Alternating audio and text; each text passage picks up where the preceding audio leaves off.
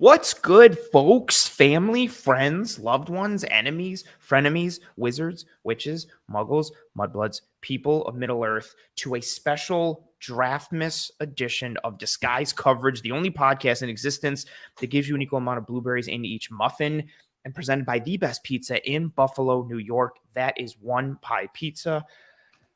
Man, I'm going to tweak the regular intro tonight because, like I said, it's a special Draftmas episode. We are live here on the Cover One channel, here on Disguise Coverage, of course, for night 2 of the 2023 NFL Draft. We will be live with you for every single pick here in round 2 and round 3. Buffalo Bills, non-Buffalo Bills, instant analysis, reaction. We have a rotating panel of Cover One crew members to provide that analysis and instant reaction. I am joined by one of them right now. And we have another one in the green room who, if he gives me a thumbs up, I'll bring him up. But I haven't seen the thumbs up yet, so we'll wait until he's good to go.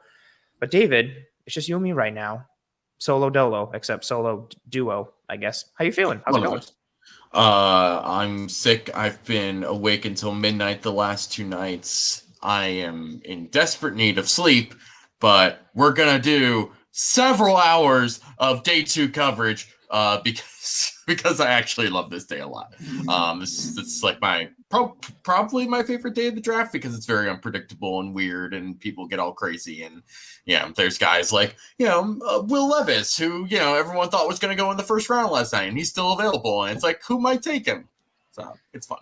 A little bit of chaos. Welcome, Mr. Tilt Money. Tilt, you were live on night 1. We were DMing today talking about how fun and exciting night 2 is, just with all the shenanigans that can ensue. Night 2 is a favorite of yours as well. Look, I will say this, like back when the draft, like day rounds 1, 2, and 3 are on the same day, that was like, you just block off your Saturday and you just lounge all day, right? Watch the first 3 rounds. That was so cool to me. When they went to the 3-day thing, having round 1, I get it. Like, it was on round 1, like waiting for the fanfare, right? And the kind of aesthetics that go along. Rounds 2 and 3 going along with day 1 or round 1 back in the day on those Saturdays, those marathon days. So round 2 to me and round 3, which is day 2 now for the draft, is really where you start to see teams' visions for what they have in store for their franchises. The drafts start taking shape. You start to see, like, if teams are doubling on a certain side of the ball or if they're doubling down even on positions. You see a lot of jockeying after night 1, and that's part of the thing about day 1 ending and having a start is you get some jockeying happening the 24-hour period. Teams maybe kind of move up to the top of the round for guys that maybe we would have thought could have gone yesterday but didn't, and there's still a lot of good names out there. So definitely cool. I love day 2. Same. I put a tweet out earlier today of like some day 2 targets and guys who I like for me.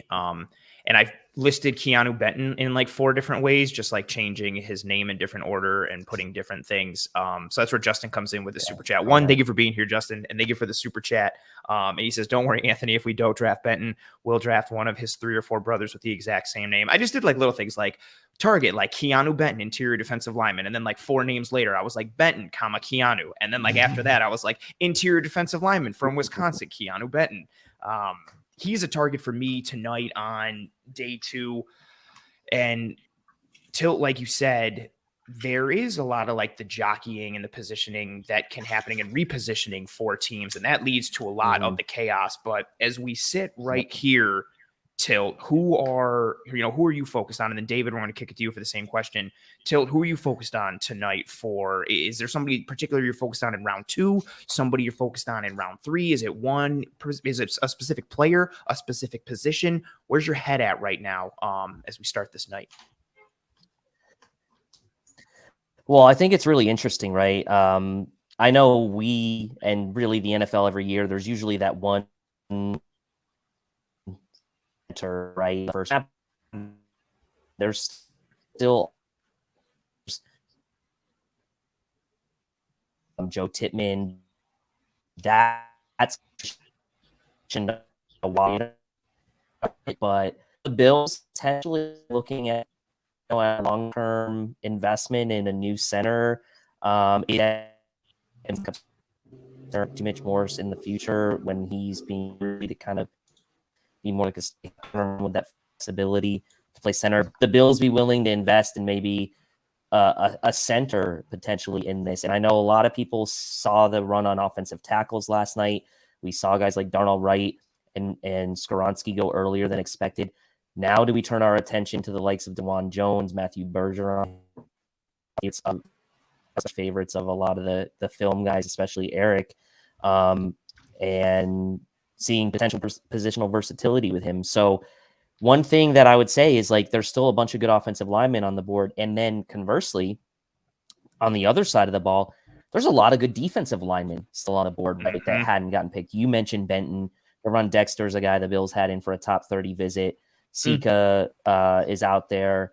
There's a bunch of guys, I think, on the defensive line, especially, that are still out there. So a lot of good players. I had on my list today some of the same guys you mentioned. It seems like there's a pretty good core list of guys that a lot of Bills Mafia and us really at Cover One are kind of honed in on as guys that we would like to see potentially fall down. But there's still quite a few picks to get to us. In the round 2 mock I did earlier today, I had Matthew Bergeron falling to the Bills at pick 59. Love that. With a couple other guys still on the board, like Cody Mock and others. So there are a lot of good players still out there. So, David, as a former lineman yourself, you someone's done their homework, not just on the draft. I study up on all the guests, go inside their houses, look at their personal belongings, sift through, just you need to find out for good reasons, of course. I just like to be well prepared. Of course. Are you focused on some potential trench upgrades tonight, offensively or defensively? That is, especially on the defensive side of the ball, that's an area where the Bills could upgrade, or, are you in similar alignment with Till, or are you focused on anyone else in particular or any other position group? Where's your head at? I want to focus more on the trenches because they've spent a lot of capital on offense and defensive line, especially defensive line. I think it was it Lance Zierlein's late mock for today had the Bills taking Foskey from Notre Dame. I would be okay. I'd be fine with that. It wouldn't be like the most exciting thing in the world, but I like Foskey. I think he's just like a really solid, good player that really fits kind of really almost like a plug and play type of guy, and especially rotating in that particular defensive line could just be like a really solid guy. I also really like, especially when you get into the 3rd round, Javon Dexter from Florida. He's one of those guys you just watch him and you're like, man, they're asking him to do something he shouldn't be doing. But you just look at him and you're like, this guy could be a genuinely great player in the pros, or at the very least just much better than what he was in college, just because what they were asking him to do in college was very not suited to his skill set. They were asking him to do a lot of read stuff. It was it's not what he's gonna do. You want him to just hit and attack, just slant and attack. I think either one of those guys would be fantastic. And like Tilt brought up, Matt Bergeron would be awesome. I love Bergeron. I love Bergeron at the Senior Bowl. I loved him throughout this whole process.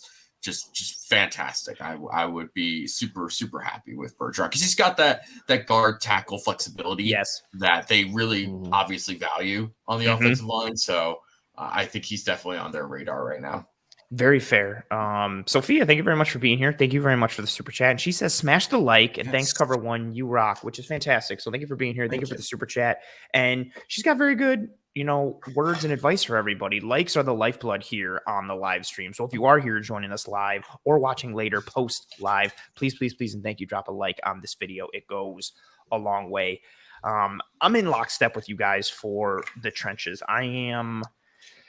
If we start on the defensive side of the ball, I recognize the monetary investment and the moves they already have, especially on the interior, but a top 4 right now of Daquan Jones, Ed Oliver, Tim Settle and Jordan Phillips scares me. Settle really fizzled out as the year went on from an advanced metrics perspective and from a film perspective. Granted, he was banged up a little bit.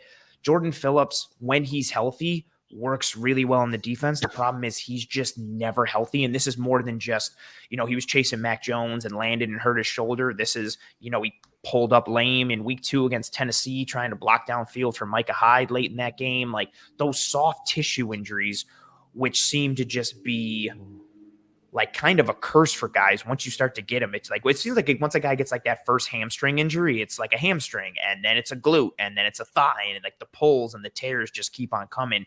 I don't think you can rely on him to be a top 4 defensive tackle from a consistently playable standpoint. That's not good for a team that rotates as much as the Bills do. And then in 2024, there's no defensive tackles that are on this roster. I would love to get somebody to add some consistency and sustainability and impact play to the interior of the defensive line this year, but also be a piece for 2024 and going forward. Edge could use some work as well. Is AJ Epinesa coming back next year? Is Boogie Basham, no disrespect, worth anything at this point? Like right now, Basham's sitting there as your edge 4. You can make the case that Basham should be like a healthy scratch every week just because of his ineffectiveness and his inconsistency. But then even like the guy ahead of him is AJ Epinesa, who's probably suited for like at best an edge 3, but probably like an edge 4. If Von Miller misses time, who's going to be the Robin to Greg Russo's Batman? Is Greg Russo ready to be Batman on the edge? Like you've got all these question marks and pieces there. It's interesting on the defensive line, and it's a frustrating conversation to have because of the consistent investment we've seen from a free agent standpoint, from a draft resource and allocation standpoint. So to be here another year being like, well, the Bills got to do something on the defensive line, it's a bit frustrating. And then from an offensive line perspective, the tackle group, I would love if Bergeron felt like he would be a real nice piece for me. I like versatility. I know we all do. We know the Bills do. So his guard tackle flex is real nice, but even just somebody to compete with Spencer Brown, just in case that mercurial play of his, and continues and we stay on that roller coaster. And even if Brown works out, cool. Your top 4 right now are Deion Dawkins, Spencer Brown, David Quessenberry, and Tommy Doyle. I don't think anybody's comfortable putting Quessenberry. No, it's not great. I don't think anybody's comfortable putting Quessenberry in there after watching Bryce Huff just blaze by him and taking out Allen's elbow. Tommy Doyle is a huge wild card, which we have no idea. And then you've got those other like ancillary positions too that, do they try to grab a linebacker? Are they looking for a Drew Sanders or a Trenton Simpson? I don't know if the board falls the right way and Josh Downs is there at 59. Do you double dip in the weaponry department and add Josh Downs? Like, we know the Bills love running backs on day 2, and maybe they think, Damian Harris was just a Band-Aid guy and we don't care because his dead cap really isn't anything if we cut him later this offseason. So maybe they want to draft a running back. Like, there's a lot of possibility and potential on day 2 here. What do we think real quick? We kind of let it breathe a little last night. David, we'll start with you as the Steelers pick is in. So we will start to dive into that in a bit. David, what are your thoughts on Dalton Kincaid as of this moment? As of this moment, much more kinder and gentler than what they were last night. That was a rough time last night. Was not expecting a tight end to be traded up for in the first round. Was not a fan of that in the moment, but you start to think about it, or at least the way that I sort of went through this whole process. I just thought, okay, so you clearly my initial was just like, okay, this is a tight end, this draft, this loaded with tight ends. Why are you trading up for one? But it was also like we've been sort of teased that the Bills were going to run more 12 personnel, like for the last couple of years, like kind of just like dangling keys in front of a baby, just like, oh, he's 12 personnel. But they never did it. And obviously they wanted to do it because they brought in OJ Howard last year. It just so happened that OJ Howard can't play football anymore. It was like, okay, so they want to run 12 personnel. So they're going to start running 12 personnel. Now you have 2 guys who are legitimate receiving options. And, on the other side of this is you have his coach. You have Rob Boris, who took a genuine ball of clay in Dawson Knox and turned him into an above average starting tight end. You have Dalton Kincaid now, who honestly is probably already a better like receiver and route runner than Dawson Knox is at the moment. At the very least, it's a conversation. And I think it's fair. I think that's fair. Yeah. I mean, especially from an Yeah. initial, like, Knox is still raw, like, so with his Right. experience, and despite the fact Yeah. of where he is in his NFL career, but like, I would listen to that argument, especially from a Yeah. long-term perspective. Yeah. And you add in the fact that he gets to now come into this position where he's going to be the number 2 guy. He's not going to get the focus as that like tight end immediate threat. He's going to be, you know, at most he's going to be used in the slot, and so he'll be used as a slot threat, mismatched against a nickel. You know, maybe you try and put a linebacker on him. So it makes more sense now to me than it did last night. Fair. And the other part of this, right, is, you know, I could sit here and say right now, maybe a 4th round pick and a 1st round pick is a bit much for a tight end. But also, you know, the other option was trying to take a wide receiver, and wide receivers are getting arguably inexplicably expensive at this point. Whereas tight ends, obviously, they're still, you know, getting their money, getting their payments, but there's no tight end equivalent to that Christian Kirk contract last year, right? Where it was just like, holy mother of God, you're paying Christian Kirk 21 million APY. Like, there's nothing like that is quite happening for the tight end position, at least not yet. Fair. Yeah. Oh, that's a good point. Yeah. At least not yet. I think that's all very fair. You know, I think as everybody started to let it breathe a little bit, and we're kind of in this new mindset with Kincaid and what you're embracing him as positionally and versatility wise and what he could be. I love one of my favorite consistent guests here is the tree, because I have my little tree and I just think it's fantastic. So thank you very much, the tree, for being here. Thank you very much for the super chat. The tree says there are veteran pass rushers available in free agency, which is a fair point. Depending on what you're looking for, especially if you want something or someone that can provide you more known quantity and more of a known impact instead of relying on a 2nd rounder, 3rd rounder, or day 3 guy to kind of come in and potentially provide you some impact. But someone that's going to come in and provide us some impact right now, Mr. Steve Mathis, Mr. Judge Mathis, the other co-host of the Air Raid Hour with Mr. Tilt Money. Judge, welcome. Thank you for being here. Amazing job again last night hosting. Appreciate it. Yep. And you come in now right as the Pittsburgh Steelers have just made a pick, Mr. Joey Porter Jr., which, as Greg says, Joey Porter Jr. I'm 1 for 1 on my round 2 mock. I'm just going to say it. I picked Joey Porter Jr. for the Steelers with the first pick. You also talked about Addison to Minnesota last night and cursed us all a minute before the pick, so you're on fire. Judge, what do you think of, you know, Joey Porter and kind of the stars aligning for him to return to his dad's team? I mean, first of all, like, this was meant to be, right? Like, so if you could forecast where you wanted Joey Porter Jr. to go, that was the best story for the NFL. It was clearly either going to the Pittsburgh Steelers or going to a team like the Baltimore Ravens to sort of spice things up. But he ends up going to his father's team, the Pittsburgh Steelers. And the reason why he dropped is because I think he might be a little bit more of a project than people originally thought. People see his name, people see the numbers that he put up at Penn State, but really this guy is a ball of clay. I mean, he's a height, weight, speed athlete at a premier position, 6'2.5", 193 pounds, 34-inch arms.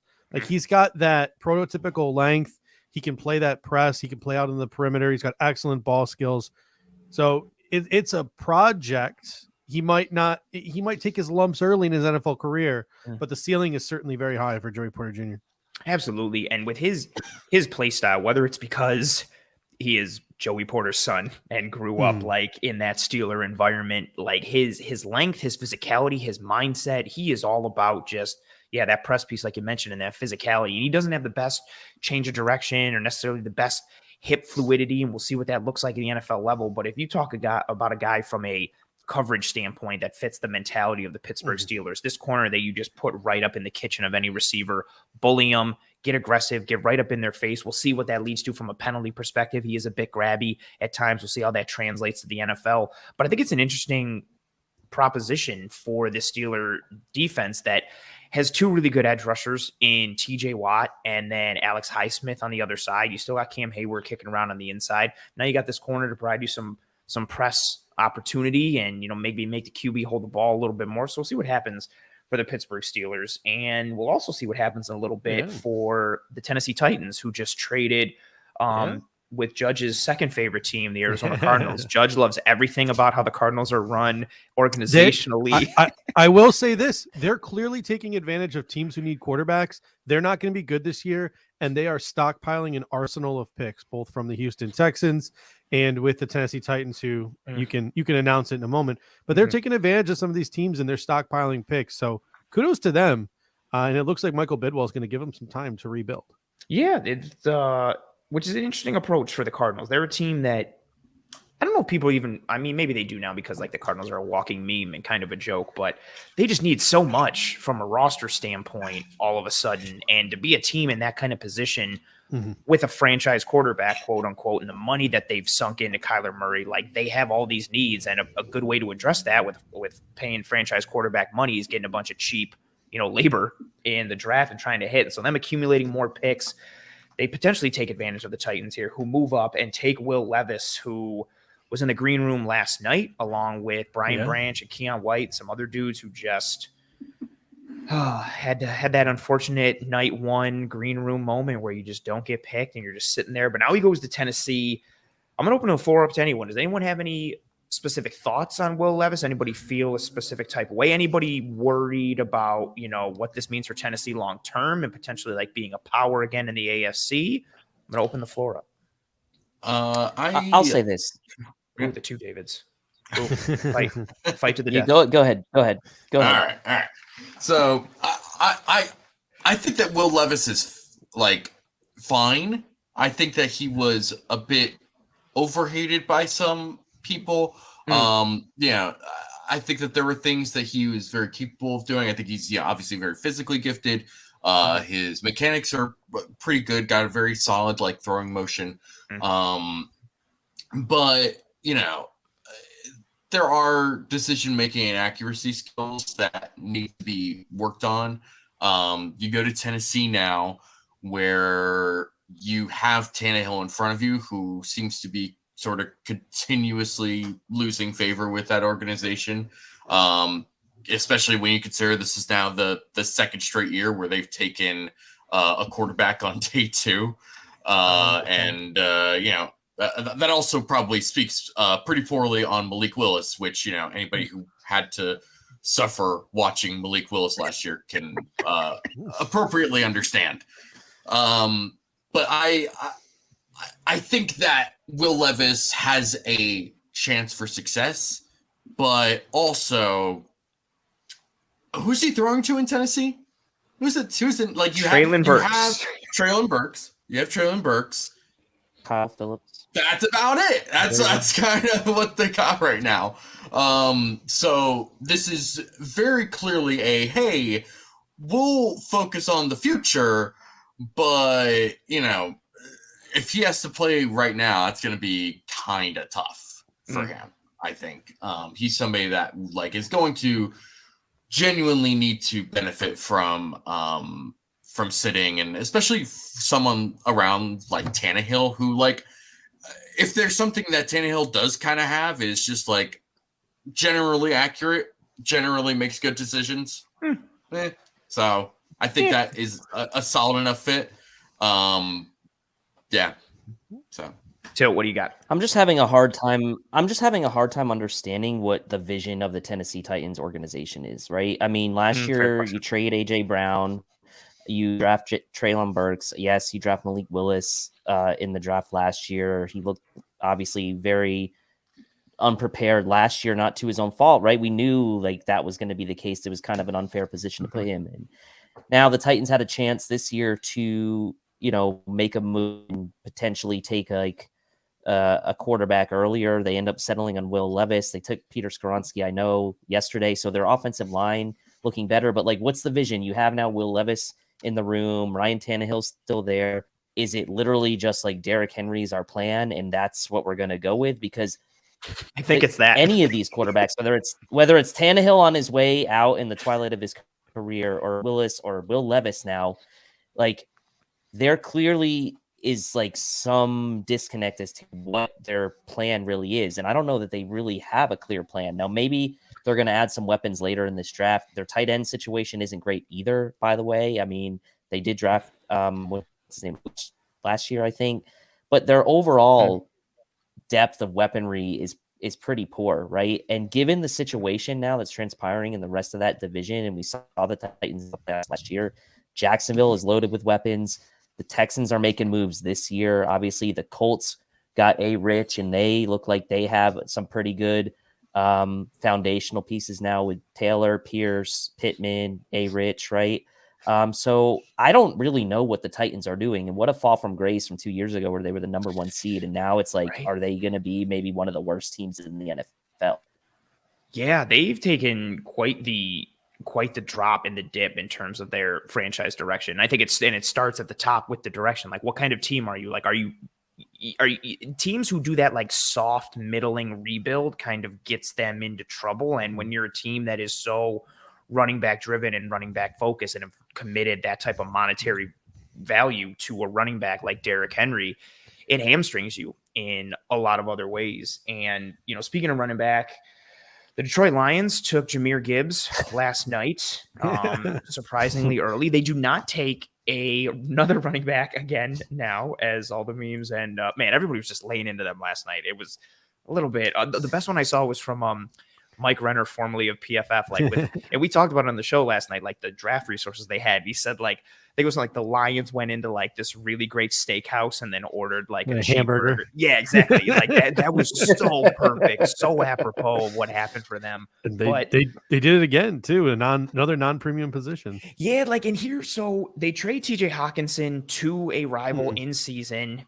And they go tight end here. They go with Sam Laporta, who I really, really like. Sam Laporta. Yeah. He was a dude that I had him even as high. I had him as my tight end 3. But I think I was a bit higher on him than some others. But he's in that mold of being, as of right now, just above average as a run blocker and as a receiver. He's got some shake. He's got some suddenness. He's got some route running nuance. He's got good yards after catch. He's tough.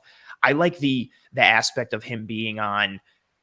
It's kind of like similar to a Zay Flowers scenario where his offense was terrible and everything ran through him and everybody knew that everything was going to run through him and he still found a way to win consistently.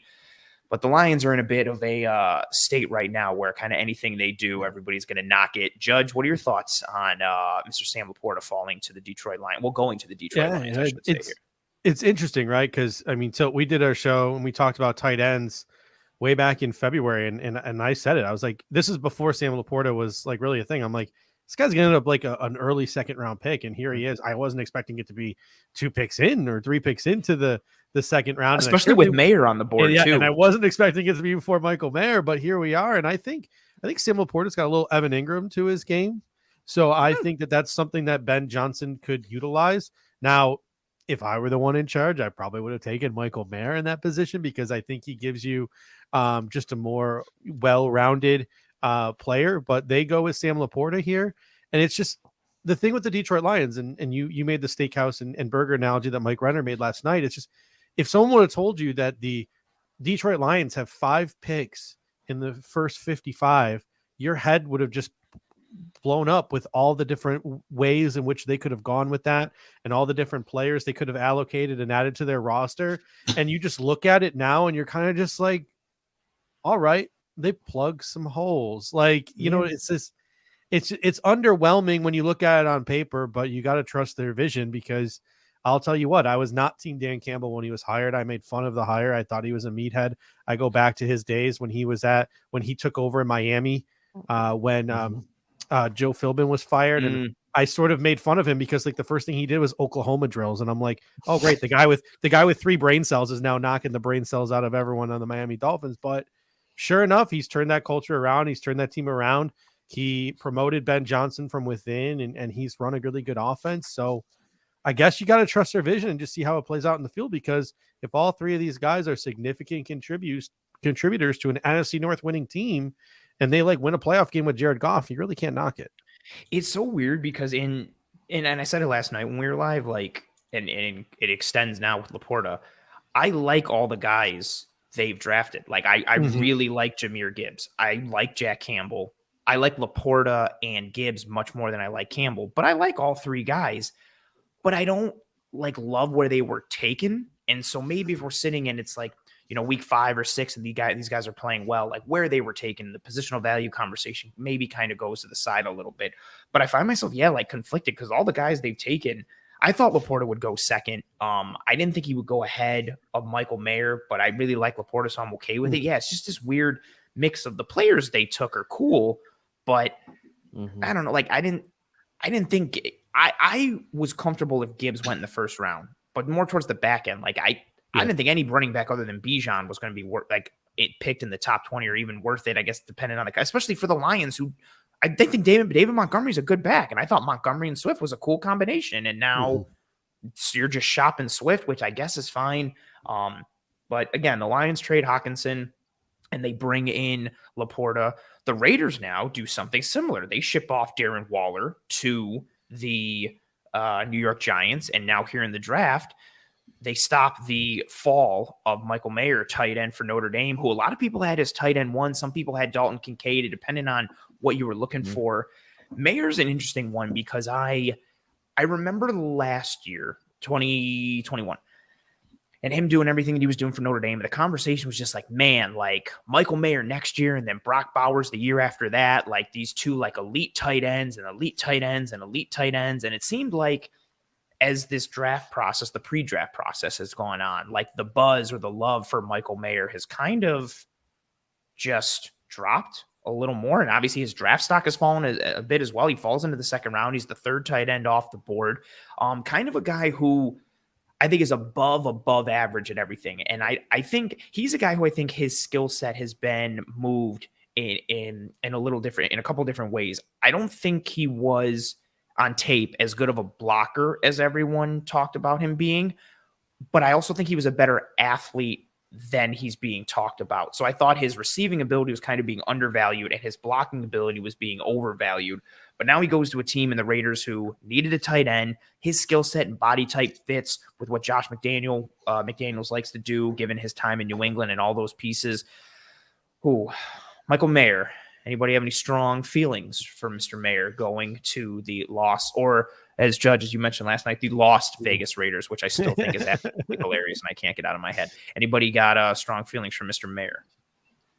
I mean, I think it's a smart move for the Raiders and think it's pretty good value for them there. Obviously, they bring Jimmy G in. They sign, OJ Howard, which are really probably just stopgaps for them at this point in their careers. I mean, OJ Howard at this point may be he just recently signed, I think, well into free agency anyway. So the tight end depth chart for the Raiders in the life without Darren Waller doesn't look too hard to climb. So Michael Mayer could come in and really be that guy for Jimmy G on day one, potentially. Obviously, Austin Hooper's had some success in the NFL, but he's kind of been a shell of himself ever since maybe going to Tennessee was not the best move for him. But they've got Devontae Adams, they signed Jacoby Myers, they still have Hunter Renfrow.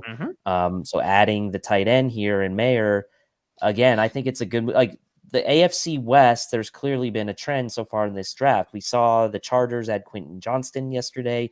We see the Raiders now add Michael Mayer. And then the Chiefs counterpunch with adding an edge rusher yesterday, right? So it's like the teams trying to chase down the Chiefs look like they're trying to add weaponry and pass, and then the Chiefs trying to kind of keep the status quo. So look, I think that's part of this equation is just making sure you get as many weapons as you can for your teams in the AFC West. And, Denver Broncos sitting there on the sidelines right now, probably looking at this draft thinking man, we gave up a lot to get Russell Wilson and we could have had some of this, but I think it's a solid, good pick for the Raiders. And I will say this too. I had the privilege of being able to go to the Fiesta Bowl 2 years ago. It wasn't a college football playoff game, so tickets were dirt cheap. I sat front row in the end zone. And sometimes when you go to a football game in person and you have the privilege of being able to sit up front, you can just tell who the dudes are. The dudes just stick out. And this was a non-college football playoff game, and there were 3 guys that I walked away with. My jaw just dropped watching him play. One of them was Michael Mayer, who caught 2 touchdowns in that game. I mean, he just looked different than a lot of guys out there. And the other 2 were Malcolm Rodriguez, who had an awesome year for the Detroit Lions this year, and another guy who maybe might be in play for the Buffalo Bills at pick 59, had a sack in the game. Isaiah Foskey Mhm. had a really good game as well. Those three guys, like, they just stick out. They're just really good football players, and they rise to the top, especially when they're playing like, inferior competition there in some of these college football games. Mayer is I like the verbiage you use, like even and especially adding like that in-person piece, because even if you just like watch him on TV, like Mayer just looks the part of like a professional athlete, like in some way, shape, or form. Like the way he's built, like his size, his stature, every piece, like he looks like the prototypical like tight end one. And we'll see if he can be that for the Raiders. Tilt, I also like that you mentioned, the funny kind of juxtaposition of what goes on in the AFC West, where where the Chiefs are just like, no, we're just going to always add a bunch of defensive pieces. And then everybody else is like, we need to add offense to try and like keep up with the Chiefs. And I'm also really sick of the Chiefs continuing. Like, I really like Tilt. I know you like him as well. Like Felix Anudike-Uzomah, I really like. Yeah, and I was I like, oh, really of course he liked him. goes to a team. Yeah, like I just almost as much Him as I and like Will Trent McDonald were right there for me, kind of Ooh. together. Like I like both of them together, kind of. And they Not go the to two teams you hate. prototypical. Yeah, and then again, that would have been an atypical pick for the Bills, obviously, but potentially a guy that you would have liked to maybe fill in for Von Miller while he was out. Those two guys would have been like the kind of, as you mentioned, Robin to Russo's Batman, but they go to two teams we don't like. I like Felix Anudike. I think he's solid. Not as lengthy as Will McDonald, but man, he's got some power for a guy that doesn't have a ton of length. So I really liked him. And he gets to sit and be, I don't know, like the third at best, like the third most important option on that line behind Chris Jones and Karlaftis and everything. Yeah. Like you just get to lean into his skill set. Like, yeah, he was a long shot hope at 59 for me. I didn't really think the pick was going to happen. I'm just more disappointed that, of course, he goes to a team that I dislike, like Trent McDuffie did last year for the Chiefs. Disappointing. And so now we've got two back-to-back picks in the NFC West. The Los Angeles Rams went with guard Steve Avila from TCU, a player that linked to the Bills. Yes, linked to the Bills, and at a position that the Rams' offensive line just fell apart last year. That's a great pick for them. Yeah, it is a good pick for them, like in terms of like the player, the fit, and then the need. Like it started last year when the Rams played the Bills. Like their offensive line wasn't healthy from week one, and it got worse as the season went on. So they needed reinforcements there. And then the Seahawks right after them take another player that's been linked to the Bills at times, starting back in February, Derek Hall. Edge top 30 visit. Yes, top 30 visit. Good job, Judge. I know you got that queued up. Hall is an interesting guy. He's another one who I thought could maybe be in play at 59. It's the athleticism, the frame, the power, the long arm, like the ability to compress the pocket off the edge. I thought he would be an interesting add to the Bills' edge grouping from an athleticism standpoint, but also relatively realistic from a scheme fit standpoint perspective in terms of kind of fitting that archetype. Let's talk about both of those picks in a vacuum. David, we'll start with you up there in the top right corner, top left from me, technically. Never mind, forget it. What are your thoughts so far with Avila coming and then Hall coming now? How this initial run has started in the second round in terms of what you want to fall and drop to the Bills at 59. How are you feeling? It's a lot of trades. Atlanta just traded up now. So they're on the clock now. It's interesting. I think so far it's fine. There's not going to none of these guys. Derek Hall was interesting, but not somebody I was like super pumped up about. Yeah, I don't know. So far this is all the run on tight ends, obviously, plus Steve Avila.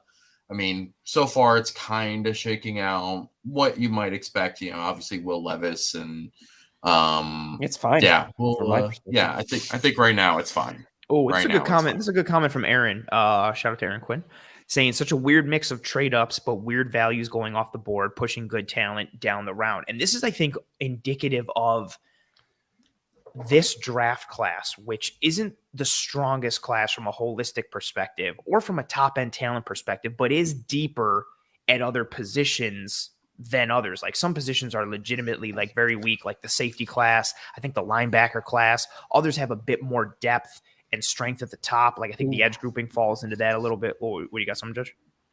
Just the pick that was in for Atlanta was a stinger. Oh, let's we can we'll pivot that. Actually, let's just pivot to that right now. Who do the I didn't see it yet. Who do the Atlanta Falcons got? Matthew Bergeron. Oh, Off the son of a tackle, Sagers. biscuit. Yeah. Okay, so that transition then. So I was going to talk about Yep. sorry, David. Pour one out for David up at the top. I'm so sorry. You know what's funny? It sucks too. Like we were sitting there on I think it was our last night in Mobile, at the seafood spot, and we're all kind of going around talking about like who impressed us the most and who we'd like to follow and this and that. David's guy was Matthew Bergeron sitting there like at the table talking about him. That transition as well to this kind of like next piece I wanted to get into. A nice comment there from Pops. So with Aaron's comment about how the talent is getting pushed down because there's that mix of, you know, drafting for need, drafting for value. That's obviously all based around where there is value in this draft class, at what positions, and so on and so forth.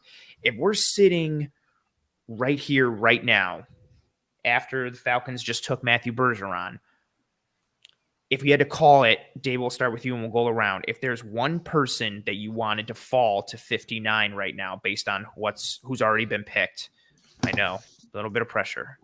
Is there anybody got in your mind right now? Or if somebody else has an answer already, Tilt, Judge, either one of you guys. Yeah. I mean, DeJuan Jones, like, okay. Like that wouldn't, I mean, not necessarily the first guy that came to mind from a fit perspective. He played most of his snaps, if I'm not mistaken, at left tackle, but that would be a guy that's kind of off the top of my mind. And then maybe Drew Sanders as another name, like if you wanted to attack the linebacker position. The one for me is your guy, and I don't know if he's on the Bills' radar because he wasn't a top 30 visit, but then again, neither was Dalton Kincaid. So like my mind sees Jervon Dexter as a top 30 visit, but my heart says Keanu Benn. That's the guy who I would like the Buffalo Bills to pursue at 59. And I sort of posted this on Twitter today. Brandon Beane said in his press conference before the draft, listen, the second and the third round for a team as good as us, they're future starters. So you look at the Buffalo Bills roster, where is a future need? Not a single DT under contract after this year. Yeah. So defensive tackle makes sense. Tyler Rapp on a 1-year deal. Micah Hyde on a 1-year deal. Jordan Poyer getting older on a 2-year deal. Could Quan Martin or Brian Branch come into play if one of those two are available at 59? Man. So those are the two positions that I looked at: defensive tackle and safety. Safety is really. I was wrong, by the way. DeJuan was right tackle, so yes, that would definitely be a person I would be very, very happy. Jones is a super intriguing one. I mean, you see the size at like 6'8" and the length and the strength, and he's just on the run against the run. He can just collapse the entire right side of the line. If he gets his paws on you, it's over. But I worry for him, like, because of it, and this isn't a skill set piece. It's just like how he's built, like how his size works for him, but also against him. Like there's some reps, especially early on in the year. Foskey gets some. Granted, it's week 1, and he got better as the year went on at Ohio State. But if you get him on an island and you set up rushers in a wide alignment and attack him and try and run through him, does he have the footwork and the ability to anchor in? Or if you try and set him up and go back inside, does he have, again, the foot quickness or accuracy with his feet and the cleanness to step in and not be susceptible to those inside moves? And he had a really good day 1 at the Senior Bowl. Nobody really tested him from an inside perspective. Everybody tried to beat him around the edge, which you can't. And I think he took advantage of that and was like, oh, I had a great day because nobody tested any of my vulnerabilities. I'm done. I'm not doing anything else the rest of this week, and kind of pushed him up a little bit. I would consider him at 59. I think that's an intriguing piece. I would consider him, but like, I think the reason why we hadn't really talked about him much is because we didn't necessarily think archetype wise he was a fit for the Bills, given his size and weight. But Bengals, it might be too hard to pass up, right? A guy like Bengals, yeah, he's a great fit for them. But like, that's why I think like Judge and I even didn't really like consider him too much on our pre-draft prep, just because we didn't believe really from an archetype that fit that he was really that guy. But pure right tackle, if he's there, you'd have to at least consider it, right? I mean, it's interesting with that piece. Oh, and I like the comment here from Tristan, which follows up on Judge's point. Like, was going to ask about Branch. Wouldn't that be a huge value at that point? Especially I really like Brian Branch. And I know there is also question about, he didn't have great measurables and metrics, especially running. I think he ran like a 4.58, but he plays so much faster because of his processing and his quickness. But a position that, Judge, you talked about it, like, I mean, we could be in a similar situation next offseason like we were this one with Micah Hyde and compared to Jordan Poyer this year. Like, is Hyde coming back? And then again, Poyer's getting a bit older. Like, what does the future of that position look like? And also a huge one, and Jartavius Martin, who's one of my favorite guys in this draft, but he and Brian Branch also fall into another position I'm very worried about. Taron Johnson is so important to this defense. There is nothing behind him. And I don't know. Then you have that positional value conversation, right? Of, well, do you really how much do you invest in a backup nickel corner? Well, but for defense, go ahead. it's a backup nickel now. It's a starting safety later. So he gives you, he's a bunch of tools in the toolbox. You can use them now and you can use them later. And that's a fair point. And man, that would be, oh, well, I'm sorry. I saw in the chat now who just went to Carolina. I got to stop because this has been one of my favorite guys in this draft. And the fact we went down to Mobile. And so those couple weeks before, I was grinding tape for the Senior Bowl guys, just Senior Bowl guys, no one else. And Mingo was one of my guys to watch. I saw this receiver who on paper was 6'2", 220 pounds, moved very fast. I didn't know from a time perspective what he would move at. He ended up being a 4.46 guy. And I saw this big body dude who could win downfield, who was breaking tackles from linebackers and stiff arming safety to the ground and housing 75-yard touchdowns. But he comes from this RPO offense at Ole Miss that doesn't have a lot of route tree usage and doesn't have a lot of precision in their route running. And then I saw him at the Senior Bowl and he gave me hope. He was further. He wasn't far ahead, but he was further ahead than what I thought in his route running nuance and development and precision area. But I still thought this is a dude I'd really like in the 4th round or the 3rd round. He goes pick number 39 to Carolina. What a just, for me, I think that's a huge jump. And I think it's also maybe indicative of the juxtaposition of his size and frame versus all the other receivers in this class. The majority of receivers here are slot guys or at best Z guys. They're smaller in height and frame and stature. They're all 175 to 180 pounds. So the guys like Mingo and the Cedric Tillmans from Tennessee and A.T. Perry from Wake Forest, those guys that do have a little more prototypical size maybe get overvalued. I do think this is rich for Mingo, but I love Jonathan Mingo. Judge, what are your thoughts on Mingo going, here to Carolina? Again, I don't like to make comps. I know I was saying there was some Kelsey-esque versions about. I like to say a player gives me vibes. He sort of reminds me a little bit of this player. I don't like to ever make a comparison, but you look at Jonathan Mingo and it's a dime store A.J. Brown. I mean, he's got run after the catch ability as a bigger slot. He can stretch you vertically. He's got playmaking ability. He's got really good play strength at his size, 6'2", 220 pounds. He can play the boundary. He can play the slot. You can move him all around. He needs to be more refined as a receiver. That's definitely something that he can work on with NFL head coaches. But you look at this as a guy who can immediately be a playmaker. And immediately you just get the ball in his hands. He makes plays for his size. And down the road, he could possibly develop into an X receiver, as you mentioned. So you're getting a little bit now, and you might be getting a lot more later. I'm just really... Tell him to kick it to you. I'll say this. Right? I just can't believe I like him a lot. It's just always so cool to me to see those guys that are the risers as the process goes along. And nobody was talking about him as an early 2nd round pick, February, March, hell, even April. And then it was all of a sudden the middle of April, people started talking about him early 2nd. And day two, we were saying. Yeah. Jim Nagy made a social media post. It blew up. Next thing you know, Peter Schrager's mocking him to the Saints in the 1st round of his mock draft. I think somebody, I think Greg Cosell said some good stuff about him. Because it pissed me off because I was talking about Mingo and somebody came into my mentions and was like, oh, I see you're on that Greg Cosell wave. And I was like, I've been on Mingo since the end of January. Get out of my mentions. I'll say this though. Oh, go ahead. I was just going to say, kudos to Jim Nagy too, and what he does for the Senior Bowl, because he will go to the wall for those dudes. Look at Darnell Wright going 10. Darnell Wright went to 10 because he got an invite to the Senior Bowl, and Jim Nagy supported him. He gave him a platform. He backed his dude. Now he backs Mingo. He rises to the top of the 2nd round. So if you're a senior player and you have an opportunity to go to Mobile, don't skip it. If Will Levis wouldn't have skipped Mobile, he would have been a 1st round pick. I really wanted to, and I know Levis was so banged up last year. Mhm. And I know that played into him not being able to compete at the Senior Bowl. But yeah, to your point, like Nagy does what he's supposed to do. Like he markets the dudes who show up to his event. And I think that increases future buy-in for those seniors if they see the rise that those other guys have. Tilt, did you have another follow-up piece there on Mingo? Yeah, I mean, I was looking at, I put this second round mock draft out earlier, and maybe people probably think like, oh, just like blaze through it. No, I actually put a lot of thought into it today. Probably spent a good hour on it, and I had the Panthers taking Jalen Hyatt in this spot. And so, in the spirit of kind of that, of that sort of mindset, like they go out and they get a guy like Mingo who adds to. Let's just be real. The Panthers have a very hodgepodge room of receivers right now. They have Terrence Marshall, who they spent a second round pick on 2 years ago. They signed Adam Thielen. They traded for LaVisca Chenault from Jacksonville.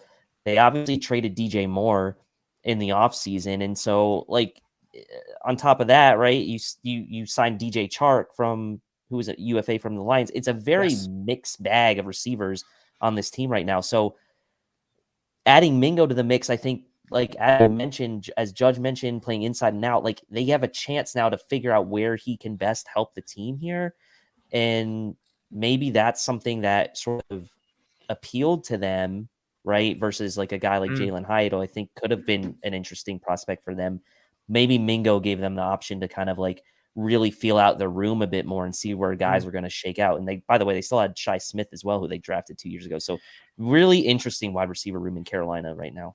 And now you pair it with a quarterback in Bryce Young, who, not that teams are a full RPO offense in the NFL, but who is very adept and comfortable in that world. Mingo is very comfortable and adept in that world. So maybe that kind of helps him carve out a role as a rookie this year. But I think Mingo is part of that long-term plan. Like you're looking to see what he looks like in year 2 with Bryce Young, in year 3, and the potential to grow into I think he could legitimately be a high-end wide receiver 2, maybe a low-end 1 if everything clicks from a route running standpoint. Like he's got all the tools physically. You just need to see what he can do from the technical piece. So after Mingo goes to Carolina, the New Orleans Saints were on the clock and their pick is in, and they went with someone who all three of you gentlemen have spoken about tonight. Judge, when Tilt and David both came in earlier, they both spoke about Isaiah Foskey. Judge, you mentioned him as well. Eric Turner, that was a guy that he was a fan of for the Bills potentially at 59.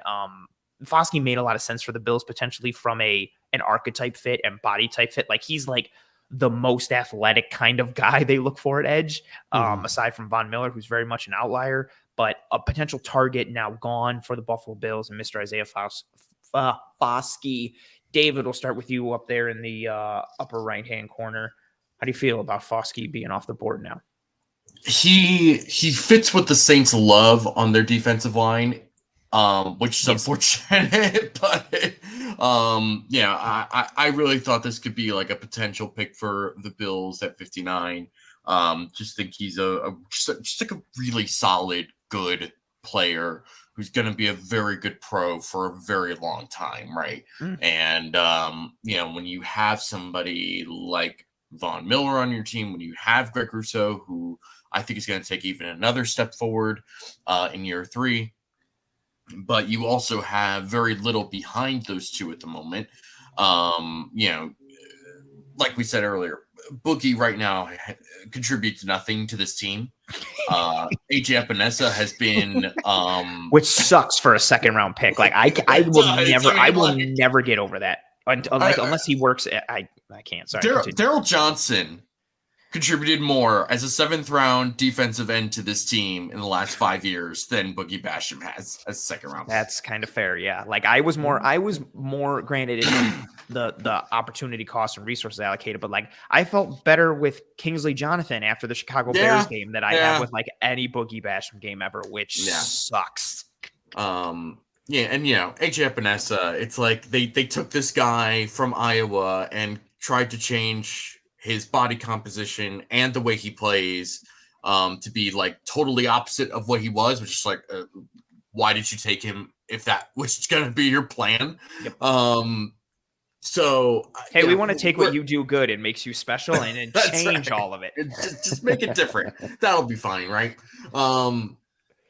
But with somebody like Foskey, it was like, okay, this is somebody that can kind of just sort of fit what they want to do right now. And that was sort of what I was hoping for if they were going to take an edge in this class. Very pro-ready player, like Yeah. high floor, ready to contribute some For sort sure. of meaningful snaps now. That's a very good point. Yeah. And, now he's not there, and you kind of wonder, do they feel like they need to take edge still? Is there somebody on their radar? Maybe. We'll see, though. So Foskey goes, and then right after the Arizona Cardinals are on the clock, Judge, I'm going to kick it to you because you love the Cardinals.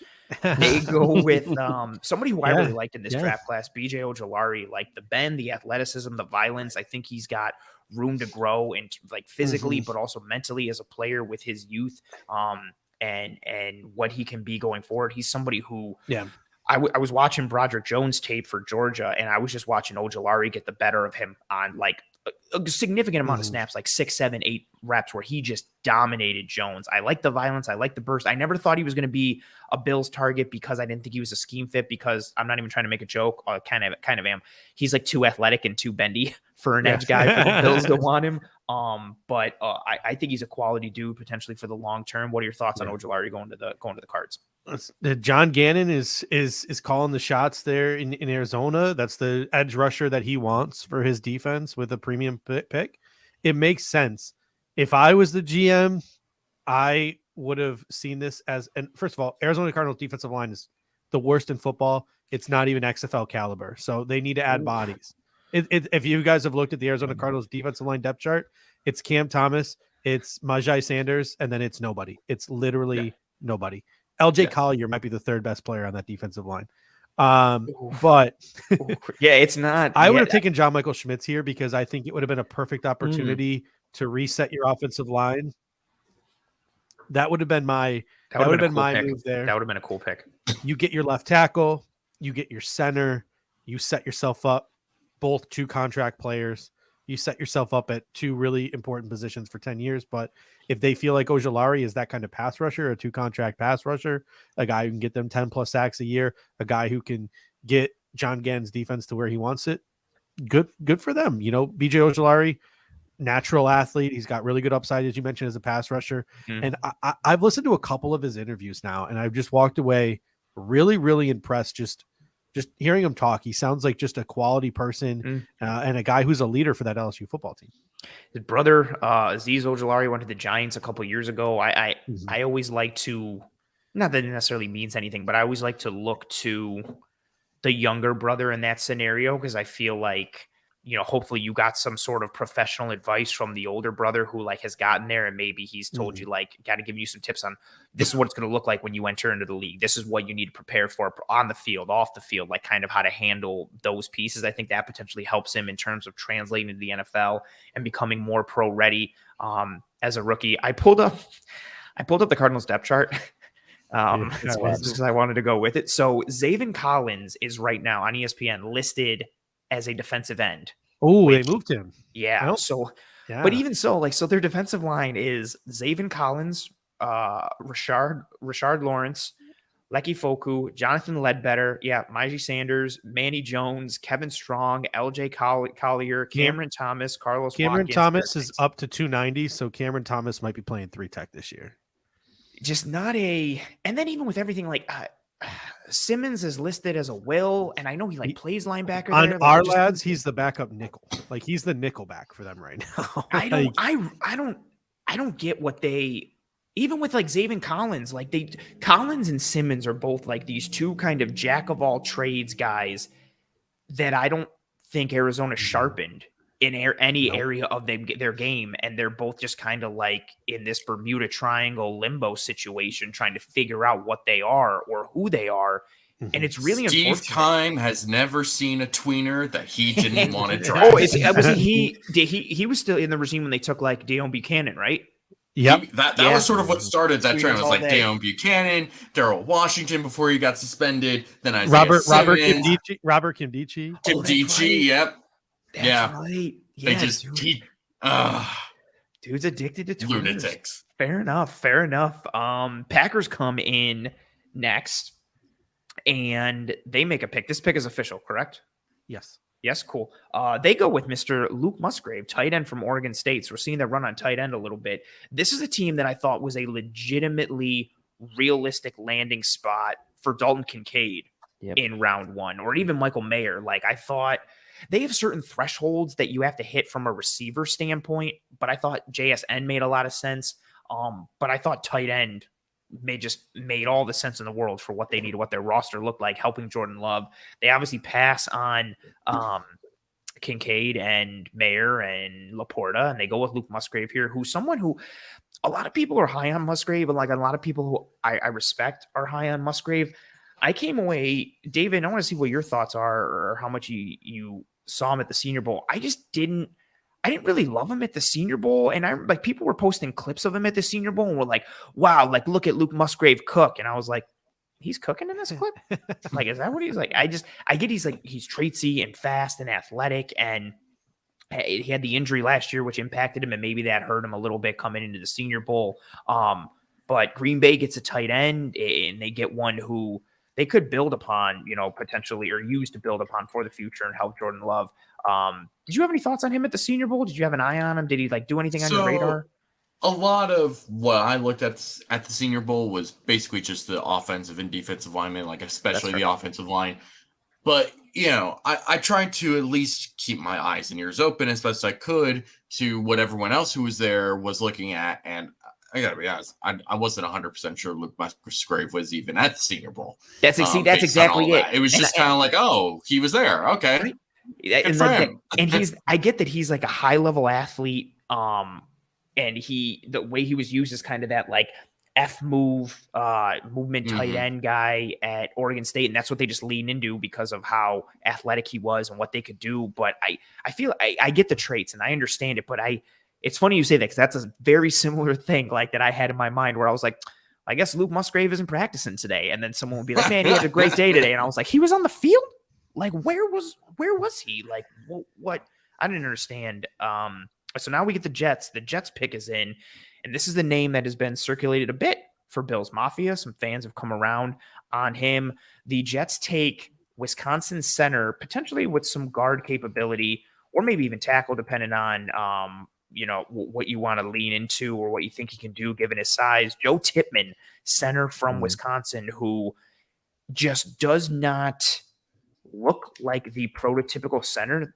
Just with he's a monster of a man. I mean, most NFL linemen are, but for a guy who is a center who operates at 6'6", 300, like he's a giant for the center world, but you wouldn't know it because of the fluidity he plays with, the bend that he plays with, the explosion. Till, we'll start with you. How do you feel? The Jets took someone you loved last night in Will McDonald. How do you feel about them addressing the other side of the trenches tonight with Joe Tippmann? I mean, the Jets between last year and so far this year have drafted really well. I think Joe Tippmann's a smart pickup for them. We know how important that relationship was between Rodgers and Lindsley there for the Packers for all those years. The Jets have the other Connor McGovern right now penciled in as their starting center. So this to me seems like it could be a clear upgrade, day one upgrade for the Jets at center. And we know the Jets have had a lot of question marks along that offensive line over the past couple years, right? What are they going to get still out of Mekhi Becton? We know that's a bit up in the air. They drafted Elijah Vera Tucker 2 years ago and signed Laken Tomlinson in free agency. So, the interior looks like it's kind of coming together now for the Jets. And so if, Mekhi Becton can give them anything this year, they're really only looking at a potential major weakness maybe on the right side with Max Mitchell. But I think it's a smart and solid pick for the Jets. I talked about centers at the onset of the show as a position I thought maybe the Bills could address with John Michael Schmitz, Tippmann, or Whippler. And we see Tippmann now go off the board, who I know is a favorite of a lot of people, and maybe for a lot of people, center one for many people. So, I mean, the Jets, you got to hand it to them. They've been drafting well so far this year and going back to last year. Let's keep that conversation in the AFC East. Judge, thoughts here on what the Jets have done with Tippmann, if you have any, or just kind of like the AFC East in general. Like, how are we feeling as people who cover the Buffalo Bills, as the AFC East has become a bit of an arms race, especially with what the Jets have done. We knew Aaron Rodgers was coming, but depending on how you feel about McDonald last night or Joe Tippmann tonight, how are we feeling about the AFC East arms race? I mean, my running beef right now is why did nobody try this hard when New England was good?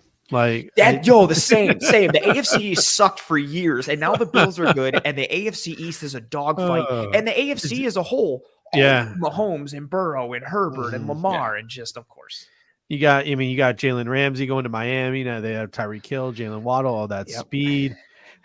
You have now the Jets, who again, that's a really solid football team. They add the quarterback piece to it, and I'm not gonna lie, Aaron Rodgers looks refreshed. He looked good out there. He looked good in his press conference. He looked good in shorts.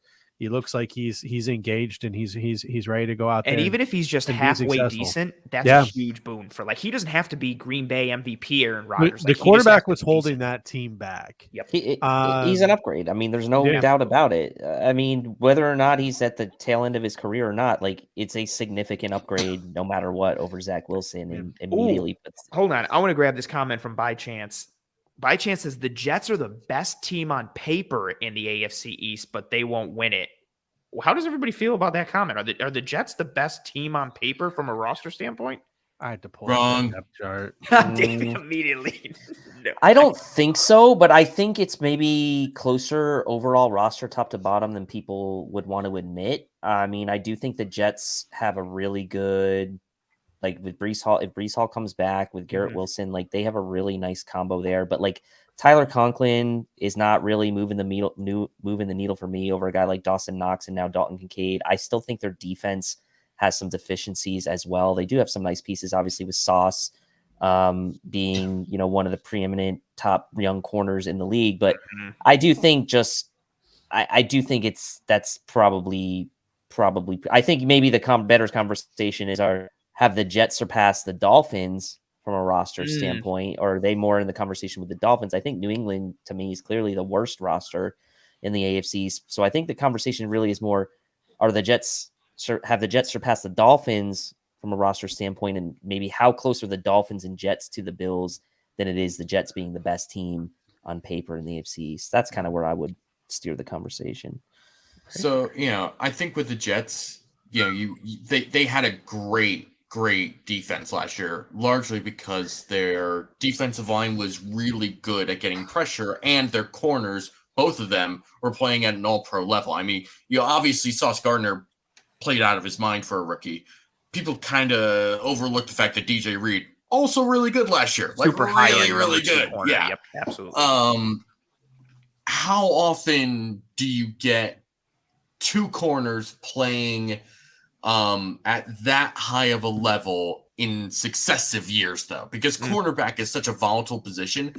And I think Saleh in that particular system kind of knows how to create a higher floor for that, I think, than most teams. But I think to get them to play at that level is very, very difficult again. And I think that when you look at that defensive line, I mean, their defensive ends, I mean, you have Carl Lawson, you have Will McDonald now, and you have Jermaine Johnson. All these guys are pretty light guys. These are all much lighter defensive ends than you will normally see in the NFL. And you combine that with, I mean, who is it that left? I mean, they lost Nathan Shepard as a rotational defensive tackle. Is Sheldon Rankins? No, so it's Quinnen Williams, Quentin Jefferson, Solomon Thomas, and Tanzel Smart on the interior. And then the edges, though, to your point, Lawson, McDonald, John Franklin Myers, Jermaine Johnson, Bryce Huff, Michael Clemens, they've got a ridiculous... Clemens and Franklin Myers can play inside, too. Exactly. Great point. Yeah, they kick them inside on passing downs. They can do a lot. Their defensive line is... I mean, it makes sense given where Saleh came from.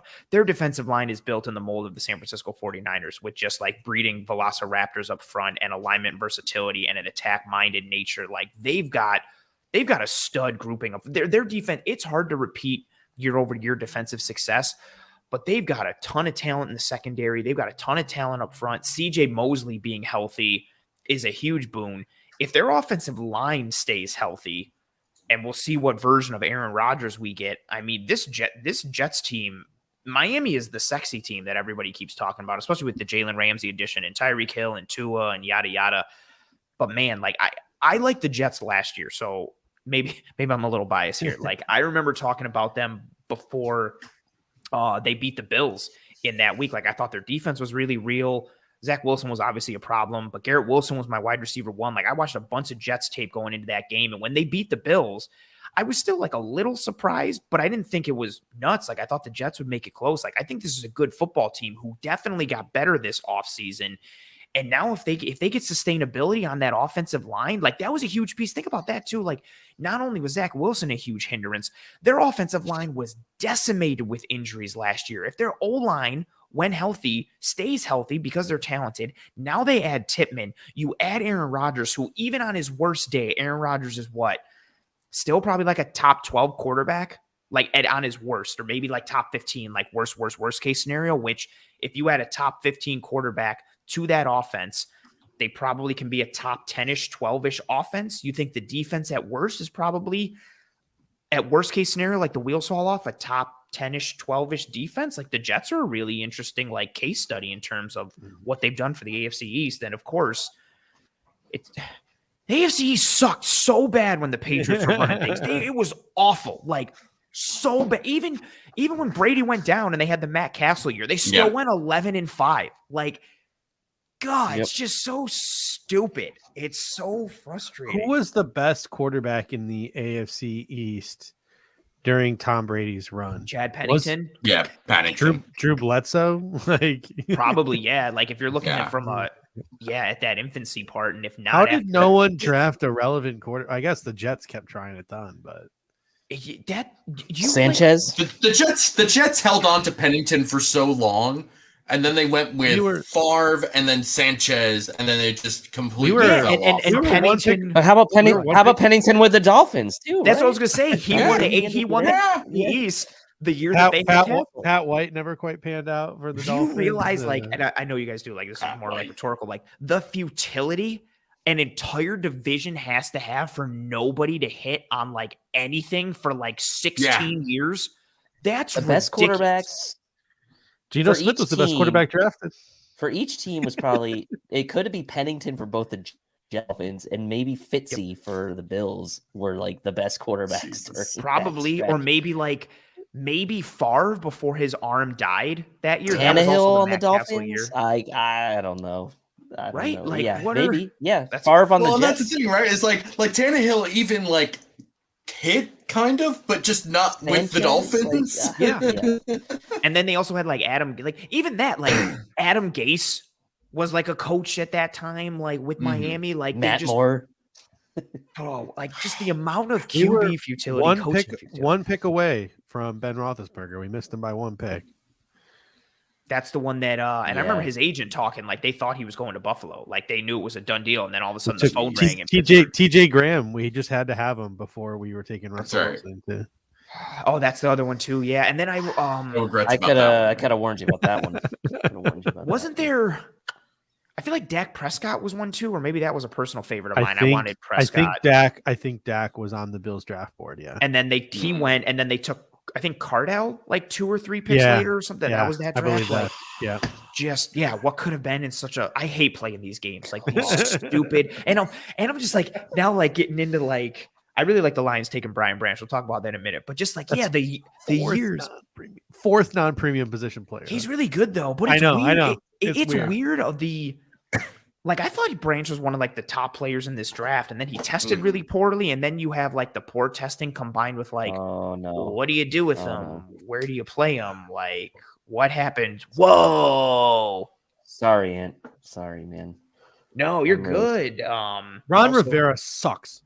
So New England takes Keon White, who I'm not a fan of, but if anybody could turn him into a monster. Such a classic Belichick pick. dude. Yep. Yeah, like this dude. Him and Christian Gonzalez. This They've is just gotten- like, all right, cool. Whatever you guys They've gotten want to good do. value. They've gotten good value with their picks so Fine. far. I feel like the It's just Patriots like have. it's just love- such a typical Patriots draft. I love the Gonzalez pick. Like he was my corner one, and you combine that with a scheme fit and skill set perspective. It's just beautiful for New England. I love that pick. Keon White, I didn't like his tape, but he's a dude who is just, when I saw him at the Senior Bowl, dude is big, but also is your prototypical like guy that looks like he was cut from granite or from stone. Like he's just yoked up everywhere. He's fast. He's explosive. At the Senior Bowl, they have everybody queued up with the zebra trackers, so it shows how fast and how many steps, or how fast you are, how many steps you take. And for the defensive line groupings, every single day, the top, like the fastest guys would be like 14.2 miles per hour. Maybe somebody would hit like 15.1. Keon White every day was like 17.7, like 18. Like he was just literal, like, and that's a big group, like a big jump, like 2 or 3 miles per hour faster than everyone. But he just didn't show up on tape for me. But if anybody, to David's point, like if anybody could unlock the physical freak and the traitsy guy, it would end up being Bill Belichick somehow. And then we get to Washington, who takes Jartavius Martin, who also I think had a bit of a Jonathan Mingo type rise in this draft. He was somebody who I had my eye on going into the Senior Bowl as that single high safety in Illinois' defense, but he also played nickel corner. The last 2 games of the year, he got significant work. The majority of his snaps came on the outside as outside corner. He provides you versatility, athleticism, scheme versatility, skill set variety, like a jack of all trades that you could use as a jack of all trades, or have him lean into a couple, and reduce his workload from that perspective and kind of just hone in on 1 or 2 roles at most. Interesting pick for Washington, but Judge, I know you're not feeling it because just Ron Rivera gets to keep his job and be mediocre forever. And he just gets to ruin things. And he just gets to ruin things for everybody. Like, they don't pick up the 5th-year option on Chase Young, and now they're just going to draft every DB in this draft. Like, what? I like Martin a lot. I'm not surprised. I still thought he would go in like the late 2nd, maybe the 3rd. I'm happy for him, but I'm very intrigued. I mean, I'm also always to Judge, to your point, like the Washington football team's plan as an organization. Like even this year, it's like, okay, they're rolling with Sam Howell. Like, okay, they like Antonio Gibson was sweet, but then they're like, no, we're just gonna put Robinson ahead of him, and like they've had Antonio Gibson's still the best running back on the team to me. Right? Just that's my personal Which opinion. is fair. He's still the best. I think that's fair, especially from a skill set perspective. And like Terry McLaurin is still kind of wallowing around in futility. They're such a weird organization. I'm surprised that Washington maybe didn't make a play for a tight end. I know they have Logan Thomas there, but he's been battling kind of injuries the last couple years. They have John Bates, who they drafted, has been okay in very limited action, but like they've got a good receiving core, right? With Dotson and McLaurin, and so like leading the way. Curtis Samuel. And Curtis Samuel back. Like he's battled some soft tissue injuries in the past. So, he's a little bit unreliable, but like they have some decent pieces in place. And we know that front 7 for Washington is incredible. So I kind of understand why they're going secondary, but at the same time, it's like, what's your vision now that like you were saying, like you're not picking up Chase Young's 5th-year option. Like, I don't know. Ron Rivera is like, what's the crazy stat? Like he's only actually had 1 winning season as a head coach, and it was the year that he took the Panthers to the Super Bowl, wasn't it, or something crazy, stat like that. I could be wrong, but I'm pretty. If you go look up Ron Rivera on PFR, his season by season record, I want to say he's only had 1 winning season as a head coach, and a couple 500 maybe. Yeah, I was even when they went to the playoffs a couple years ago under him with Washington, that was, they were like 7-9 that year. That was the Taylor Heineke year where they actually gave Tampa Bay a pretty decent fight. That was the COVID year too. I'm sorry, he's had 3 winning seasons. so big, huge like difference. 13 in 12 years. He's had 3 winning seasons in 12 years as a head coach. So, but he's been to the playoffs 5 times. They were 8-1, right? And they made it years ago. They were there was a year in Carolina where they were like 10 or something. Yeah, something like that. And then I think they won that. matchup against the Cardinals. Yeah. More Cardinals talk. Cardinals, yes. Then My- they went like 15-1 when Cam was the MVP, went to the Super Bowl, almost won. Unreal. Yeah. My favorite Ron Rivera moment is, I think it was their Super Bowl year when they were having a good year and they were like going for it on 4th down and kind of gambling with some stuff. And somebody was interviewing like Ron Rivera. And the guy was like, oh, the players or coaches, like the nickname that was going around for him was Riverboat Ron, because he was like playing fast and loose and like gambling with stuff. And Ron Rivera was like, I don't like that nickname. I prefer more of like, I'd rather be called like Analytical Ron. And I was just like, that's so on brand for how like Ron Rivera like is, like couldn't play up to it. It was just like, no, I prefer Analytical Ron. And then I think of that as like an actual nickname.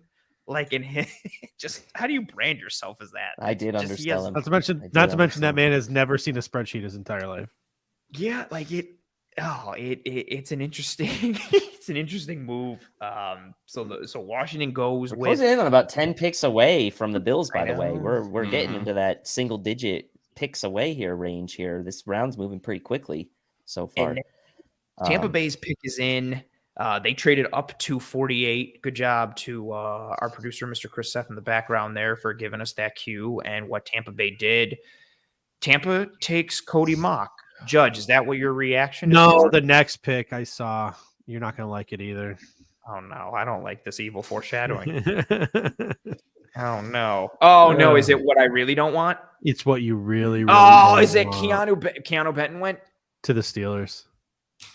All right. Well, That's this such has a been fun Steelers tonight. Yeah. Thanks, everyone. We had a shutting good the night. stream Had a down. good run. Godspeed, folks. I'm going to go cry into a pillow in my living room. Oh, I'm genuinely disheartened right now. Like, if you told me, like, hey, guys, we should cancel the stream, I'd be like, okay. How about all those? He was kind of a riser too late, though, wasn't he? I mean, like for February, March, he was like everyone's favorite 3rd round pick on PFF Simulator, right? And then it like gradually was like, yeah, that's not going to happen. Probably he's going to be a 2nd round pick, and like I didn't how yesterday went, make it past the mid 50s. I thought was like really tough for him to get past.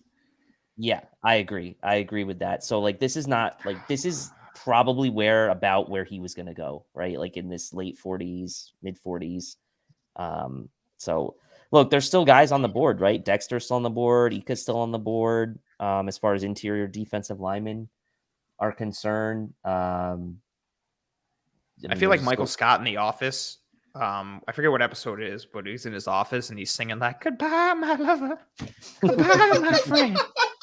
That's what I feel right now. And I didn't necessarily think it's so hard to always think this one guy is going to fall to the team, right? That one, they have to be available. 2, the team has to have interest, and the board has to fall the right way. But he just seemed like such.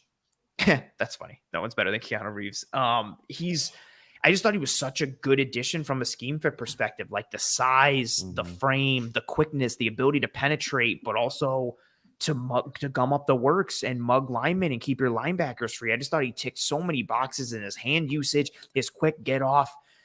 This is I'll say this though, guys. I blame myself. There's a lot of players, right? Like there's like 10 picks to go. You still got Osiris Torrence on the board. No, everything else sucks, Tilt. How dare you try to? I'm just going to give some names. I'm going to give some names just to give a perspective of who's still out there. Osiris They're all worthless. Torrence, Trenton Simpson, Drew Sanders, Josh Downs, John Michael Schmitz, DeJuan Jones. I mean, these are guys. My night is over. My night is over too with this next pick as well. Yeah. I want to take real quick. Let's build on 4 names that Tilt just went through. If they were sitting there at 59, David, we're going to start with you. I'll make it a little easier because it's multiple choice this time instead of fill in the blank. You're sitting there at 59. Say you had to take one. Drew Sanders, Trenton Simpson, DeJuan Jones, Josh Downs. I'm eliminating Simpson because I don't feel like taking another nickel corner. Shade. It's probably between Sanders and DeJuan Jones, honestly, and I Okay. love Josh Downs a lot. I think DeJuan Jones could just be like that guy that you want at right tackle, and I think he fits that sort of. He's probably a little bit bigger than the typical Aaron Kromer archetype. But I do think that he's just good. He's just big and he's just hard to move around.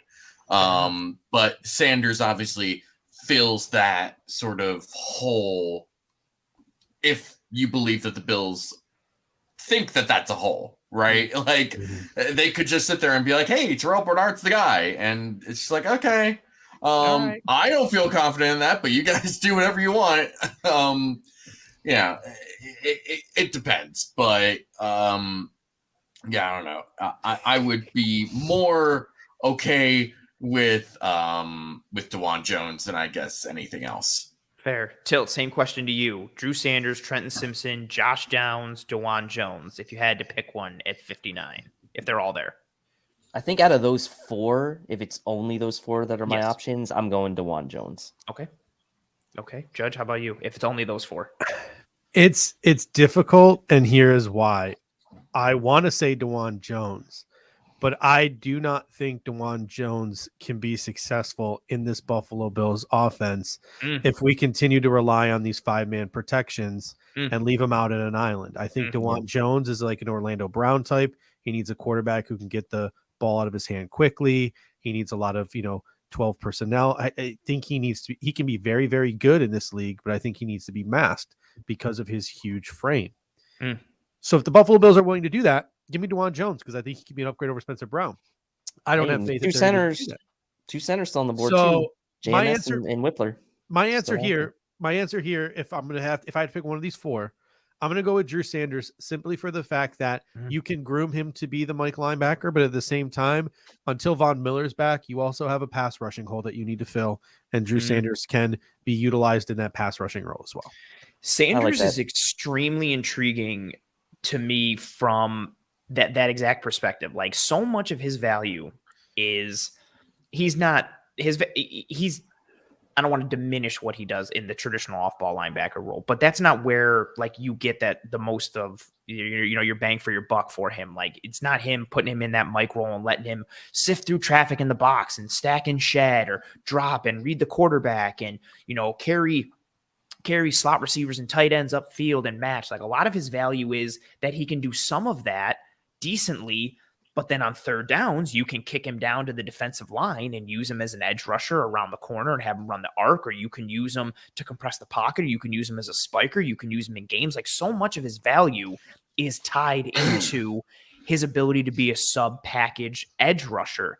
And if they were to take Drew Sanders, again, it kind of double dips because you need some linebacker support, but you also need some edge rushing support as well. And I think it would be an interesting potential indicator in terms of what we may see for Sean McDermott's version of this Buffalo Bills defense, because a lot of what he did in Carolina was disguising, disguise coverage is the name of the show.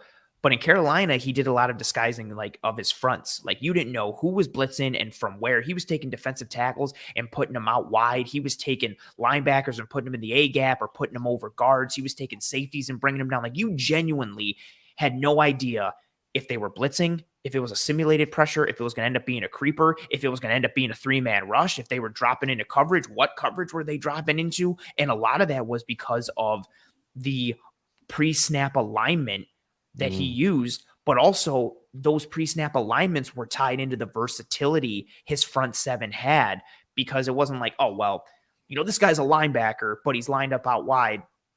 Oh man, that's a weird alignment, but also who cares? Like, he can't threaten us on the edge. We don't care. It's much different when you've got guys who you can kick around in different spots. And it's like, well, actually, if that guy is lined up over here, this is kind of a problem, because one, it's a non-traditional look, but two, he kind of threatens us because he either has an athletic advantage or power advantage or quickness advantage. Like, the Drew Sanders conversation is very interesting, because if they take him, I think it's a potential indicator of what this defense may look like under, fully under Sean McDermott, as opposed to years past with the Leslie Frazier influence. I also think it's interesting, right? Because we had the conversation, a lot of people having the conversation of like, Drew Sanders being the pick at 27, right? And like how much different our perceptions are going to be of the pick, were he the pick at 27 versus where if he's the pick at 59. And I think that less pressure on a guy like Drew Sanders to come in right away. I know second round pick is nothing to sneeze at, but like first round, you expect the guy to come in and play pretty meaningful snaps right away.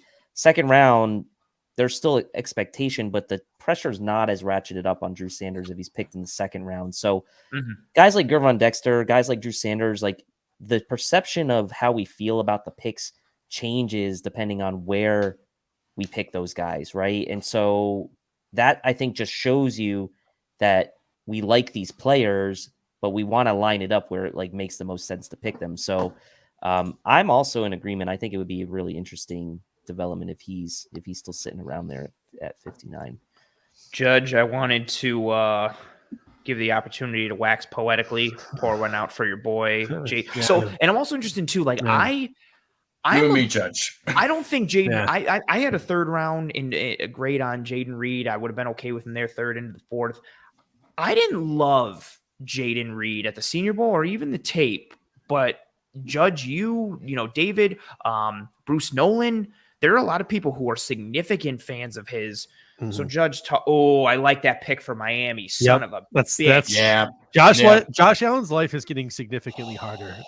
Well, we'll talk about that in a minute. Judge and David, if you want as well, I'll give you both. Judge, will start with you. Give you good point from Justin saying that Osiris Torrance was a top 30 visit. Appreciate. There's a bunch of top 30 still left on the board. There are. John Michael Schmitz was a Zoom call. That's I don't true. know how much weight we put into Zoom calls.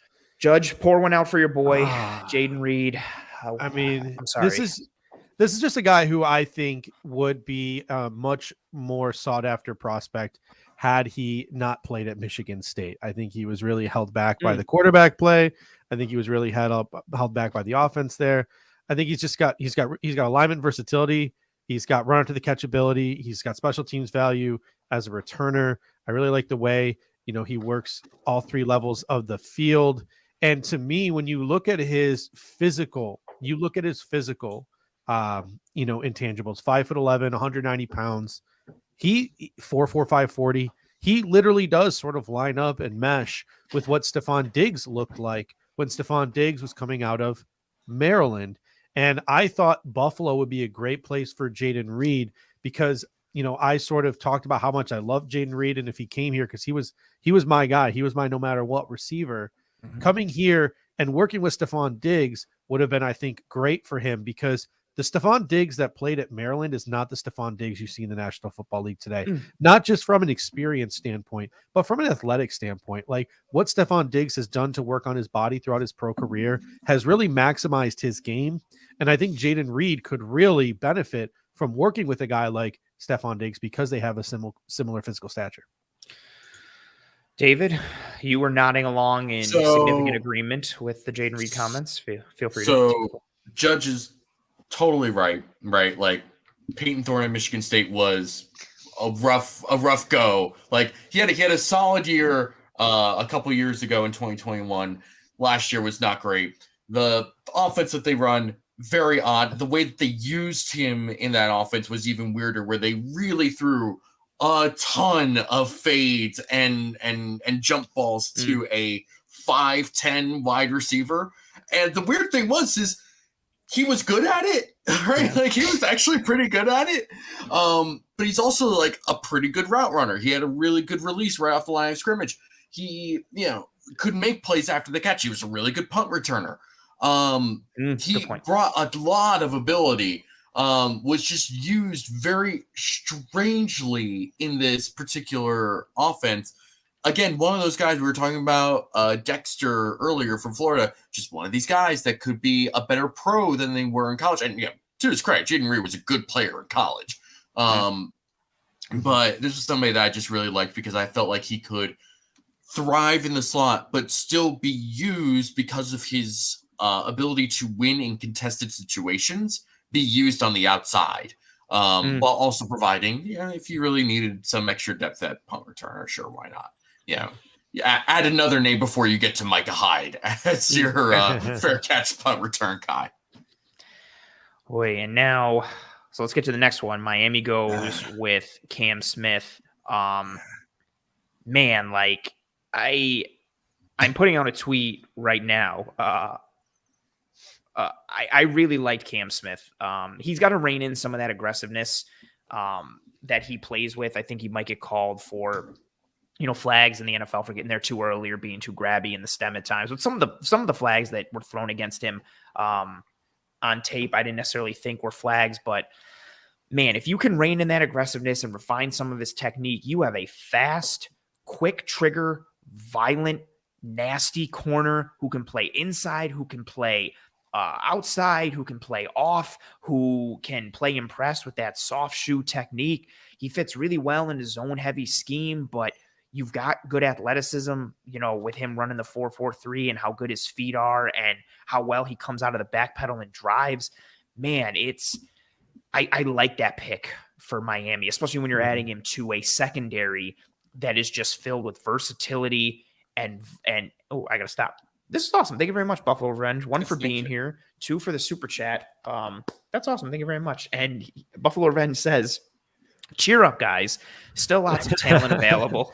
Hope we can bolster the D line. Really appreciate all your efforts. Cover 1 is amazing. Go Bills. That's fair. I think we're kind of playing up to the pessimism a little bit. But that's awesome. Yeah. One, thank you for being here, and thank you for the super chat and for the kind words for the brand. Definitely appreciate that. Good pull there, Chris, and putting that up there. I really like Cam Smith, and I think that's a good pick, and I hate it for the Bills. I was just putting in the comment section, right? Like, I know the pick is in for Chicago, so we'll take one of these guys off the board, but we're just talking about 6 picks away from the Bills, and I'm like, I can name you 10 guys I'd be pretty happy with right now, right? I mean, the names I put in this list right here really quick. John Michael Schmitz, DeJuan Jones, Luke Whip. There you go. Just put it on the screen. Oh, nice. There you go. And now, obviously, one of these guys just got picked, but I mean, there's still a good amount of guys right here that I'd be pretty happy with. And I didn't even mention Drew Sanders or Trenton Simpson in that list either. So plenty of options. And are we starting to get to the point where we might think that Bean could be interested in trading back? Like, if someone really wants to come up and Hooker, maybe. He's not necessarily going to get, we're talking about all these guys that we like a lot of teams probably in the same boat, unless there's a team out there that really, really likes a guy, not necessarily going to get a king's ransom here, but if you can move down once in the second round, maybe squeeze that 4th round pick back that you lost yesterday would be pretty nice. But even if you were able to get an extra pick in the 5th round at this point, if you move down a couple spots, I think that's not a bad option right now. If you look at it, Seattle took Charbonnet. Sorry. Seattle took Zach Charbonnet. That's a cool combo. Him and why are you laughing? It's. Do you not feel like this is odd?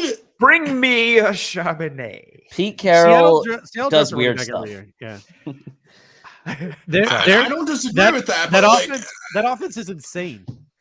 How they is. How they don't take John Michael Schmitz is right there, though. Yeah, that's right. And their offensive line, they nail it with Lucas and Cross last year. Yeah. And now you've got a really sick triplet grouping at receiver with DK, Lockett, and JSN. Kenneth Walker is sick. I think it's a really cool two-headed monster in the backfield. Yeah. But I think the offensive line piece is John Michael Schmitz is, maybe they think a Ricky Stromberg later is someone, or a John Gaines. John Gaines seems like a type of guy that Seattle would maybe Whippler later. Yeah. Looking at Bill's top 30 visits, Jalen Hyatt. Oh. Darnell Washington, if the Bills really just want to do it. God. 13 personnel. Osiris Torrance and Tank Dell is maybe someone you throw in here. Maybe it's a little early. Jordan Battle was a top 30 visit. Byron Young is a guy who I think is rising up the boards. He's older. He's an edge rushing prospect. 3rd round was the Tennessee one. My thought, yes, the Tennessee Byron Young. If you want to see guys who aren't maybe linked to the Bills, Josh Downs has been linked to the Bills by Albert Breer. Wow. He's still available. John Michael Schmitz had the Zoom call. Drew Sanders and Trenton Simpson both met with the Bills at the Combine. You have Tuli Taptulo out of USC. I wanted to like him so much because of the production, and I did not. one more guy, Northwestern 3-tech, Ed Oliver replacement. I'm never going to pronounce his name correctly. Adi, I Adi- call him. He's in my list. Adebawore. Yeah, he's Adi in my list right there. He met with the Bills at the combine as well. So there are some names, Zach Pickens, maybe a little early for him. There are some names linked to the Buffalo Bills who are still available. And who knows, they could go off the board. That is true. KC just traded up too, by the way. Adebayor is I mispronounce his name all the time. I'm just gonna accept it as who I am at this point. He's a really interesting one because like he's again, we were talking about these guys last night, like all these players that are tweeners or outliers and yada yada. Like I just don't know where to put him. Like, do you put him on the edge? Are you putting him at 3-tech? Like the film is fun with how explosive he is, and then you see it in the testing, like 4.49, which is crazy for a 6'1", 282-pound dude. Just really freaky athletic testing. And I think I remember I wrote this down because I heard Dane Brugler say this. He's the only 280 plus pound player to ever run a sub 4.5 40-yard dash in the entire history of the NFL combine, which that's fun, especially for, but I don't know where you put him. Like, he does have long arms at 33 7/8 inches. To me, he's a 3-tech. Yeah, I think you have to but even again, let's have that conversation. We talked about it with Drew Sanders, right? Maybe he's somebody in that mold of if a Sean McDermott is going back to those Carolina roots in terms of like, we're going to throw these fronts at you where you don't know who's coming in from where and what you're trying to do. And, positionless football and versatility, yada, yada. Maybe that's a fair point. I don't know what to think anymore. Ooh. Well, you also have to remember that, like what you said at the beginning, Ant, like the Bills' defensive line contract situation, interior wise, beyond this year is non-existent. Essentially, yeah, it's like dicey. So it's like they probably do need to bring in an interior defensive lineman at some point. It is a shame a bit that Ben and guys like Dexter have gone, but Ika is still there. There's a couple. I didn't think Dexter would go this early. I do like Siaki. You neither. Ika. Yeah, right. I didn't think Dexter would go. I thought third round was solid for him. Like I thought like mid third. Yeah, I agree. I think his ceiling is like, I figured he would be a second rounder based on just that ceiling. I don't think he was used right, as Eric Turner points out, in Florida. That's fair. Yeah, they were having him do a lot of between his slow get off and then them having him do like read stuff, which made him play even slower. Instead, it was just like, hey man, like you're explosive and long and big, and you can stack and shed beautifully and read, just hit people and play fast. And Ika is very interesting to me because when I initially went to watch him, I expected, especially because I saw the size, at like 6'2", almost 6'3", and 330 pounds. I figured, traditional like run plugger. Like I thought he'd be in the mold of like Mozzie Smith. He ended up being, and I don't mean this like disparagingly, he ended up being worse against the run than I thought, and worse against double teams that I thought, but so much better from an athletic perspective. Like he's pulling out spin, like he's light on his feet, which I think is the reason why he'll sometimes have issues anchoring and holding against double teams. But he's pulling out like fluid, and I mean fluid spin moves at like 335 pounds. And it's not like, oh, that's impressive for a guy at 330 pounds. It's like, no, that's like a really clean athletic spin move. Like his athleticism and his burst and explosion was better than I thought, but his run defense was a little worse than I thought. But at the size, and then when things click for him, when he plays low and with leverage, granted, you could potentially say this about a lot of guys, the rep is over for his opponent. He dominates. He will blow up whoever is in his face. He's an interesting name to consider given his size and the potential interior needs. I don't know necessarily about the scheme fit as much as like I like the scheme fit of Keanu Benton and Mozzie Smith much more than I did Siaki Ika. But yeah, Tilt, you mentioned him. He's an interesting name as well. And we get the Chiefs taking Rashee Rice. I did not like Rashee Rice. It's because it's not that good. He kind of fell, right? Like he was like a darling, like in the early like days of the pre-draft process, right? Jan Feb, like he was that name that everybody going into the Senior Bowl was like, can't wait to see Rashee Rice this week. Yep. And I mean, at the combine, he was okay, right? Like he tested okay, but it was like Well- from what you guys said and what you guys said, like based on looking at the Senior Bowl practices and things, like I don't think he really helped himself much there. So What is interesting, right? I mean, they took Sky Moore last year. Yeah. Did they bring back Juju or did Juju go somewhere else? Juju I went can't to New remember. England. New England. New Juju- England. They Of course did they want did. receiver help though. So my Chiefs guy Matt Lane, who does work for KC Sports Mhm. Network, he's awesome. Their like dream scenario for round 1 was Jordan Addison at 31. Mhm. Like that's where their heads were at. So they wanted receiver help and support.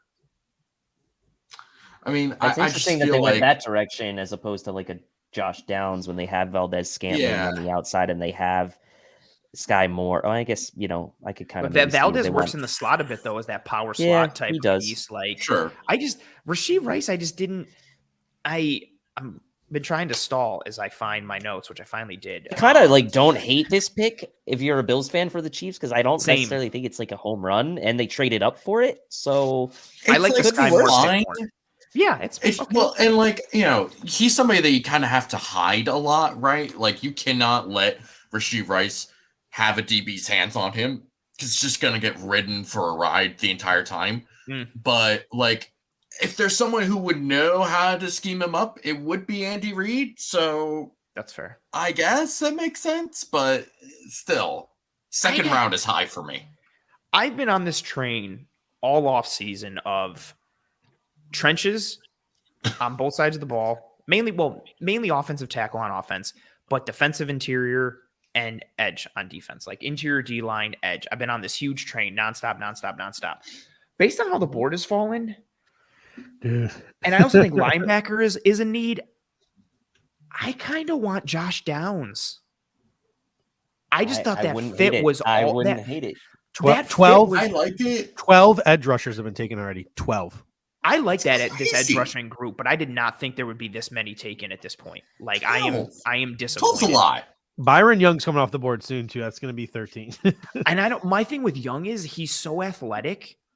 Yeah. And granted, the Bills, could drop him and do stuff, especially if you're getting into again disguising fronts and doing a whole bunch of stuff. But I like him as like that 3-4 like outside linebacker. Like throw him in a defense like Baltimore where he's coming off the edge or maybe he's dropping into coverage and you don't know like what he's doing. But yeah, that the way the board is falling, I don't love the value at edge. I'd be okay with Ika, but I Josh Downs wasn't like one of my top 4 or 5 receivers. But I just thought the fit was always so beautiful with his craftiness and unique route running prowess and what he can do in the fit in the Bills offense. Now, maybe it's double dipping with Kincaid, but I kind of like it. For all the talk of how good this day 2 wide receiver group is, I mean, 3 guys have been taken and there are still Cedric Tillman, Jalen Hyatt, Josh Downs, Tyler Scott, Marvin Mims, Tank Dell, A.T. Perry, Keishon Butte, Michael Wilson, Xavier Hutchinson. Like, I thought more wide receivers would go at this point. And talk about interior offensive line. Osiris Torrence is still on the board. John Michael Schmitz, Luke Whippler are all still on the board. After that, I think there's a steep drop after Whippler before you get to Chandler Zavala, the injured Andrew Voorhees. So the cliff is coming up. I think the cliff at edge has pretty much been reached. The positional cliff is definitely the positional cliff, I think. I mean, like Byron Young, Isaiah McGuire, Yaya Diaby, like I don't like Zach Harrison at all, despite the fact that he's an archetype for the Buffalo Bills. So that's what I was going to say. No, they were at his pro day. Zach Harrison ticks the archetype box. He's long. He's powerful. He's a pocket compressor. I said it when I first watched him. I said it in I forget which film room episode with Eric. Like Zach Harrison is very much the archetype fitted edge. But I think you could have him in round 3. I wouldn't hate it. I wouldn't love it. He could be the next one up. He's one of the next ones up. I would. Oh boy. Man, and that's interesting too. Like I really like John Michael Schmitz a lot. I also really like Luke Whippler, but are you taking one of them now? Because then like are you banking on Mitch Morse not being here next year? Like then it's another position that's probably not contributing this year unless you think, even if you thought like, okay, like, actually we're going to take Schmitz and put him at guard, right? Okay. So then Ryan Bates is the best backup in football. He's the best backup in cheer off left guard, right guard, center flex. You can do that. That's a fair point. I wonder what that looks like from a Ooh. long-term perspective. Well, Never mind, it doesn't matter. Never mind. Yeah. That's job, a great Chris. pick for them. I also like, let's real quick, the Bears pick. Tyreek Stevenson had a really good Yeah. Senior Bowl week, and he's somebody, I'm a Miami Hurricanes fan. He was actually, I'm fairly confident he was Mel Kiper's like CB1 or CB2 preseason. The wheels completely fell off for the Miami Hurricanes this year, but Stevenson, former Georgia guy, length, speed, athleticism. David, you and I interviewed him at the Senior Bowl. Sure He did. answered your Godzilla King Kong question. That's right. Immediately. He immediately went with King Kong. That's right. No hesitation. So obviously, good decision maker, quick on his feet mentally. Like you saw that confidence just exude. No hesitation. Actually, if I like not even joking, I'm pretty sure he was like, "Oh, King Kong." Like he was very confident. He was he was surprisingly ready for that one. Yes, like he knew. But he had a very good Senior Bowl week. He's someone who like ticks a lot of the boxes from a physical, toolsy, traitsy perspective. I think that's a cool addition to a defense that has Kyler Gordon and Jaquan Brisker and Jalen Johnson. That's a cool thing for Chicago. Like I dig that a bit. Well, and now, it's interesting because he was originally at Georgia. Yes. And which he also liked that you there. knew that. When you asked him that, he kind yeah. of smiled and lit up. So you did your homework. Well done. Well, it's interesting because he, from what I know, he left Georgia because they wanted him to play this sort of like nickel-ish role, and he didn't really want to. And then at the Senior Bowl, they had a couple injuries, so he ended up just saying like, "Hey, I can play nickel." Very odd. It's I don't know if something changed in those couple of years. Maybe he's just like, "Hey, I'm just going to do whatever I need to do." Maybe there was something specific Kirby Smart wanted him to do. His agent was like, "Shut up and do whatever they tell you." In the Right. Bills are on the clock, by the way. Oh, so excellent. So the Giants take Schmitz. Ooh, the NFC East takes two Bills targets from a fan perspective. The Giants take Schmitz and Dallas takes Luke Schoonmaker. That's okay, So we get that. We finally get the run on tight end. Darnell Washington's still on the board. That's odd, isn't it? That feels that's a little odd. Well, I get it from a ceiling. For me, maybe after 50, I think is like kind of worrisome. I don't think a lot of what gets talked about with Darnell Washington, I think, is the potential, like the hope of what he can be. I don't think he's as dominant of a blocker as people are saying he is. Sure. And then you have like the initial like starting perspective of like how quickly can he get out of his stance and the gear pieces. But I mean, he's extremely intriguing, like the size, the strength, the frame. But I do think he's built more to be a tight end 2 than he is a tight end 1, given his skill set. And so then it's like, how many teams does he fit for? That's why I honestly, like, no joke, I thought he would have made a good compliment in the Bills offense. Yep. Like he's a really good tight end too. Physical. You use him as a blocker, you leak him out on slide routes, or you use him as in the red zone and just, hey, go line up out there and I'm going to throw you a fade. Like, I think he's built to be a tight end 2 for someone. Oh boy. Bills on the clock. We want to make our predictions here. Sure. Judge, do you have somebody in mind? I'm gonna go Drew Sanders. That's my pick as well. Okay. I'm going with DeJuan Jones. Oh, it doesn't make sense, but I'm gonna do it. I felt linebacker. That will make me feel more confident in the direction the play calling is headed. Less 5-man protection. That's fair. That's fair. DeJuan Jones is that would be interesting. They're a bunch of idiots. I also want to say too, I've had this voice in the back of my head all day telling me to watch more Drew Sanders tape and have stuff clipped. Like, I'm not even like joking. It's been in my head, and I was going to do it after work, but I was too tired and I took a nap instead. Fun fact, a little peek into my life. But I just feel Drew Sanders. Till, what do you got? I kind of hope it's Drew Sanders since I already have a graphic made up for Drew Sanders. So it would be nice to just like have that ready at the ready. Ready to go. Yeah, I'm gonna look. Who would be the most like the pick that would make everybody go, what? Or really? Would it be a running back? Darnell, probably like Zach Harrison would like piss people off. Roshan Johnson. Oh, okay. Oh man, Little Rosho. Oh, running back would burn. Oh man, could you? Twitter would be a nightmare if they Zach took him. Harrison. Zach Harrison would light some people up. Too. Yeah, that Oh, would light some absolutely. people up. Yes. Yeah. I think Byron Young would as well. I wouldn't be, especially. I mean, again, it all depends on how the board falls. I would rather have Zach Harrison in the third. But if my options were Zach Harrison now or Isaiah McGuire later, I would rather have like Isaiah McGuire later. I also don't think you can rule out the opportunity of, I don't know, like, do you help that interior? I still want offensive line help. I would prefer it to be at tackle, but I mean, know. it's I hard like to ignore the top 30 visit of Torrence, though, at this point, right? He's slipped so far. Like, I liked him at the you Senior just Bowl, can't too. pass him up. I stood behind him and Like, saw he that was- his gloves say 4 extra large on them. Like, he's Mhm. one of the most physically imposing dudes I've ever seen. He would be interesting, but I don't. I think people would be generally happy with that. I would think. Given the value and given like how much talk has been gone into protecting Josh Allen. I know it's not the tackle, but it's like you still like Pick his in, you guys. still should be looking to upgrade like Ryan Bates and McGovern, in my opinion, if you have the chance. But hey, we'll see. Well, pick is since in. you say that, Oh, is the pick in? I don't is have in. the Pick is schema in. thing up. All right. Who is the pick? I don't know what it is. Osiris Oh. Torrance, Is it really? Getting the graphic Yeah. in right now. guard from Florida. Yes. All I like that. I mean, right. listen, Bills fans have talked about how we have not been able to be dominant in the run game. This is a guy who can maybe help you sort of start to get there and get you in that direction of improving your running game. This is a guy who's really physical at the point of attack. He can anchor in pass protection because, I mean, the dude's 6'5", 330. He was the Louisiana Monroe transfer into Florida. He followed Billy Napier.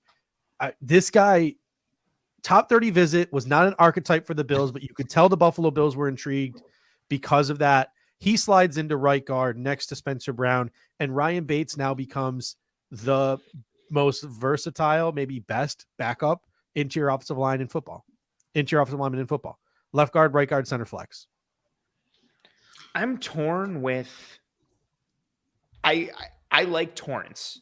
In a vacuum, I like the Torrance pick. Mhm. I'm torn because I would have rather upgraded right tackle than I would have right 100%. guard. But I is think he the the best Bills- guard in the draft? Though? I think That's the thing. Bills saw the cliff. I don't think they saw DeJuan Jones as a scheme fit for the reasons we mentioned earlier. He needs that quick release quarterback. Yes. Nick sure. Saldiveri is probably more of a guard. Tyler Steen is probably more of a guard. Yes. Wanya Morris is probably the next tackle up.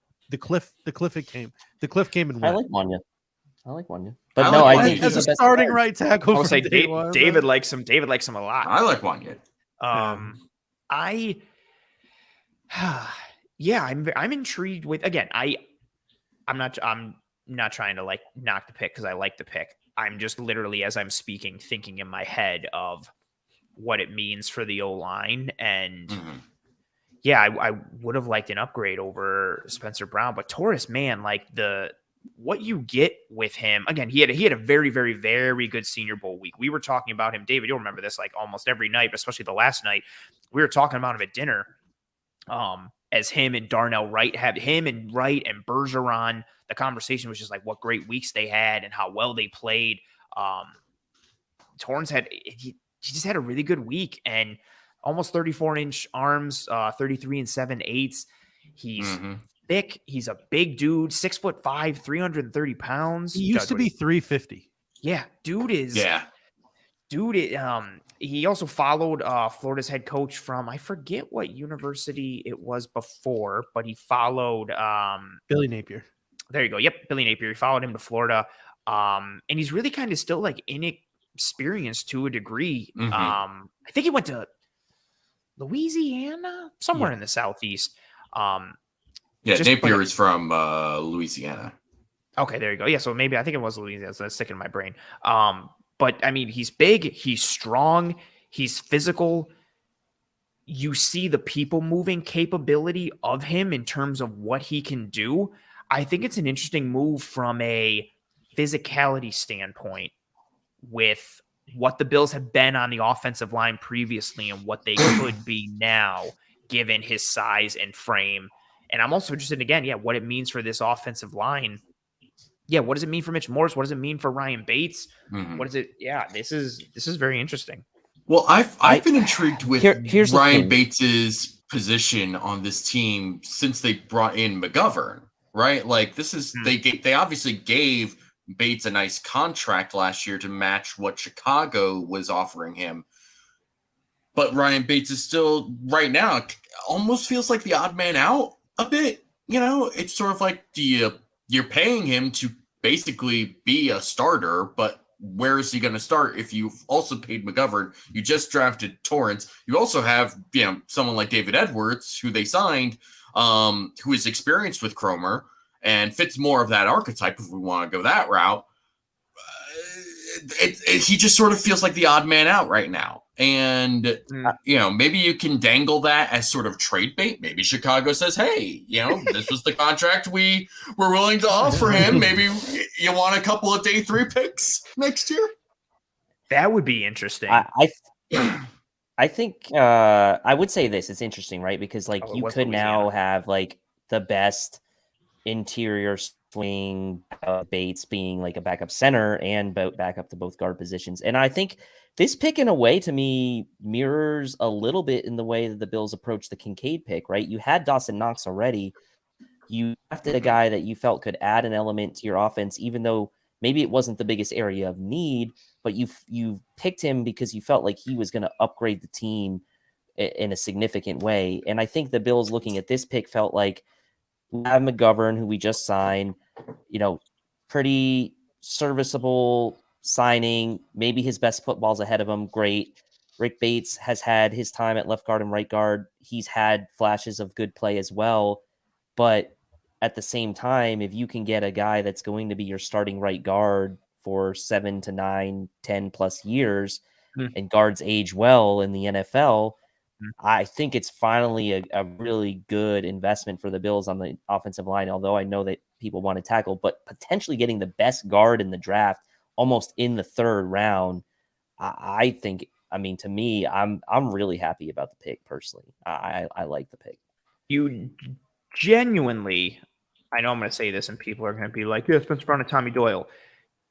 Generally, it's never a bad thing to invest in the trenches on either side of the ball, but especially on the offensive side. I am completely fine. I think now the conversation becomes, so again, I like Torrence, and I spoke about him for a little bit, and we've touched on this a bit. Now, I think this, again, we still have more picks to go, but this becomes an extremely interesting training camp battle between Ryan Bates and O'Cyrus Torrence. And now the conversation becomes, what is your best 5 in terms of your starting offensive line? Is it Bates or Torrence at guard? It's nice to know that if anything happens to Mitch Morse, you've got Bates kind of waiting in the wings. You also got David Edwards. So they really made an effort this offseason in terms of upgrading the interior of the offensive line. Being the key word. Let's say the interior being the key. It's almost and see, that's the only thing holding me back from, again, I like Torrence in a vacuum. That's the only thing that's holding me back, given, all the reinforcements they brought to the interior. And then on the tackle spot, you're living with a very mercurial Spencer Brown, David Quessenberry, and Tommy Doyle. I also think, though, generally, this class is a bit deeper for tackles than it is for guards. Yeah, Nick Salvieri is still out there, Blake Freeland, Wanya Morris, who was on my no matter what list, really solid right tackle last year. If the Bills really wanted to go back-to-back O-line and take a tackle, and I think there will be some pretty decent options for them still available if that's what it comes down to. And we can end up looking back at this by the end of tonight saying this board really fell the Bills' way if, let's just say, theoretically, they go for a guy like Wanya Morris or Blake Freeland in the 3rd round, and you say, wow, they really did a good job shoring up the offensive line. They got a weapon, and a lot of boxes have been checked. We'll see. Obviously, linebacker still a need. It looks like I feel like the players they're getting, as you said, Ant, in a vacuum have been we went through Kincaid at length throughout the day and last night, and we'll do the same with Torrence after this. But man, the players they're getting are some of the top talent in the draft. There's no doubt about it. Yeah, it's hard to be. I honestly would.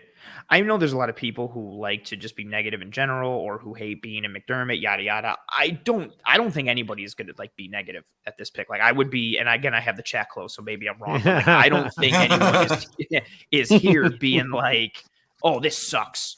Like this sucks. What a horrible pick, especially because so many people look at just grades or like rankings, and people are going to see him as either the number 1 or number 2 guard in this entire draft. And they're also going to think about, hey, you got to do everything to help Josh Allen. Like, I don't see anybody being upset at this pick. Yep. I totally agree. Yeah. One of my favorite guys in this class just went to the Jaguars in the second round in an absolute upset. Brenton Strange going to the Jaguars. Wow. Very early. Yeah. Before Darnell Washington. So maybe someone's going to draft. Maybe we should have drafted Darnell Washington to be a tackle. That would. That's actually not crazy. No, Jason Peters action. Oh my! And another Penn State alum goes here to the Texans, who traded up ahead of some guys. Woo. Who? Well, Cincinnati took DJ Turner. Yes. And then the Texans traded up for Juice Scruggs. Oh, Wow, another that's interior alignment. That's interesting. Wow, before. Oh no, Schmitz won already. Yeah. I like Whippler more. I mean, Whippler's a 2-year guy, and more like zone based. But I really liked Whippler, like really technical. Torques his body well. I like Whippler a lot. He is my. I actually had Whippler ahead of. And again, it's going to depend on what you're looking for. But I had him ahead of Tippmann for like a decent part of this offseason because I liked his tape so much. I had a late third round prediction on Juice Scruggs. So, yeah. The consensus for him, if you look at Arif Hassan's PFN consensus where he aggregates all the draft boards, was 6th round for Juice Scruggs. It was 5th round for Brenton Strange. Crazy. I don't think you can be upset at he was making too many visits to not go this early. Like if you look at some of the guys who are making a ton of pre-draft visits, Strange. Juice Scruggs was visiting everyone. Yeah. I mean, I think people were Broncos probably on the just clock like, why now are you named for the Juice? first time. People are intrigued by the name. Oh yeah. Broncos trading. Lions are making a lot of trades in this draft. Broncos now on the clock. Lions have had such up. a weird draft. The hamburger at the steakhouse line is just so beautiful. And also, what's interesting too, like, so granted, we'll see what it can become, but their selection of Campbell is even more of an outlier now because no linebackers have gone. Like we're sitting here now at Denver's going to be up at pick 63. We've seen one linebacker go in the first 62 picks, which is, I think, indicative of the strength or lack thereof of this linebacker class. I think most of the value was 3rd and 4th round with your guys like Overshawn and Dayon Henley or Dorian Williams or Henry Toto or Papo from Auburn. But yeah, then their pick of Campbell looks even more like it's either going to be an amazing pick or it's going to be one that the Lions fans are going to be like, remember when we reached for Jack Campbell in like one of the worst linebacker classes of all time? How's Russ doing, by the way? Has anyone talked to him to see how he's not taped things? I didn't want to. I was going to DM him, but I saw a bunch of tweets today from him last night, just basically being like I trust in Campbell and Holmes, but I'm very confused right now. Like a lot of picks like that, especially because his thing that he's been banging the drum for all offseason in his mocks, and just in like what he wants as a fan has been Christian Gonzalez to the Lions. So knowing that they had multiple opportunities, they had 2 chances. Yeah. And then took Gibbs. And then Gonzalez goes, and then you end up with Campbell, and he had Campbell mocked to them early in the offseason, but in like the 2nd round at like pick 44 or something like that, not at 18. Yeah. The Broncos still on the clock, it looks like. They probably have to call Russ in his office at Mile High and figure out separate on his own floor. No, Sierra actually has to approve. It's a clause in his contract. Sierra actually has to approve every draft pick. I picture like the Broncos building being like a normal rectangle shape, and then like just on one side there's like a jut out like this weird randomly addition. in the like it's Russ's office. It's like totally separate from the rest of the building, but somehow still connected.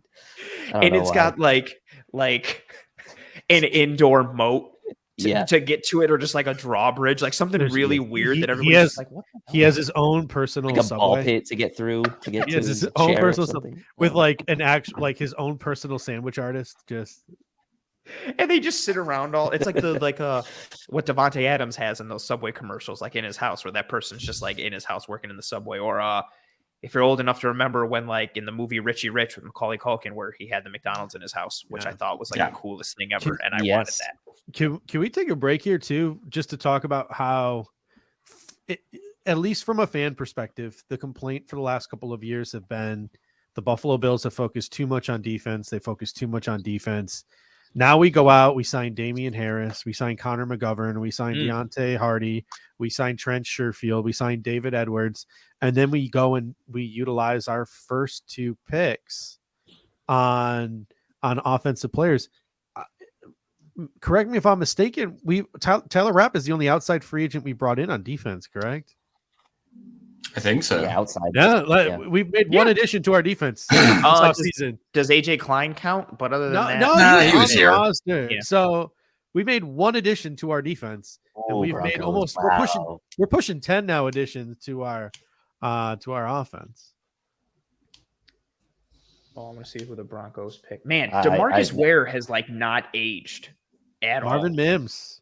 My Just like his best friend's NFL a Broncos fan, and he's going to be very happy with this pick.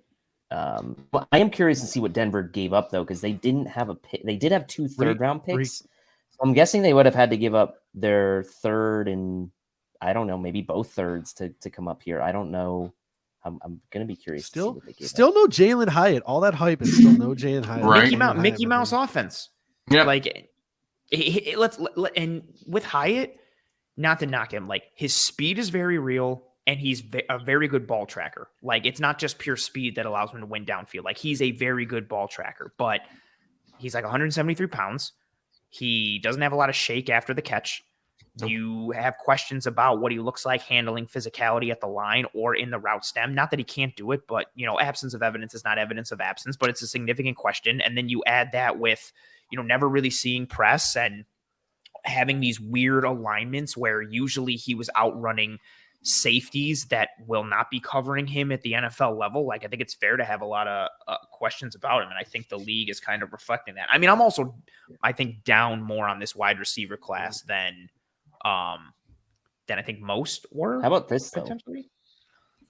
How about this? Broncos Mims, Chargers Johnston, Raiders taking the tight end, like AFC West again, like loading up on receiving options. It looks like the Broncos gave up 68 and probably something else to move up here, but I can't tell exactly what else they gave up. But I like this pick for the Broncos. I mean, we were all pretty, I'm not speaking for all of you guys, but a lot of people pretty high on Mims as a possible option for the Bills here in the second, had they not gone with the tight end the first. And if like guys like Josh Downs, et cetera, were off the board, I thought Mims would have been a pretty nice consolation prize. I'm in the minority here too. When I had Joe Marino on, that was his like 3rd round target for the Bills. I thought the speed is fun and how he plays at the catch point is good. And I really want Mims and Jaden Reed were 2 guys who I wanted to get into. And I was just never like, not that I thought they were bad, but I was just more. Like, okay. Ooh. Yeah, probably. Ooh, yeah, I think I probably like Mims more. But they were just guys, like if the Bills would have taken him, I'm like, cool. But I saw like a lot of the love coming through and it made me go, okay, like let me go back and like double check. And I just never got to that spot where I thought like, I don't know. And we're officially in round 3. Yeah, let's if we're quickly just sort of recapping here, through 2 rounds, we've had 3 running backs go. We've had 1, 2, 3, 4, 5, 6. Oh no, I'm looking at my Bill specific board. Let me rotate out here. We've had 4 quarterbacks go. We've had 3 running backs go. We've had 1, 2, 3, 4, 5, 6, 7, 8 wide receivers go. We've had 1, 2, 3, 4, 5, 6 tight ends go. 1, 2, 3, 4, 5, 6 tackles go, which I think goes to show people that tackle class was really top heavy and they go quick. We're now at 1, 2, 3, 4, 5, 6 interior offensive linemen. Edge rusher is still sitting at a whopping 12. Interior defensive line 1, 2, 3, 4, 5, 6. Linebacker 1. One linebacker has been taken through the first 2 rounds, and then corner. Linebacker could be lining up nice for them at the end of round 3. Trent Simpson still being available in the 3rd is wild. 1, 2, 3, 4, 5, 6. And Drew Sanders again. Drew Sanders, Dorian, right? Overshown still out there. Like there's some good decent ones. My guy Yasir Abdullah, who was like the outlier, still there, but like the Bills would never pick him. So 9 corners and only 2 safeties. Sidney Brown. Yeah. One of those corners that hasn't been taken is Kaylee Ringo. The Eagles are on the board. Do they take another Georgia Bulldog defender? They got that dog in them.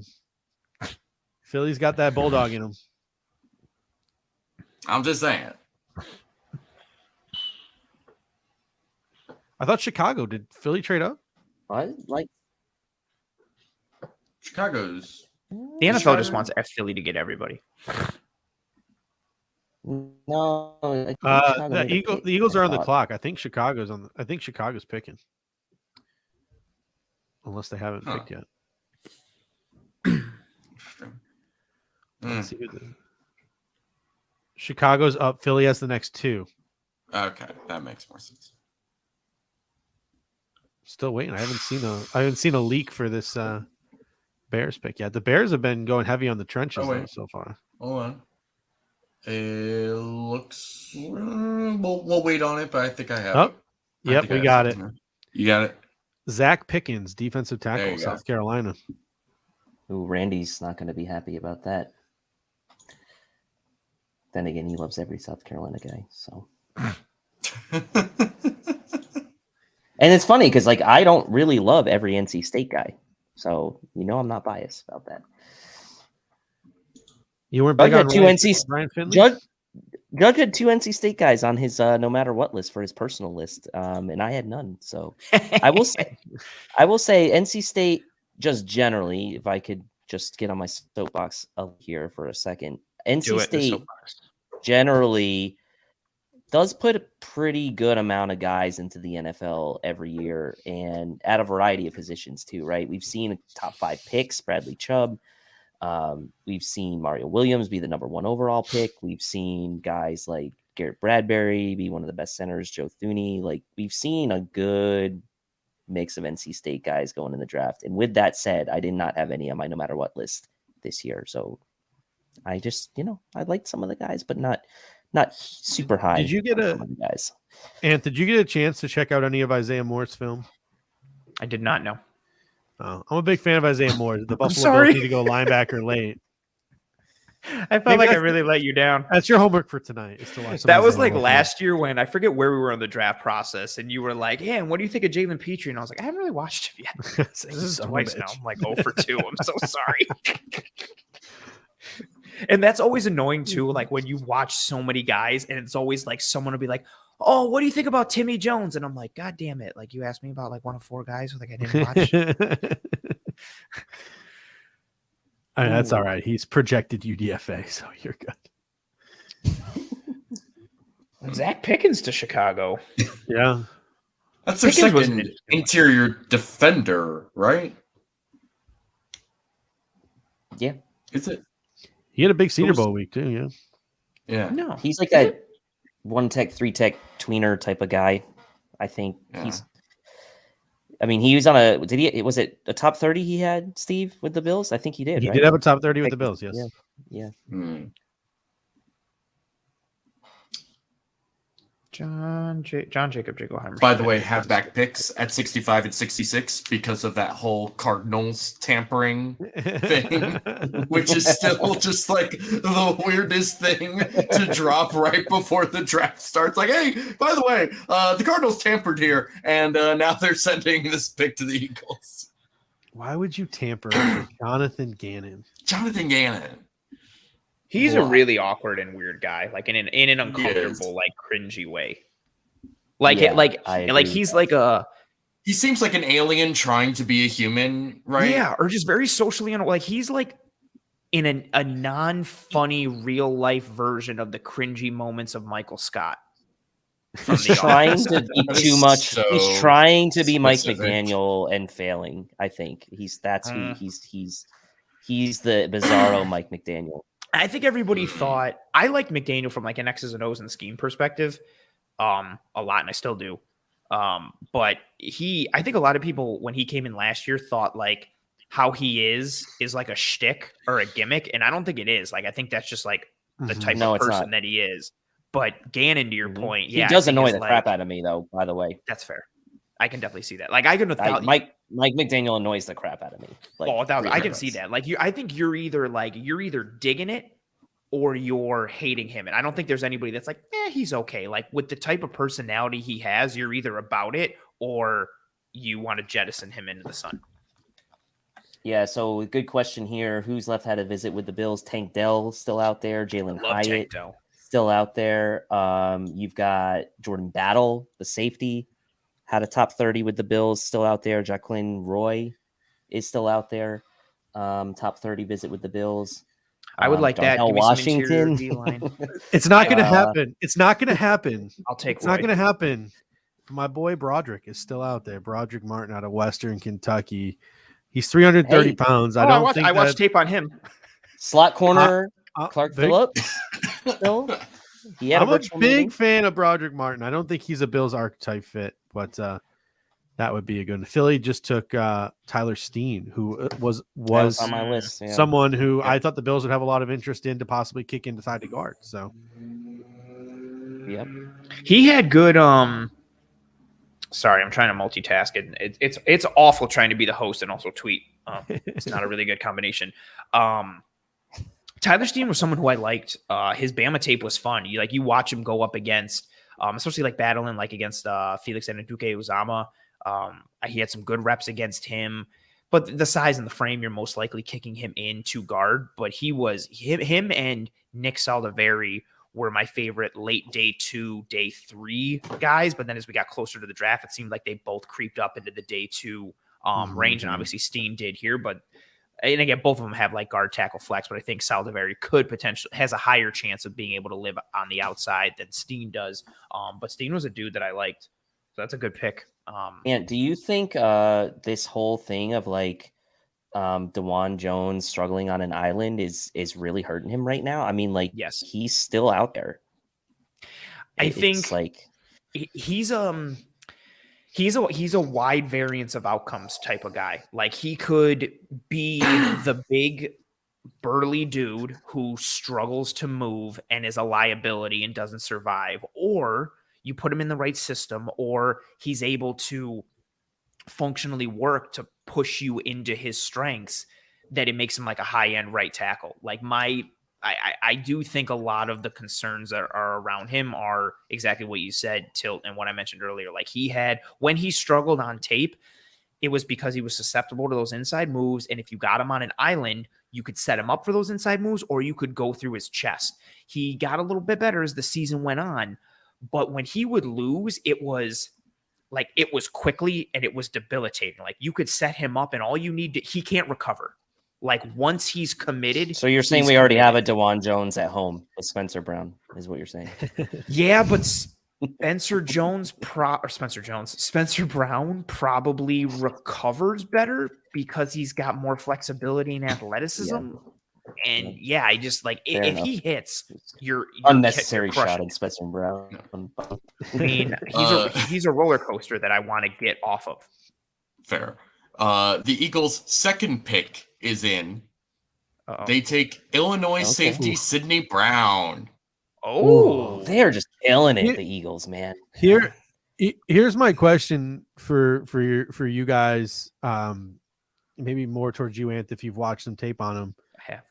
A guy who the Bills have not shown any interest in, but a guy who, if you would have done a mock draft in November, everyone would have mock drafted this guy to the Buffalo Bills. Antonio Johnson out of Texas A&M. What are your thoughts on him? Me? Yeah. I did not like the tape. Okay. I saw people who initially had him as like safety 2 in the draft process. I think what also was annoying too, a lot of his tape, another safety who had a bunch of reps as like the nickel and slot guy consistently. He has like the physical tools and the measurable pieces, but he just didn't do it for me. I watched 2 games of him, but I really didn't want to. To try and stay efficient in my process, I use Mel Tucker talks about it, the head coach of Michigan State. Like, you have your 10 play guys, where if you have to watch more than 10 plays on a guy to like get into him, that guy is probably not for you. And by like play 9, I was like, oh, I'm kind of like out here. I did not like his tape. Interesting. Yeah, because I just know that he's a guy who slid down. Athletic testing was a part of that, and he's just slid down in this process. Maybe as the coaches were getting involved and starting to watch the tape along with the scouts, and he's a guy who I'd have to say, like, I'm the weird sicko that reads like November mock drafts and like December mock drafts, and he was the pick to the Bills. And a lot of times, and he would have been the pick to the Bills, like, you know, the day after the draft, they do next year's mock. Antonio Johnson was one of the names that was linked to the Bills even then. And it's the Bills usually end up taking those guys, the guys who go high in those day after the draft. Like, the Bills are usually pretty good at that, whether it's Ed Oliver, whether it's Gregory Rousseau, whether it's Kyrie Elam, guys who have a lot of hype, like go back to school, but then maybe dip a little bit. The Bills have sort of taken some of those guys late to try to resurrect them. Ed Oliver, not so much because he was early, but like Rousseau and Elam. So it'd be interesting if he's maybe still around in the 3rd round. But the Bills, to my knowledge, have not shown any significant interest in him whatsoever. It's more been Jordan Battle and off the board Quan Morton. He was still being mocked to the Bills in like February type stuff. Like, I think like by like McShay or one of like the major publication guys was like, especially before Poyer re-signed, it was like Antonio Johnson here in round 1 at pick 27. And then I think it's also kind of indicative of the safety class as a whole. I didn't like Skinner's tape. I didn't like Johnson's. I loved Chris Smith's tape, but then he went out and tested really poorly, and so that kind of affected him. And I think that's part of the reason why. Little Jamie Robinson. Oh, a lot of versatility. He had some fun pieces at the Senior Bowl. He's that safety dude that's in the mold of a safety, second level defender, nickel corner. Like, he did whatever was asked of him at Florida State, like fast, quick, explosive. What I loved at the combine is they asked him about that, and he said, I went out of my way to make sure that every week I hit each position room. I met with the linebackers coach every week. I met with the corners coach every week. I met with the safeties coach every week. So he's like, it doesn't just come naturally to me. Like, I worked to be that versatile. That was an answer that he gave at the combine that really impressed me. And he's the one who's getting a lot of love in the top 30 visits. I won't be surprised if he's the next safety off the board, quite frankly, because these safeties are not coming off quickly.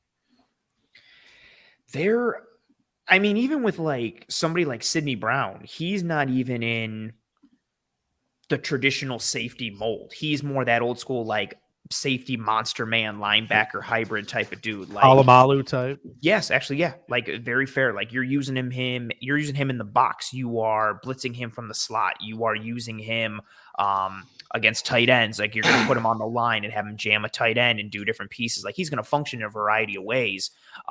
But he's not him and Jartavius Martin. Neither of them are both traditional safeties for what we think of the position. But again, them going above the traditional safeties here, I think speaks to Judge exactly what you said, like the safety class. Like, do you dig Antonio Johnson? Are you cool with JL Skinner having like spindles for legs and being like really narrow framed? Are you like Chris Smith is I still really like Chris Smith, but the testing definitely hurt him. Like, and so nobody in this safety class is, I think, really ticking boxes for people. Some big moves the last 2 picks. Can I announce what just happened here? Yeah, go. No. Yes.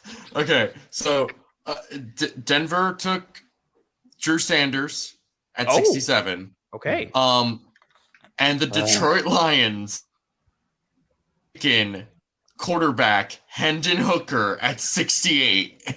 Somebody check on Russ, please. Really?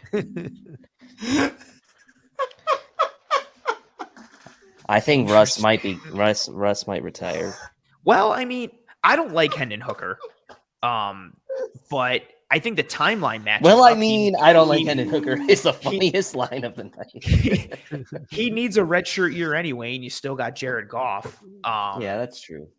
So fair. But I mean, does Okay, that mean like, Hendon here's the Hooker thing. is your Here's the QB of the thing. future? Here's the thing, though, right? It's like David feels strongly. a lot of the narrative about Hendon Hooker is like, oh well, he's a good player. He's just Old. ACL. He needs a year or whatever. The real problem with Hendon Hooker is he's not a good quarterback. Like, what are we doing here? Like, we're all missing the big thing with Hendon Hooker. He comes from this to do nothing. Why are we assuming that this guy is suddenly going to turn into something in the NFL without any like major skills? And like, what's the ceiling here? Ooh, I'm just saying, we're not talking for an offense that was Mickey Mouse and schemed up a lot of people. He misses a lot of throws, a lot, and it's not just like 50-yard downfield shots. It's like a 12-yard throw in the low red zone. He's got a guy wide open. Like he misses a lot. Can I make the next pick? The Houston Texans are trade up to 69. Nice. I'm gonna do a little my ode to John Gann here. Shoo. It's terrible. Shots. Explosives. That's my favorite part. With pick number 69, the Houston Texans select Tank Dell, wide receiver. Oh, I really like Tank Dell. I did not want him to go there. Stays in Houston. Staying home. That's a good pick for them. Good for him. Oh no, yeah, sorry. I heard the Jonathan Gannon explosives piece and was thinking he went to Arizona. No, he went to Houston. Oh, interesting though, because so John Mechie had a redshirt year last year. Now he comes back. So you got Nico Collins on the outside. You've got Robert Woods outside, inside. You've got John Mechie inside. And now you got Tank Dell. Low key, Jalen not Hyatt bad. And Dalton Schultz. What they're putting together. Yeah, and Damian Pierce. Jalen Hyatt at 91 is not. They have a good offensive line too. The Texans. Tremendous left tackle. David, what'd you say? You had something that I think No, we're good. We're good. Okay. Sorry. I mean, I so like if you're looking at Tank Dell. If you're looking at top 30s still on the board, the Bills have had you got Darnell Washington, Jalen Hyatt, Jordan Battle, Jacqueline Roy, Kendre Miller is out there. Kendre Miller, I think, was purely medical because he had that knee issue. I think that's the only reason he was top 30. If people are looking for an interior, it's probably early for him. I'd probably Ika's still there, right? Ika's still there. Here's the thing with Ika. Is Ika a scheme fit for the Buffalo Bills? Josh Downs is still out there as well. Because he has that Dave Aranda, you would think, has that Dave Aranda stamp of approval. And we know how important that is to Sean McDermott. It probably played a role in drafting Terrell Bernard, and it certainly played a role in the drafting of Trey White in 2017. So Siaki Ika. And later on in the draft, as we get into the 4th, 5th, 6th round, if the Buffalo Bills don't address defensive tackle early, PJ Mustapher from Penn State later on in the draft. I like Cameron. I think he's a guy who in a rotation early on and could grow into more of a DeJuan Jones type. I really like PJ Mustapher from Penn State. The Bills traded 137, right? They traded their 4th round pick. Yes, I believe. They've got 91 and 130. Okay. I want Kobe Turner at 130. Ooh. Really bad. That's like my one guy that I've just been pounding the table for all off season. I just love Kobe Turner so damn much. I feel like a lot of the you, Eric, like the film experts really shone a nice light on Kobe Turner, right, and gave him probably the shine that he wasn't otherwise getting maybe prior to beginning of April. I feel like he became all of a sudden a top 100 prospect in this class. It seemed like overnight. But as people dove into him, he really was if you're looking beyond again, I'm kind of now at the point where it's 3 tech or 1 tech because of the situation of the contracts beyond this year. You need both. You need both. There's a comment in the comment section that the Bills might have traded up. I don't know whether that's true or not, and I can't find any confirmation, but I'm not seeing anything. Somebody messing with us. That's why. I I mean, I don't have the see comments it. closed, so Godspeed to you folks in there. Turner just I think he's very good as like a rotational third defensive tackle because of how he plays. He just, and I continue to use this phrase. I'm really trying to trademark it and make it a Fake thing. news on the trade up, by the way. Fake news. Fake on the news. trade Fake up. news. Fake. I just like dudes who play like Raptors, and Kobe Turner plays like a Raptor. Everything he does is 100 miles an hour, 100% of the time, and even when it's not pretty, he's just gumming up the works for an offensive line. Like he makes his opponent work on every single rep. If you're blocking him in the run, if you're blocking him in pass protection, if you're trying to work a double team on him, like he makes you work for everything. Even when he loses a rep, you had to beat him in that rep. You had to win. And he plays low. He's got a high motor, active hands. He's impactful. He's violent with his hands. He's got a limited pass rush moves. And he is a bit of an older prospect, but you can use him as a 3-tech. He's lined up as a 4-eye. He anchors against double teams better than he probably should at 6'3", 290. He has the ability to drop the knee and bend and use strength. Like he wins in unorthodox ways. I think if you can rein him in a little bit, reduce some of his freelancing and over aggressiveness and try and like control kind of the ball of chaos that he can be. I like that. That's my Kobe Turner spiel for the episode. I won't talk about him anymore. I apologize. Ooh. Saints just made a nice pickup here. Kendre Miller out of TCU. A running back that a lot of people were very high on. A Bills top 30 visit because he had that knee issue. Who did the Raiders beat that? At 70. You said the Saints took Kendre Miller? At 71. Yeah, so who did the Raiders take? I don't know. The one I have tip and picks is skipped a pick here. My tipped pick guy skipped a pick. I need to find a new tip pick guy. Yeah, we might have to. He's out. I'm not seeing anything yet. Yeah, I don't see. I just see Kendre Miller to the Saints. I do not see who the Raiders took. Yeah, I don't see it either. Is it Byron Young? Or Byron Old? He is 25. Chris. I'm seeing the Raiders pick right now. Just like spun us out. You what? That's great. He's like, it's this guy. Like, just say it. Which Brian Young? Okay, well, sorry, Judge. I mean, it's gotta be your guy, right, Judge? Although they already took Tyree Wilson, so All right, keep adding that pass rush to go after Patrick Mahomes. I'm trying to see the Raiders. I would assume it's the Alabama IDL, but they already took Tyree Wilson, so whoever's on the stage is really just taking a good old time trying to milk every last second out of this. My computer is like glitching over here on my non-streaming screen. I feel like he's out there reading Walden Pond by Henry David Thoreau out here. Which player is it? I don't know. I don't recognize him, and I didn't see the name. Is he 100 years old? Chris, you got to be more specific than D-line. It's either IDL or it's edge. There's a Byron Young from Tennessee who's an edge. Oh, Bama. There you go. IDL. There you go. That makes more sense. That makes more sense. Bama. Yeah, because that would have known 2 edges. Well, then again, the Bills did it. And so I was going to say we've seen teams do it. Alabama defensive lineman Byron Young to the. There you go. That's fine. I think I have too many tabs open. Might be my problem. I'm also interested to see if these linebackers continue to fall to 91. Well, linebacker in Trent Simpson. But also, he's not a scheme fit for the Bills really either.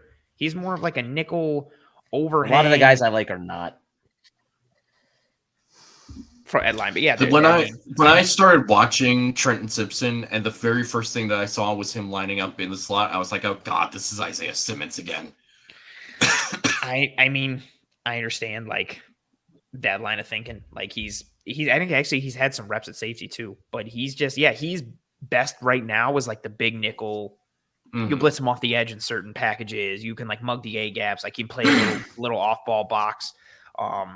But he's just this jack of all trades, needs to work on his processing in the box in terms of like not being misled with his eyes and reading. Like he's not ideally fit or built right now to stack and shed. And if you've got an interior defensive line that isn't protecting your linebackers, that's interesting. I do think Simpson is another guy similar to the Drew Sanders conversation, where if they were to take Simpson, I think that's another potential clue in terms of what the defense would look like from a schematic disguising fronts perspective. But yeah, the fit is what we know the Bills defense to be right now makes the potential of a Trenton Simpson pick questionable.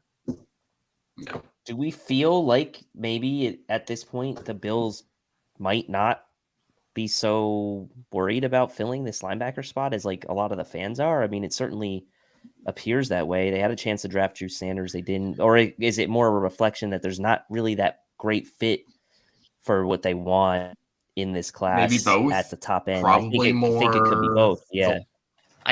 Both is definitely a fair point. I think you start with this class not being great overall, combined with the scheme fit questions. Like the best value at linebacker is like Dayon Henley and Overshone and Trenton Simpson. It's like cool. And Dorian Williams is like cool. Those guys don't fit what the Bills need at their linebacker spot. Right. And then also I think what's interesting to consider, I do think there is legitimate smoke or potential legitimate fire to the smoke of the idea that Taylor Rapp is the dime linebacker on third down. And they're considering potentially pairing him with, maybe the conversation has been like, oh, is Bernard stepping in? But maybe, and I don't like this idea because I think if you silo yourself, it gives the offense the opportunity to dictate to you based on personnel and alignment.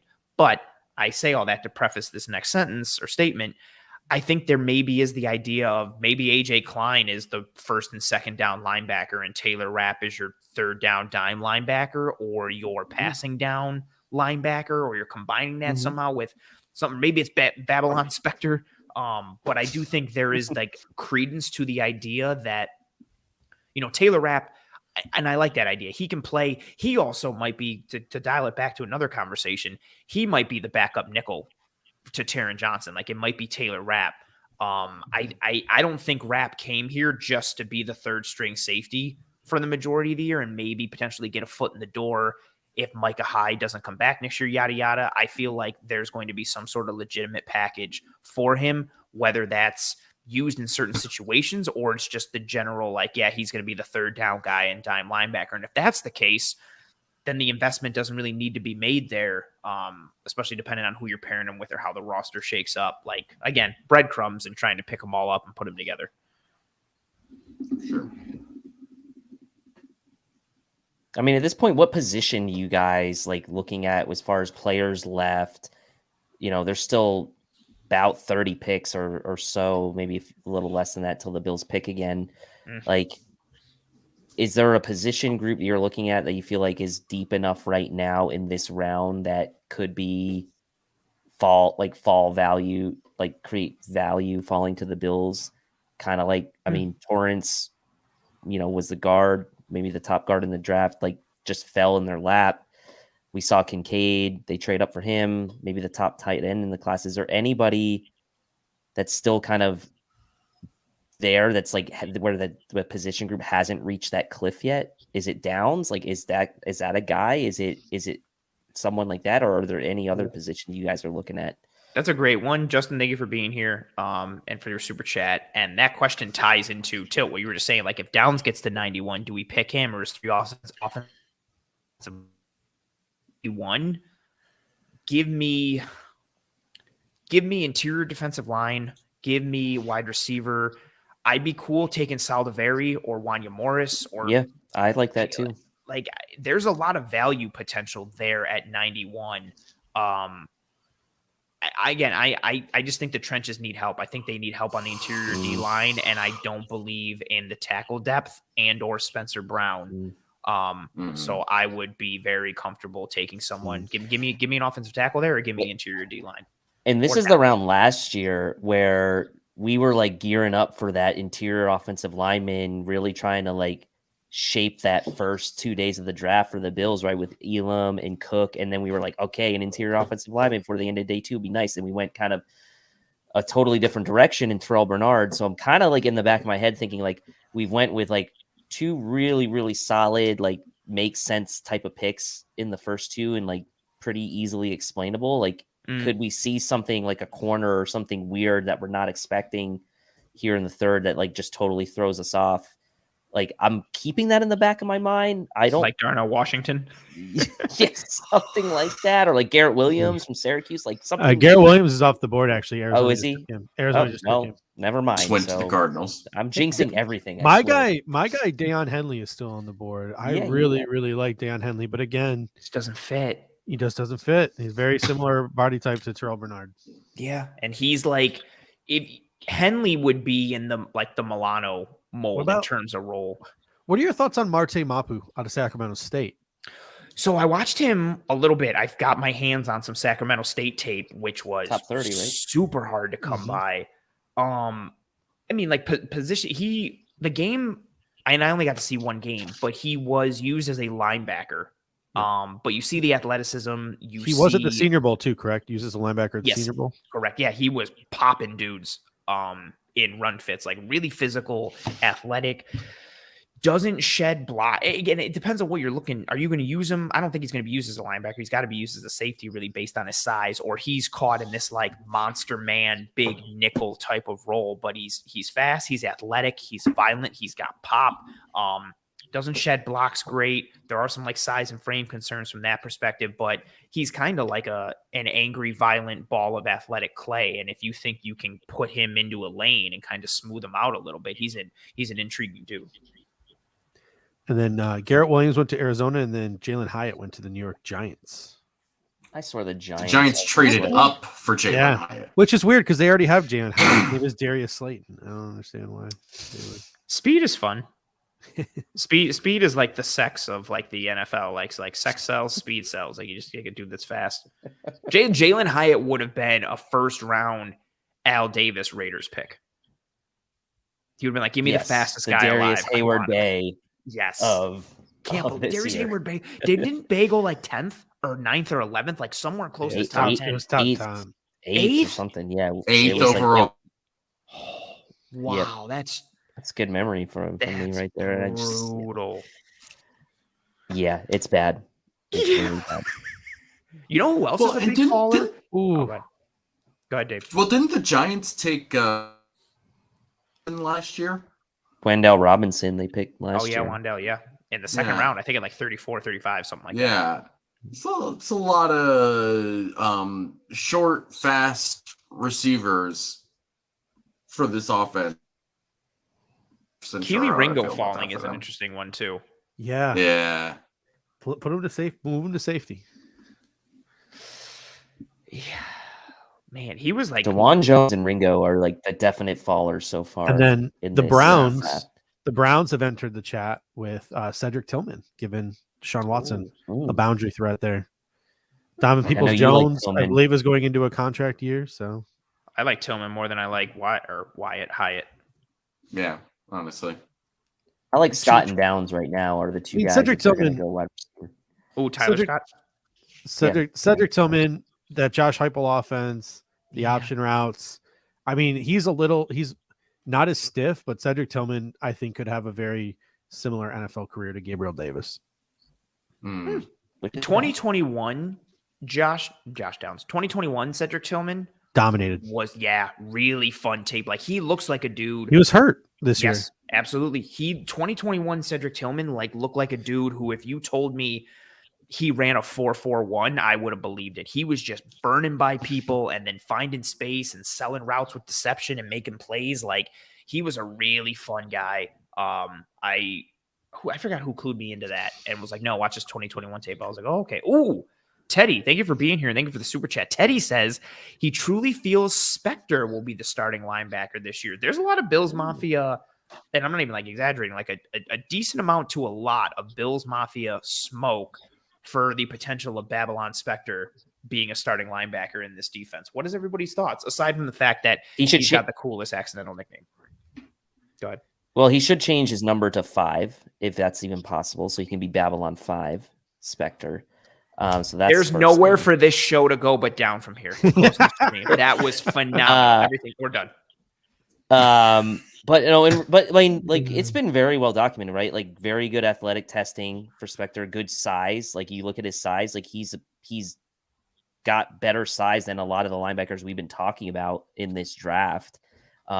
Last year's linebacker class was okay, like decent, better than this year's, I would say, but and he had some flashes in preseason, made some good run fills in preseason in some of those games. I think against Denver was the one that stands out to me. Like there could be truth to it, right? And if the Bills don't come away with a linebacker in this draft, the message we're going to get is that we have faith in Terrell Bernard and Balin Spector and whoever, AJ Klein, to fill this role. So one way or another, like the spin zone is going to be out on Spector likely if the Bills don't take a linebacker in this draft. But the more I kind of think about it, the more like I'm not going to be that upset at this point with Sanders gone and this fit question about Simpson and obviously Campbell gone. If the Bills don't take a linebacker, I'm not going to be like that bent out of shape about it.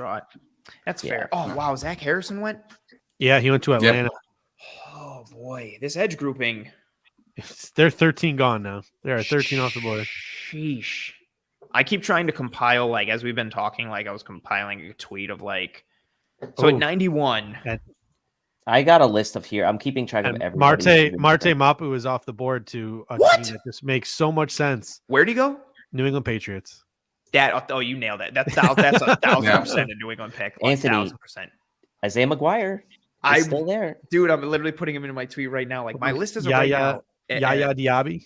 He's another like scheme fit. Does he fit better for like a 3-4 outside linebacker edge kind of guy? You know who's also a dude maybe in that mold who I really like, but would be more like a 5th round guy? Nick Herbig.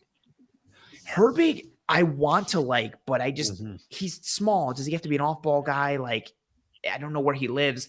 Viliami Fahoku from San Jose State. Yeah. I've never seen someone turn a spin move into a bull rush and go through a tackle before and put him on the ground. And when he's that like happened, fat.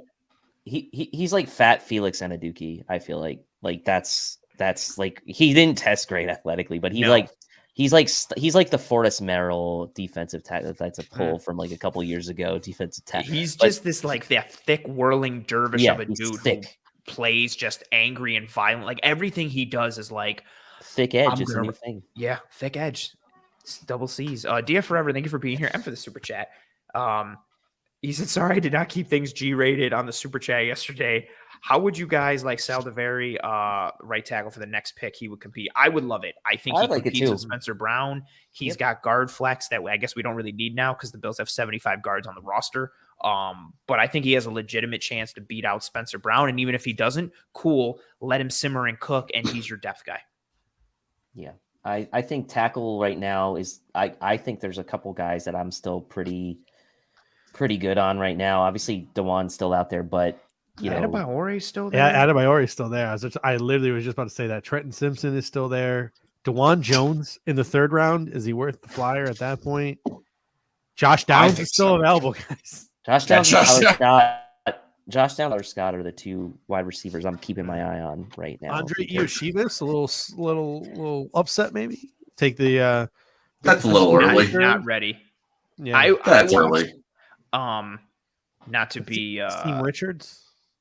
Akeem Richards is an interesting one. I got my hands on Princeton tape as well, and Yeshivas he's fast and he's athletic, but he needs like a lot of polish. Like I mean, he comes from Princeton. They're not a football powerhouse. Like everything he does is very much like I'm athletic and I have good size and I'm able to run past people because I'm very fast. Like the tools are there and they're fun. And he's got a good head on his shoulders. He interviewed well at the Senior Bowl. He was a cool dude to speak to and see. But I just don't think it depends on what you're looking for. Like if you're drafting him thinking, okay, next year he could be wide receiver 3 or 4, and then in year 3 could be your 2 and grow and so on and so forth. I just don't know what he's doing for you in 2023 and 2024, but he's got tools and traits. If you look at Arif Hassan's consensus board, where again he aggregates all of the various different draft websites, the top prospects available right now would be Darnell Washington, Josh Downs, Dewan Jones, Trenton Simpson,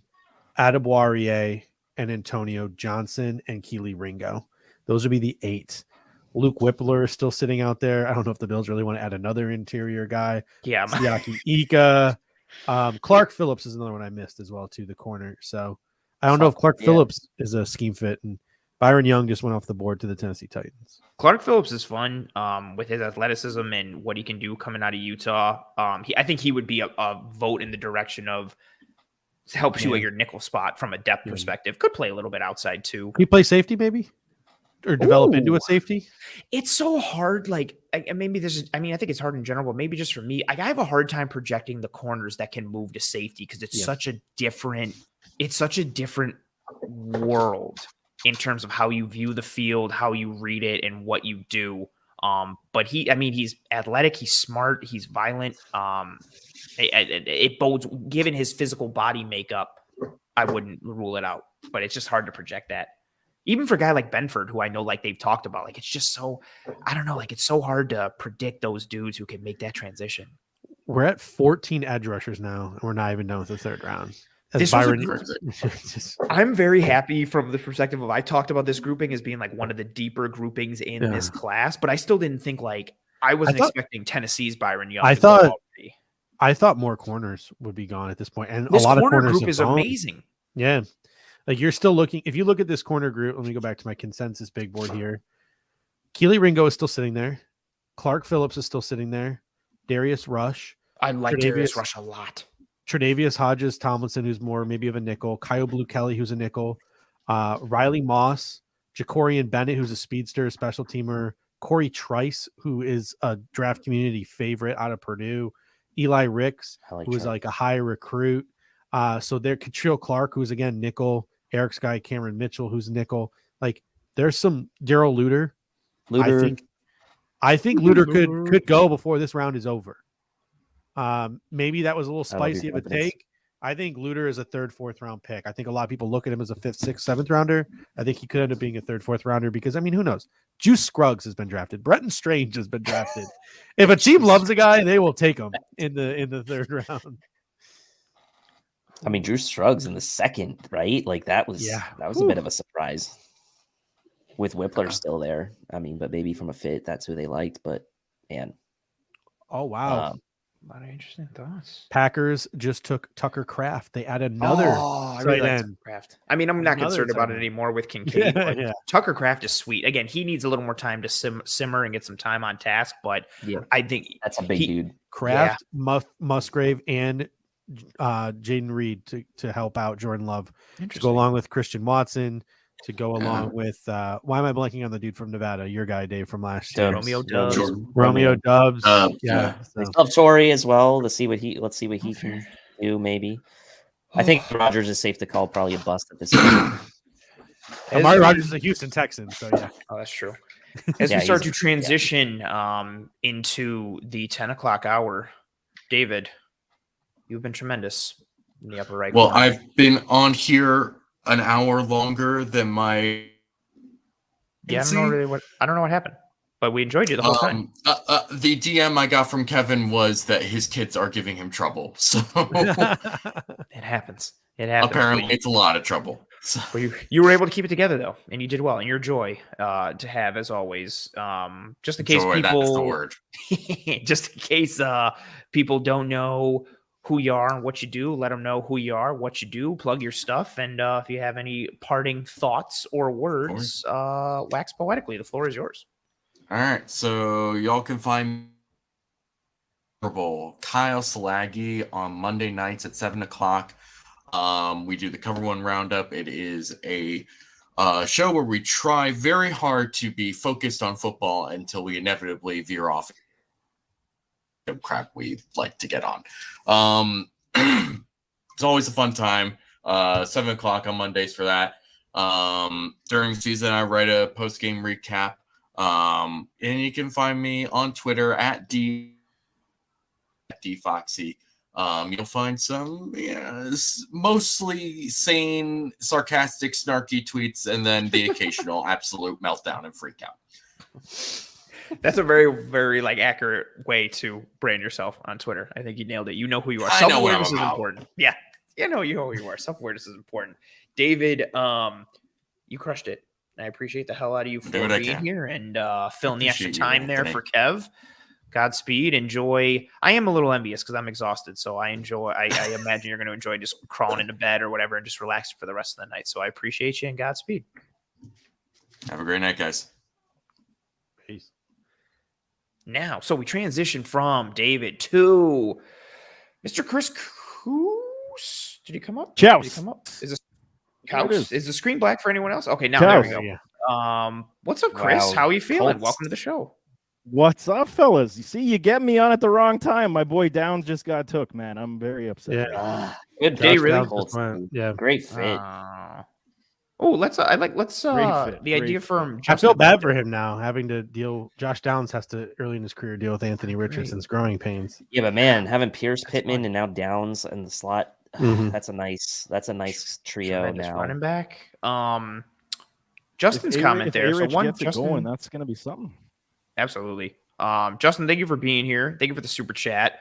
Justin's thought here: trade down and potentially get a fourth. Chris, what's your thoughts on that? You want the Bills to stay at 91, kind of make a pick there? Is there anybody you got your eye on or position you got your eye on? Or are you, in the idea of potentially trying to get, recoup that fourth round pick that they traded to go up and get Dalton Kincaid?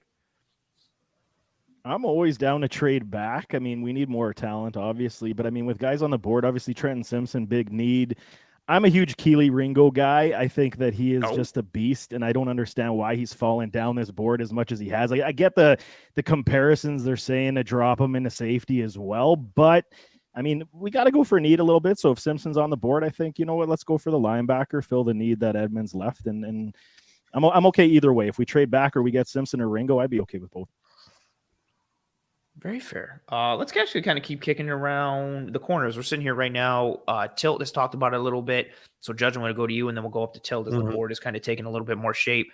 Judge, what are you thinking at 91? Is it player-specific, position-specific? Where's your head and your heart right now as we sit here kind of like 10, 11-ish picks away? Yeah, I think this is the point where if there's a guy sticking out of Brandon Beane's board outside of quarterback position, be damned if they think it's Darnell Washington at this point. Like you could at this point in the third round, you could bring Darnell Washington in. You can have him as another tight end, and you could even maybe try to convince him or coax him that it might be best for his career to be an offensive tackle, right? Like that's something that you could legitimately maybe get him into the building and try to coax and convince him to do. But I mean, just imagine a 13 personnel with Darnell Washington, Dalton Kincaid, and Dawson Knox out there. We want to protect Josh Allen. Well, we're protecting him with those three tight ends, but yeah, what do you do defensively if that's the personnel grouping that comes out? Like if you're the coordinator up like in the booth, you're just like, what are they trotting out? Like, how do we match? What are we doing? Yeah, the all that, and then Stephon Diggs as your wide receiver in that personnel package. Like it's imagine running like no huddle out of that too, and then like so James Cook is your running back. So imagine like you're just going no huddle and you're sticking with like you had jumbo like packaging in terms of alignment, but then you could spread everybody out and literally run spread with like everybody in like a wide receiver alignment, and maybe have Washington close to the line and he chip releases. You could have Cook out wide, like that'd be kind of fun. And from a chaos perspective, I feel like watching everybody get upset. So one of the things that I have been saying too is there's a prospect that a lot of people have talked about on our show, and that's Blake Freeland. Now, my argument has always been with Blake Freeland and Jalen Duncan, who's also still on the board. My argument has always been those are project right tackles, and we already have a project right tackle. Do you really want two project right tackles? But maybe we get to a point in the third round where they look at a Blake Freeland, they look at a Jalen Duncan, and they like the upside, they like the position, and they bring him into camp and see if they can compete with Spencer Brown or at least have a fail-safe behind Spencer Brown. So Duncan and Freeland, who knows? Andre Carter from Army, I'm very, very low on him. Same. He's another guy. He's just not physically there. He's the opposite of real quick, Judge. Like the feeling you got seeing Michael Mayer and those dudes up in person at the Fiesta Bowl is the opposite feeling I had seeing Andre Carter live at the Senior Bowl. I was like, him? Like this guy? Yeah. So Yeah. I second that notion. We have our 15th edge rusher off the board. I know he's listed as a linebacker, but DJ Johnson, a 34 edge off the board to Carolina. Nobody wants us to have an edge. No one.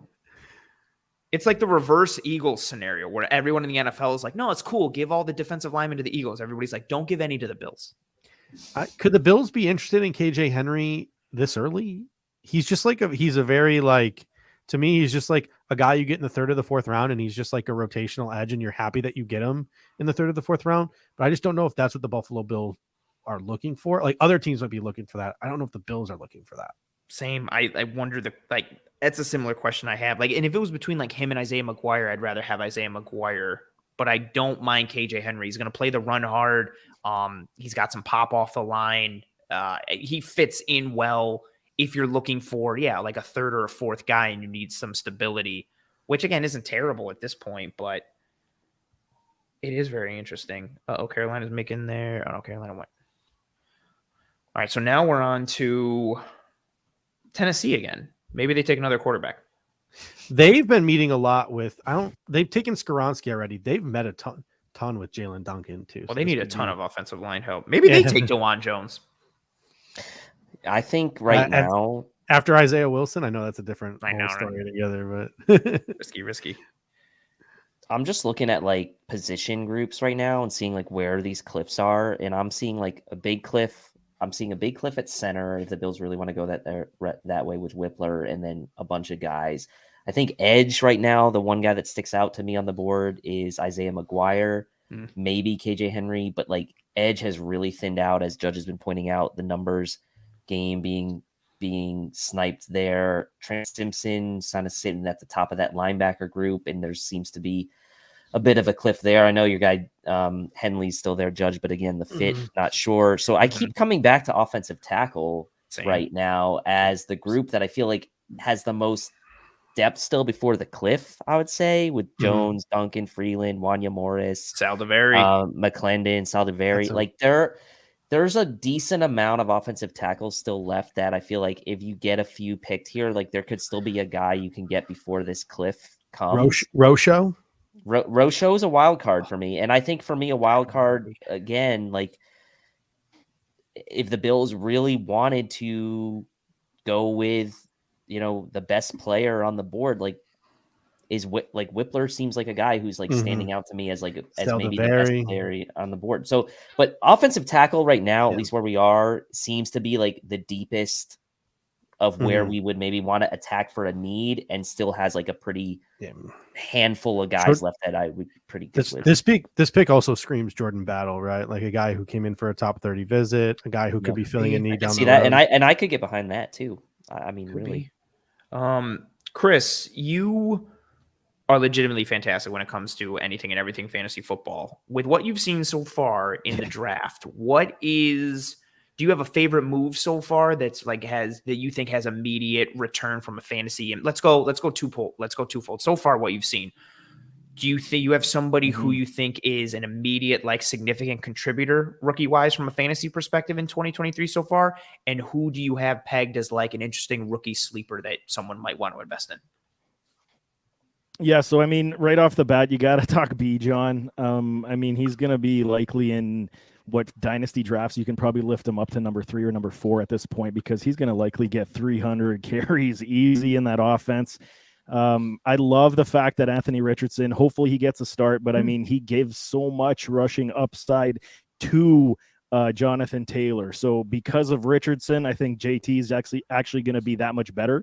They'll give him a lot more touches, and they're just going to run up everybody's culo, man. So I'm looking forward for that one as well.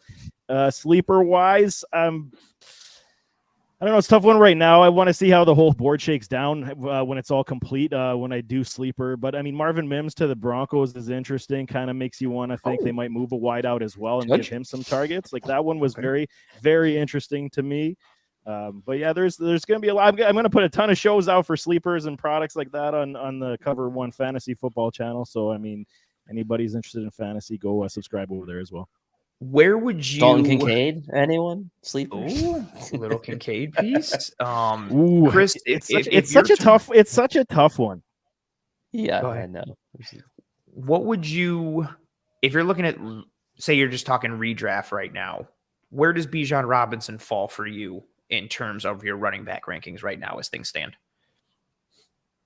It could literally be in redraft. He's top 10 for me just because of volume upside, sheer volume upside. I'd have to, again, right now it's still early. I'm still going to go through all my board and everything, but you're easily talking top 12 draft pick for running backs, like easily. When it comes to Bijan, you could say probably second round overall right now for running backs, but he's going to be creeping up into that first round. I wouldn't doubt it one bit. What do you make of let's take a look at the Baltimore Ravens, a team from a receiver perspective that has not been kind to fantasy football managers. Bateman showed some flashes and then got hurt last year. What do you make of Lamar Jackson as a fantasy player this year with what they've done from a receiver perspective? And then how much viability do you think there exists for either Bateman or Odell or potentially Zay Flowers? So what do you think of Lamar's fantasy projection this year and then the receivers in Baltimore? I've always been a huge Lamar Jackson supporter. The thing is, I still always have been critical on a higher end passing aptitude. And I mean, he's improved. He's still I don't think the ceiling has been met yet. So getting OBJ, and let's be fair, the Ravens haven't done Lamar a service in not providing him talent. So now there are no more excuses. You got OBJ. Now you got Flowers. You always had Andrews. We'll see how Bateman comes back from the Liz Frank. So, I mean, if everything does come, how many wide receivers will Lamar be able to support? He's never been a 4,000-yard passer. Yes, he has thrown over 30 touchdowns one year when he did win the MVP. But when we're talking about how many viable top 20 wide receivers can he support, I mean, we can say probably OBJ is going to be defaulted wide receiver 1. And then you can say Flowers takes the back seat to a Bateman if healthy. I would want to assume right off the bat because Andrew's still got to get fed too. And we all got to believe they're still going to run the rock at least 500 times. So it's going to be very interesting. So it's all on Lamar now. There's no more excuses, in my opinion. If he doesn't, put up the passing aptitude, then, I mean, I think the jury could be almost out to say that this is just a running offense with a dynamic quarterback who can go to and spread the ball around. They're going to be open wide receivers. Just how much productivity is going to be the question. If you're drafting a pass catcher from the Ravens, is Mark Andrews still the top dog you're looking for? Or do you think there's enough value if you can get Odell in a round or two later after Mark Andrews? How do you think that shakes out? I've never been one to support drafting tight ends extremely high outside of Kelsey, and I mean even that the year prior didn't really give you the top end numbers you wanted. He bounced back obviously, but I'm always looking. There's a lot of value that you can stream tight ends. I'm a tight end streamer majority of the time in my fantasy league. Okay. So if I don't get a good one, like Evan Ingram for example, he was a great waiver wire get, and he picked up as week 7, week 8, and he was a great darling for us off the waiver. So for me, I think Andrews is still going to be probably highly targeted. I would want to assume that they might split the share between him and Odell, and then we'll see how it goes. But again, chemistry is going to mean a lot. So I think Mark Andrews through probably the first 6 weeks is still going to take the target share. Copy that. I like where your head's at. Ooh, Thomas coming in saying Kincaid's top 10. Ooh, spicy. Spicy for fantasy. Also, and then tying into an actual draft perspective and even a fantasy perspective, one of the moves that was just made, Tajay Spears goes to the Tennessee Titans to be the number 2 behind Derrick Henry. That's a fun backfield, from a fantasy perspective, also from real life. Interesting. That was a Bills private workout too, so rather intriguing. And then with the next pick, Yaya Diaby goes. 16 edge rushers have gone in the first 3 rounds of this draft. Man. They just don't want the Bills to shine. Well, you still got you got 3 guys that kind of stand out as top 30s for the Bills still. Darnell Washington, Jordan Battle, and Jacqueline Roy. I think it's early for Roy, so I probably wouldn't. I don't think it's early for Roy at all. Yeah, looking at my I'm looking at my Bills specific big board. I have Jacqueline Roy in my tier 3B, which is late 3rd round. So I think that Jacqueline Roy, that's exact. But I had Darnell Washington 2A, which is top of the 2nd round. I thought they'd have to trade up for him if they wanted him. and I had who's the other one you mentioned? Jordan Battle is also my 3B. So Yeah. Battle I and mean- Jacqueline Roy. This is exactly where I think they go. It's funny, like DeJuan Jones is dropping like a rock. Is he going to be like this year's Jamari Salyer from last year, who we thought could have been like maybe even a first rounder, probably second rounder, and he's just like dropping like a rock. And I feel like eventually someone's just going to pull the trigger on him. I mean, I mean, is he the domino that maybe triggers like an offensive tackle run? Like, I don't know, but the Bills actually, if you look at it right now, we're on pick 83. I mean, we're 8 picks away from the Bills picking again, and there's still quite a few guys that are out there that I like. At this So- point, you have to start questioning maybe whether there was a medical with Darnell Washington, right? Like, I mean, the hype was so strong. There's got to be. Yeah, I would assume so. And I mean, but was he a guy that like before the testing, like was he that highly rated? I can't even remember that far back. I'm looking at, so I have a tracker here that I look at like how the rankings evolved over time. So like TDN, for example, back on February 2nd had Darnell Washington as their 25th overall prospect.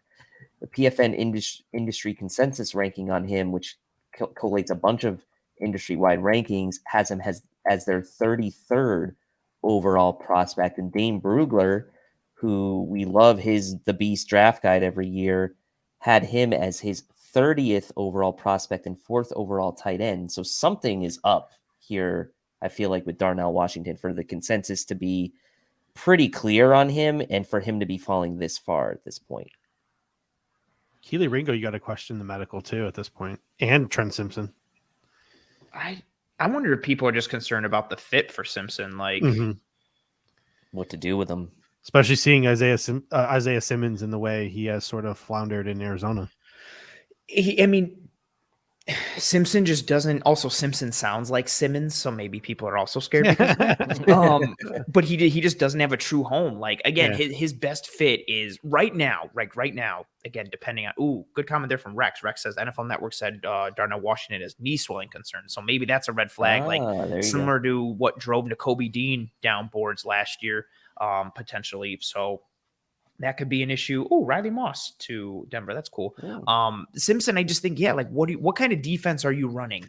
Because right now for 2023, he's best suited as that nickel overhang, edge rushing combination. Like you're taking advantage of athleticism and speed and explosiveness and like all of those pieces. But if you're looking for, I need an off-ball linebacker, like maybe like you need to work and develop him. And I think even for like a team like the Bills, like I think it would be intriguing because I like Trenton Simpson from his athleticism standpoint and his skill set profile, but it's similar in terms of the vein of a Terrell Bernard. Like it's still someone who you're developing and isn't ready to just be a plug and play guy. And I think that's a question that a lot of other teams would have. Where do you think would be a good situation for him to land? Like, where do you think a good...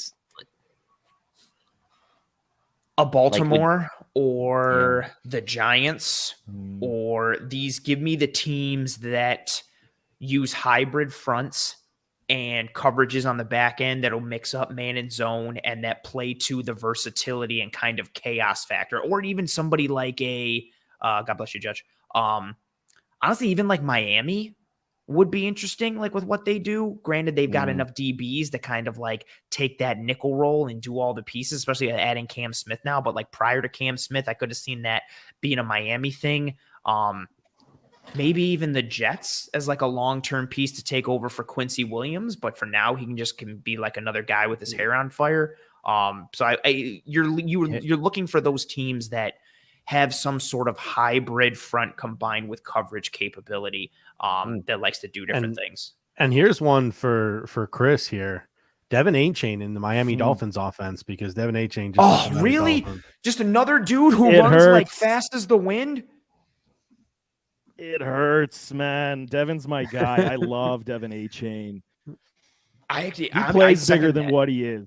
Yes, he's fast. Like it's very understandable. He's extremely fast. One of the fastest players, if not the fastest player in this draft. But his contact balance, his toughness, and his physicality don't get talked about enough. Like, he does not go down for Near anyone. enough. He played in an offense that was not good at Texas A&M. He was the focal point. Dudes were getting penetration off the snap. You're watching him get like a 3-yard gain, but he made 2 defenders miss behind the line of scrimmage and then got hit at the line by a defensive tackle and carried him for those 2 or 3 yards. Like, that's a really good addition for the Miami Dolphins in an offense that did not need more speed.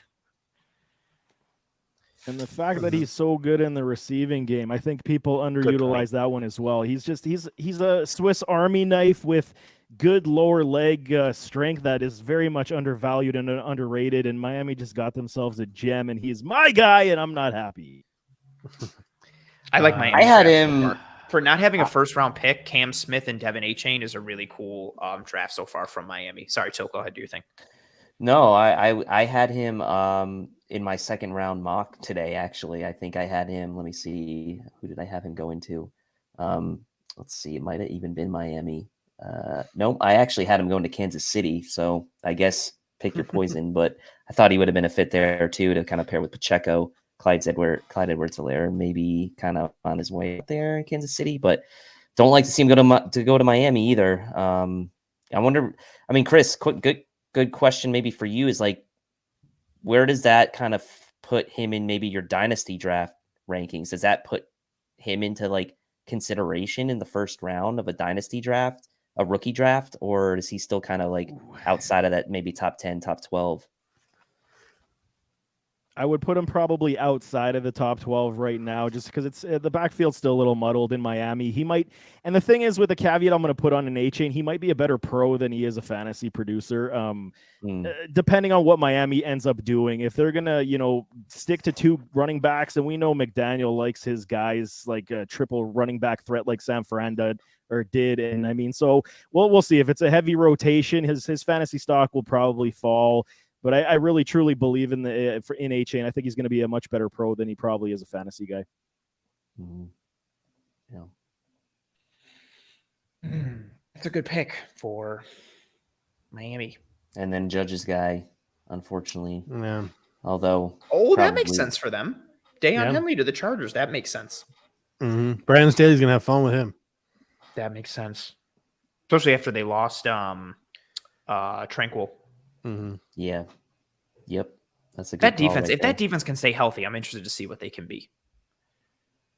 Yeah, with Bosa and Mac, I mean, that's like they never seem to be able to. That Chargers team just never seems to be able to have like their entire defensive unit healthy at the same time. If it's like not Bosa, like Derwin James is injured, or it's like Khalil Mack's like in and out, like it's just weird situation for them. But also, I don't really trust Brandon Staley. I think the shine is kind of worn off on him, for me anyway.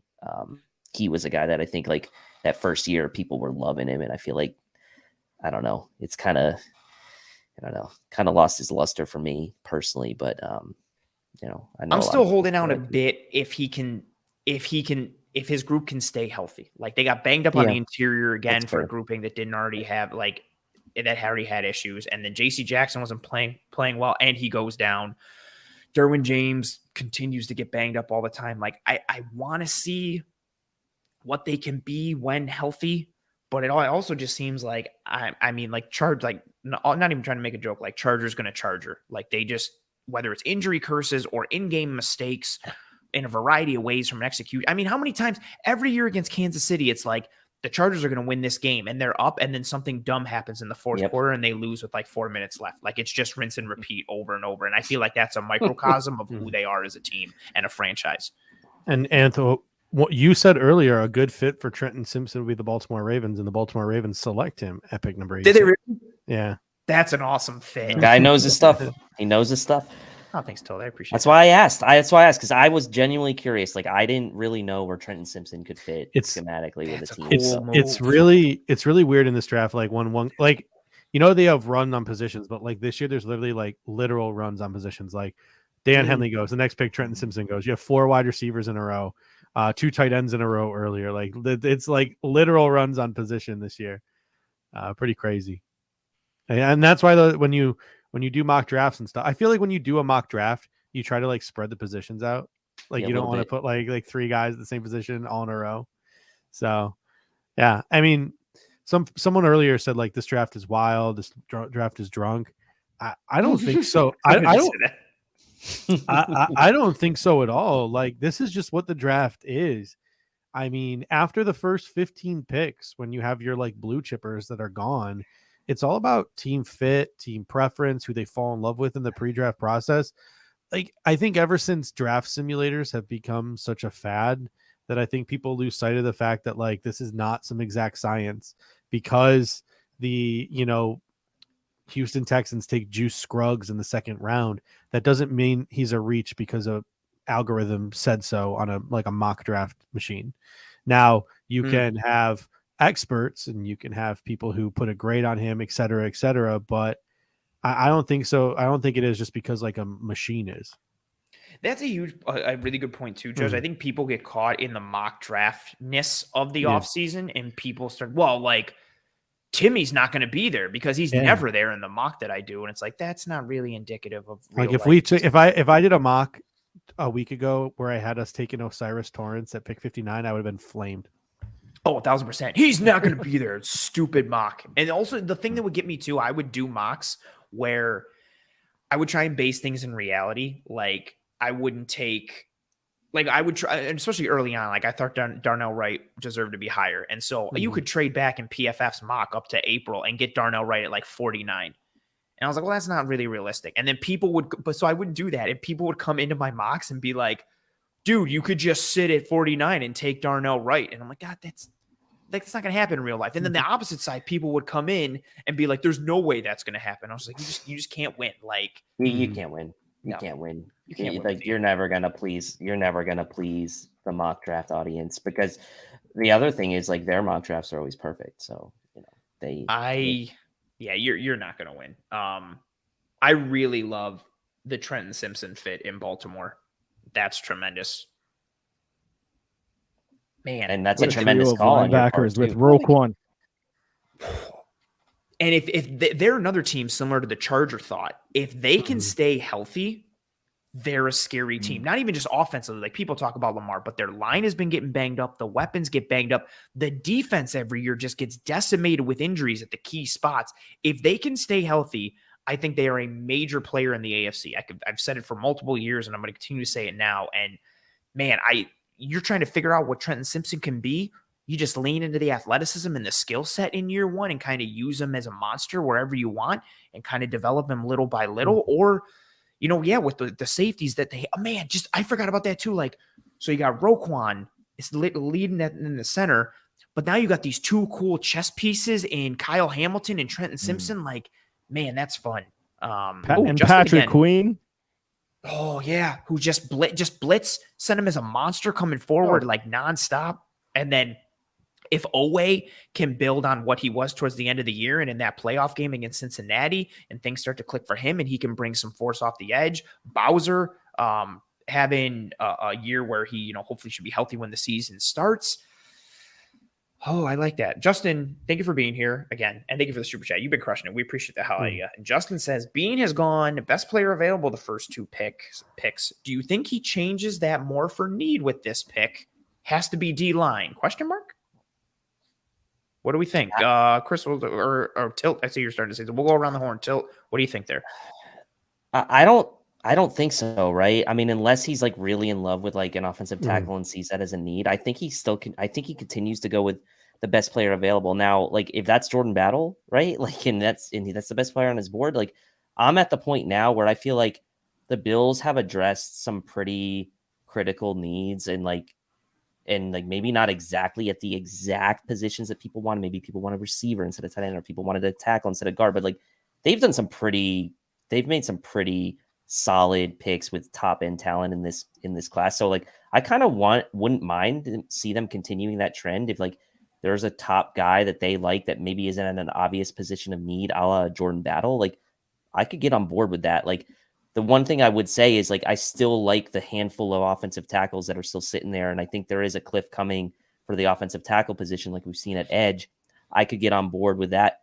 And then my guy and your guy, and Isaiah McGuire, is still out there at edge, and he's kind of like that last guy where I feel like he could be a fit and still address a pretty significant or like moderate to significant position of need for the Bills, I would be on board with that. So I think it's pretty wide open right now. Like other than probably quarterback, right? Like maybe corner. Like I feel like most positions that they haven't addressed already are on the table.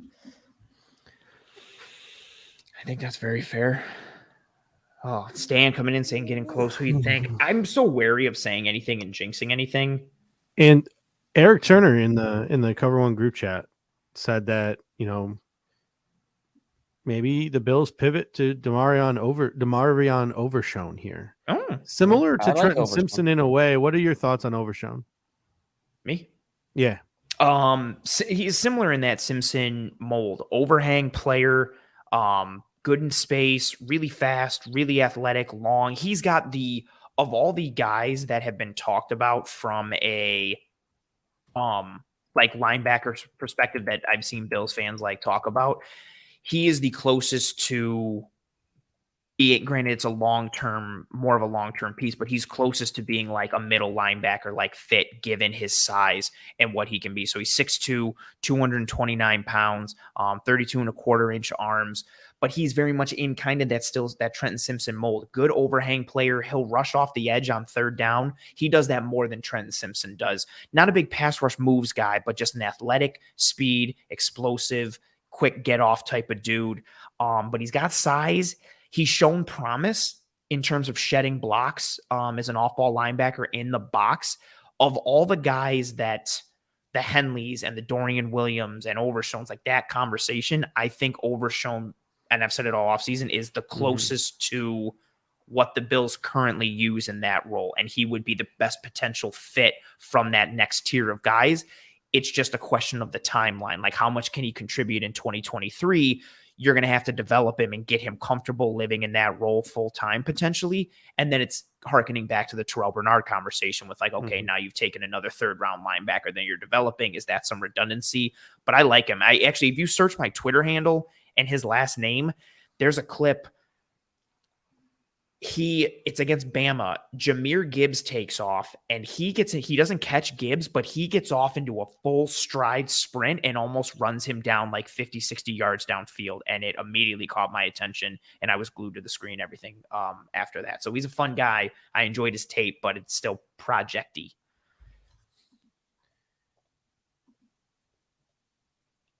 Oh, man. I don't know what Chris, what do you want at 91? What's in your heart? What's in your head? We're sitting here right now, a couple picks away from the Bills. What do you want?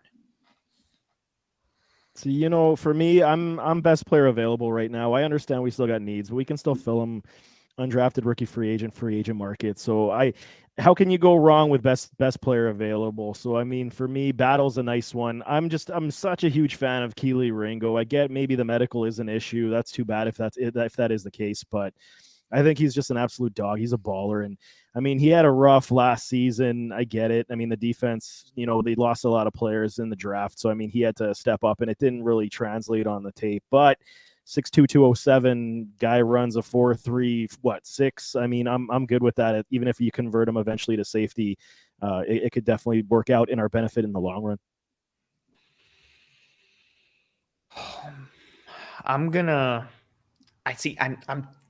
I'm too superstitious to do this thing. I was just going to say like who I want, and I don't want to say that because I'm afraid that'll make it not happen. Say who you don't want. Say you don't want, so that person gets picked. Maybe I'll start saying some guys I don't want. You could. I mean, you called it last night with the Jordan Addison pick, and you were like, "Yeah, but when I say this, it doesn't happen." And then you were literally like, "Addison to the Vikings." All right. I mean, I don't want Darnell Washington. I guess I could say that, but I mean, now it's going to happen. Let's see. I don't want Andre Carter. Same. Oh, I would be. I would be so. Don't want Antonio Johnson. Oh, Anth, you're gonna cry in a moment. The Los Angeles Rams with pick 89 select Kobe Turner. Fuck, really? Oh my God, no.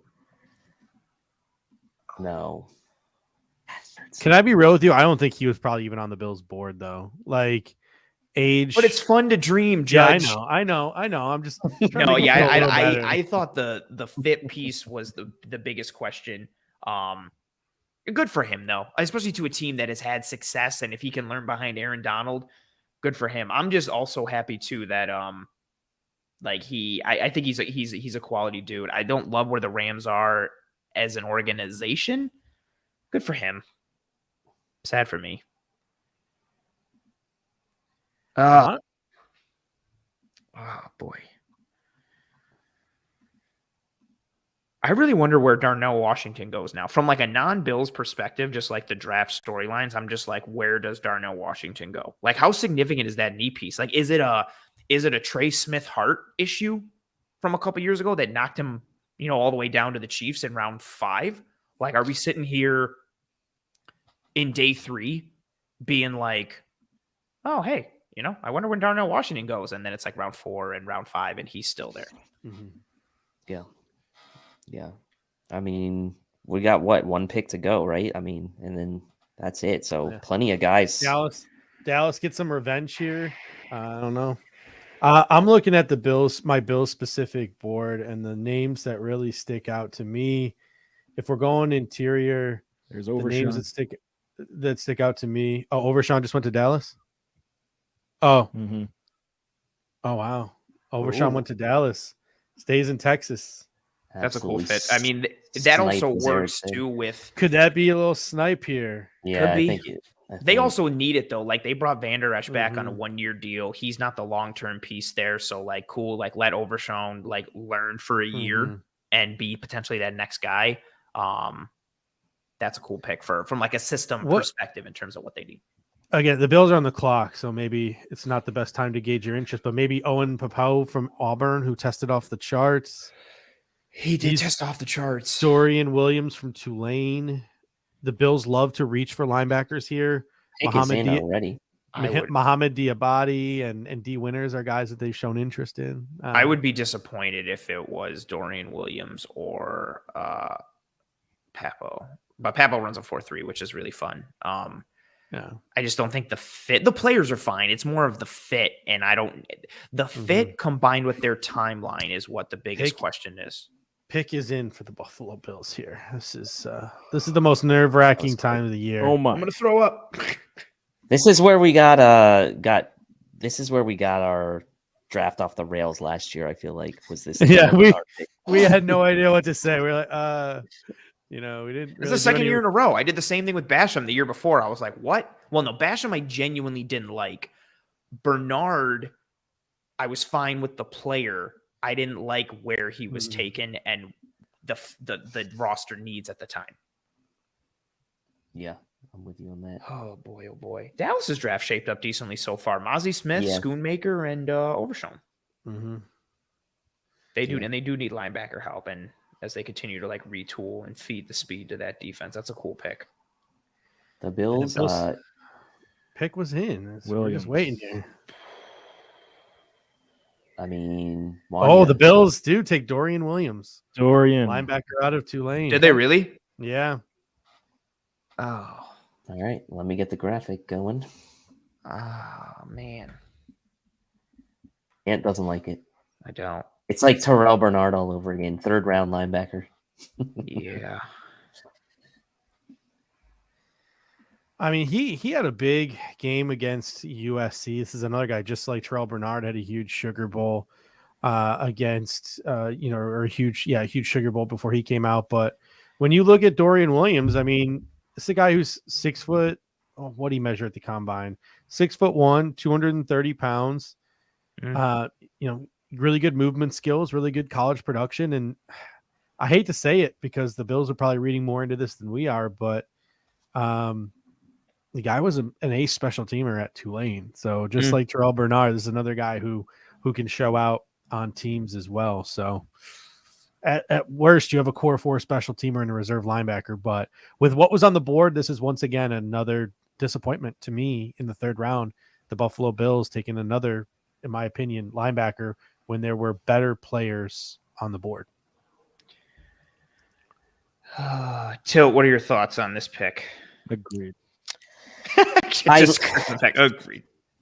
I mean, I like Dorian Williams. There were a couple mocks I did pick him, but this was in situations where I think there were other guys on the board I didn't love, right? So, I mean, I liked some of the things I read on him on the scouting report, right? And like definitely showed an improvement from 21 to 22. I mean, if you look at even just his 3-year sort of spread from PFF, like he was the 15th rated linebacker in 2020, dropped all the way into the 700s in 2021, then moved back up to the top 30. He's young. He's not even 22 years old yet. So you like that, I guess, a little bit. Zone, he's a zone guy. So that seems to mean it's a decent fit. Good athlete, obviously. And from a coverage perspective, I think he was one of the best coverage linebackers in college football as well. So the question really is going to be about like, what's he going to bring against the run? And you kind of look at it and think like, do we have this guy already on the roster? Do we have this type of player already on the roster? I don't know, right? Like Terrell Bernard, coverage maybe wasn't necessarily his thing. He was more of like that pass rushing guy, whereas Dorian Williams seems like maybe he's kind of on the other end of the spectrum where he's more of a plus coverage backer. So I don't know. I mean, we'll see. He's not the prototypical Mike for the Bills schemes as far as size, but yeah, I guess my preference would have probably been to go offensive tackle there with a Wanya Morris type, but we'll see. I do like Dorian as a player in a vacuum, as we've been saying. So, yeah, I mean, Dorian Williams in that bowl game, it wasn't the Rose Bowl, it was the Cotton Bowl against USC, 17 tackles in that game, in that Tulane upset over USC. I mean, I don't like as a player, there's things to like and be intrigued about, right? Like he is rangy, he's athletic. And Spud saying the number 1 rated special teams linebacker in the draft, like even if like that's true, cool, awesome, but like, are you taking that in the 3rd round given the other like needs you have on the roster? He's fluid, he's got good pursuit, he's athletic, he does have some impressive box score numbers. Like he's a fun guy to watch. Like he flashes, he pops. He's got the tools, I think, physically that you could do some things with. I just question the fit and drafting him here at this spot, given what you still potentially need at other positions on interior defensive line, or even potentially edge or offensive tackle at some other spots. And again, like, so if you take him, what is his path to production? Is he a special teams linebacker? Is he beating out Terrell Bernard? Because now that's also my question too, from a redundancy standpoint.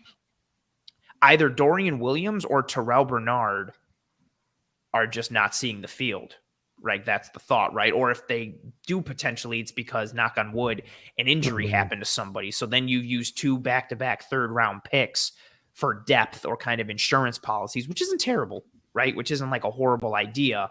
I just question what his path to the field is and what the timeline is. So we'll see what happens. Like, but as a player in a vacuum, fast, athletic, rangy, fills up the stat sheet. There's a lot of really fun highlights for him. Like he's a dude where if you type in his YouTube highlights, like he's just got tons of them. Like he's popping guys in coverage or he's making a play in the backfield. But we'll see. Like I also do like from size, he's 6'1", 228 pounds. Can he get a little thicker? Can he add on some muscle? And how does he process and read? Take it for what it's worth, but on the ESPN broadcast, and I quote, take it, Dorian Williams and Matt Milano will be an absolute terror. Lewis Riddick. Cool.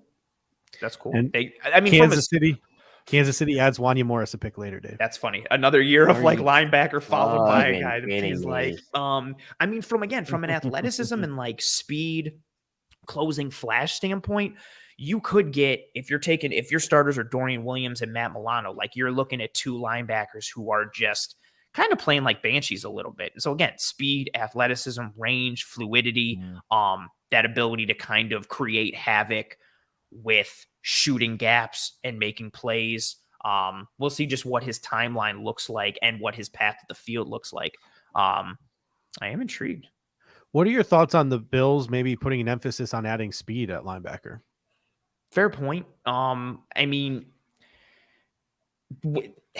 was Edmonds not fast enough? Like and I don't even mean that like super jokey. Like it's not like they were going from AJ Klein to a speedy running back. Like they were going from a fast, rangy, athletic linebacker to another one. So maybe the idea of having speed at the grouping overall from a depth perspective, or to Dominic's point, this is the thought that was in my head. Like, are they changing the defensive scheme? Like, maybe this is a move in that direction. Like, maybe there is going to be more fast flowing nature, more blitzing from the linebackers, more occupation of the gaps, and like actually bringing them in kind of more versatility, quote unquote. I don't love the term positionless football, but maybe some of that. This could be a move potentially in this direction. This also makes me wonder if Overshown or Henley were there, would they have been the pick? Like, I think that's an interesting conversation to potentially have as well. Yeah, there was a run on linebackers right before Dorian Williams was taken, so it's definitely worth considering whether the Bills maybe saw a cliff there and Dorian Williams was the last linebacker before that cliff fell. I know Henry 2020 was still there, but not a lot of people are sold on him, and he was definitely like the last guy in that. Like the first tier, depending on how we had him ranked, was kind of, Sanders and Campbell and Simpson, and then that next grouping was Henley and Williams and Overshown. Maybe, if depending on who you ask, maybe Henry To'oTo'o is in there, or some people like Ivan Pace. But he was definitely like the last guy of that second tier of linebackers. But again, I mean, you could do worse than adding like fluidity and athleticism and speed. Like that tracks usually. Like, can you the speed and range? The speed and range is good. I like the speed and range that he's going to provide, and I agree with one of the comments you saw there that Edmonds wasn't necessarily explosive in the flats, and maybe that changes with the Bills too now with Milano and Williams. It's an interesting pick. It's just that his coverage awareness and what he was asked to do at Tulane. I'm interested to see how that projects, right? Like, how does that translation look like versus what he was done? Because I think, again, that's a huge piece, and it's such a thing that I feel like Bills fans don't like to hear. But Tremaine Edmonds was a 6'9" wing. I don't know what Tremaine Edmonds' wingspan was, but Dorian Williams 6'9" wingspan.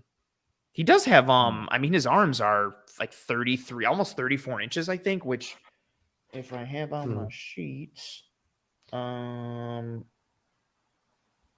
that's like 100 percentile arm length type stuff. So he does have good arm length. Yeah, I mean, he moves well. He's good. Fluid athlete, moves well. Can you coach him up mentally? Can you get him to get better with reading the route distribution? But it all starts with, I think Dominic was the one who made the comment earlier, all depends on what type of like scheme. Are they going to ask him to do what Tremaine Edmonds did, or is this a potential signaling of a scheme shift defensively in terms of what they may be doing going forward? So with that pick, and as we kind of all have gone around the horn speaking about that a little, as you start to wind down here, Chris, start with you. What are your thoughts, whether it's just on this pick as Darnell Washington goes to the Steelers, so I'm glad his fall ended. I felt bad for him. Chris, where does your head and your heart go to now on day 3? What are you looking for in round 4 and beyond, given what we've seen with the Bills picks thus far up to this point? And then same question, Judge, for you and Tilt for you. Yeah, I mean, it's tough. You still got to go probably tackle somewhere here, maybe center somewhere here as well. And you got to beef up the trenches. I think the trenches are very important right now, and especially with this Williams pick. I'm actually quite scared what could happen against the run. It's a concern. Again, I'm a best player available type of guy, so I mean, it's tough to make the arguments now because of this Williams pick. So now you almost got to go for need, fill some holes, and hope everything is going to work out in that sense. If we're going to go, I still kind of want to see a wide receiver taken, add some more depth at the wide receiver room. Maybe a running back, but highly doubt it now that we got Harris. So we're in Super Bowl now mode. So I was hoping for a lot of playmakers on the offensive side. And I mean, getting Kincaid is definitely going to help. But I mean, as we go down the board, I mean, you got some sleepers here that are, in my opinion, like an Antoine Green, I think is like a Diami Brown 2.0. I love some Xavier Hutchinson. I think that could bode some pretty good returns as well. But I mean, a defensive back, I don't think, because who are we trying to really beat here? The Chiefs, now the Ravens. I mean, so you got to play with the big boys. I think we need some more speed as well. So that's why I don't hate the Williams pick. The range, like you said, and the athleticism is a huge positive, and it'll bring a different dynamic to how we cover these top dogs. But Yeah, we'll see how it goes. I hope the Bills. It's looking like we might go more need now as the draft continues to roll out. Judge. I'm sorry, my voice just cracked. No, you're good. Judge! I'm with Chris. It appears now the focus has shifted from best player available to need, because I think, and again, we don't know the medicals and all those different things, but we were all sitting here and, we mused Dorian Williams, but that was definitely not on any of our lists, right? So this is a guy where the Buffalo Bills felt like they needed competition at linebacker. They saw the cliff falling at linebacker. They took probably the best linebacker that was still left available. So this was not the Buffalo Bills, in my opinion, taking the best player available. I think most people would agree with that. So it appears now, with the limited number of draft picks, you have what, fifth and a sixth left, correct? Yes, 130 and the Bills will. Yeah. The Bills will probably find some. The Bills will probably find some positions that they feel that they are low at, whether it's defensive tackle, whether it's safety, whether it's adding another wide receiver. They'll find a position they think they're low at, running back, and they'll add some players, 2 players to be competition in training camp. But that's typically how the Buffalo Bills utilize their day 3 picks. Judge, as we sit here after the Dorian Williams news. Justin, thank you again for the super chat and for being here. And he says Chris Trapasso of CBS gave the Dorian Williams pick an A. So that's cool. I know he's a somewhat respected voice. I know he also had he also called somebody like Christian Wilkins like 2.0 and then had him ranked as like 15th defensive tackle. So take that with a grain of salt. Till, where's your head at after this pick? And where the Bills are right now, potentially for day 3. Yeah, I mean, look, I probably would have gone offensive tackle there, but like, again, there's still some offensive tackles that I like on the board. Nick Brocker's still there. There's a couple other guys, Jalen Duncan. Like, there's some guys that are still there if the Bills really want to go that direction. I mean, I thought that they would address offensive tackle at some point in this draft, just given like the shallowness of the depth we have right there. But, again, they may be pretty high on the prospects of Tommy Doyle developing more. They may be pretty high on Spencer Brown going through a camp, ideally without having to battle through some injuries, which has been kind of a plague to him. So, as Steve mentioned, like, it seemed like they kind of definitely went the direction of need with that pick. And it's kind of funny because I feel like last year when they picked Terrell Bernard in the 3rd round, that was like not for need at all. So it's kind of like opposites in yet ending up with the same position. I would say if I'm going to compare the two, like, I'm probably higher on Dorian Williams as a prospect than Terrell Bernard, equivalent to last year. So from that standpoint, I'm kind of like probably going to get behind it more than I did the Terrell Bernard pick, especially given like last year it wasn't a need. So I'm kind of open to seeing how it plays out. I do like the ranginess. I do like the fact that he's plus in coverage. So that's a bonus to me. I still think at some point, though, the Bills are going to have to address the defensive line in this draft one way or another. So whether that comes early tomorrow, whether that comes in with multiple picks, right? We'll see. But I feel like defensive line is something they still need to address. That's where my head is at overall right now. Like, again, in a vacuum, I don't dislike Dorian Williams as a player. I question it because of the fit with Terrell Bernard, where the Bills are as a team, and other needs that could have been filled and what was available on the board. But, maybe they can address some of that in round 4. Maybe, Roy falls to the 4th round, or maybe there is, some interior help, or maybe Isaiah McGuire is still there. You get some sort of defensive reinforcement on the defensive line, or maybe Nick Saldiveri falls, and that's who the pick is at 130. Like, that would change my tune a little bit. But it's all, I think with so much of it, what makes it tough is no matter the analysis and reaction right now, so much of it, we really won't know until 2-3 years from now, when we're sitting back here and we're like, man, like, this guy really ended up being great, or this guy ended up being terrible, yada, yada. It kind of just muddies the waters. But I am intrigued now again for another day 3, based on what they've done so far and based on what still exists as Jordan Battle goes to the Cincinnati That Bengals stings. right now. That stings, I will say. The losses they had at safety with Von Stings. Bell going to the Falcons, like that is a very good pick for the Cincinnati Bengals, and that does sting a bit. Boy, we are Teaming that up with DJ Turner, that hurts. Dax Hill last year. We'll see what they do from a coverage standpoint. And then going to Cam Taylor Britt. Oh, Your yeah, I guy? forgot about Cam Taylor Britt and returning What's the Awuzie. other guy's name? Lions, Yeah. Lions just traded up too. They take another quarterback, just fill the room full of quarterback. Take Aiden O'Connell. No, Jake, they took my boy Jake Hayner's still on the board. They took a judge favorite here. The Lions did. No, Who'd they take? Oh, Broderick Martin. Oh no! I want to just clip that. No. That's very. That's early for him, though. I feel like. No, it's not. I knew he was going to get drafted early. That man had 20 pre-draft visits. 20. Yeah, true. He visited everyone but the Bills.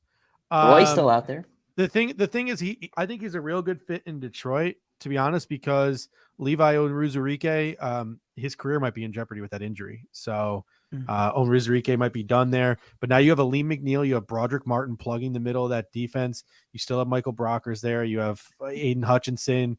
That's a pretty good defensive line they have there in Detroit too. The guy from Kentucky who I'm blanking on, who was injured last year, who I know you guys were very high on last year in the draft process, is also there. Good defensive line they're building there in Detroit, but man, they've had a weird draft. They just saved it with that pick though. This has been start to wind down here. Myself and Greg Thompson will be going live with the post night 2 reaction starting in a little bit for these picks, which again I'm sure will be full of level-headed takes one way or another. Another awesome night here. Tilt, Judge for the second night in a row, kind of, holding it down. I appreciate the hell out of both of you guys hosting last night, and then being here consistently again. Chris, the fantasy expertise was, obviously, like your knowledge of the Bills and then being a part of the Cover One team, but the fantasy piece I think was a cool piece that we've never had here in the draft coverage like before. And I'm super into fantasy football, as I think most of the world is. The angle too.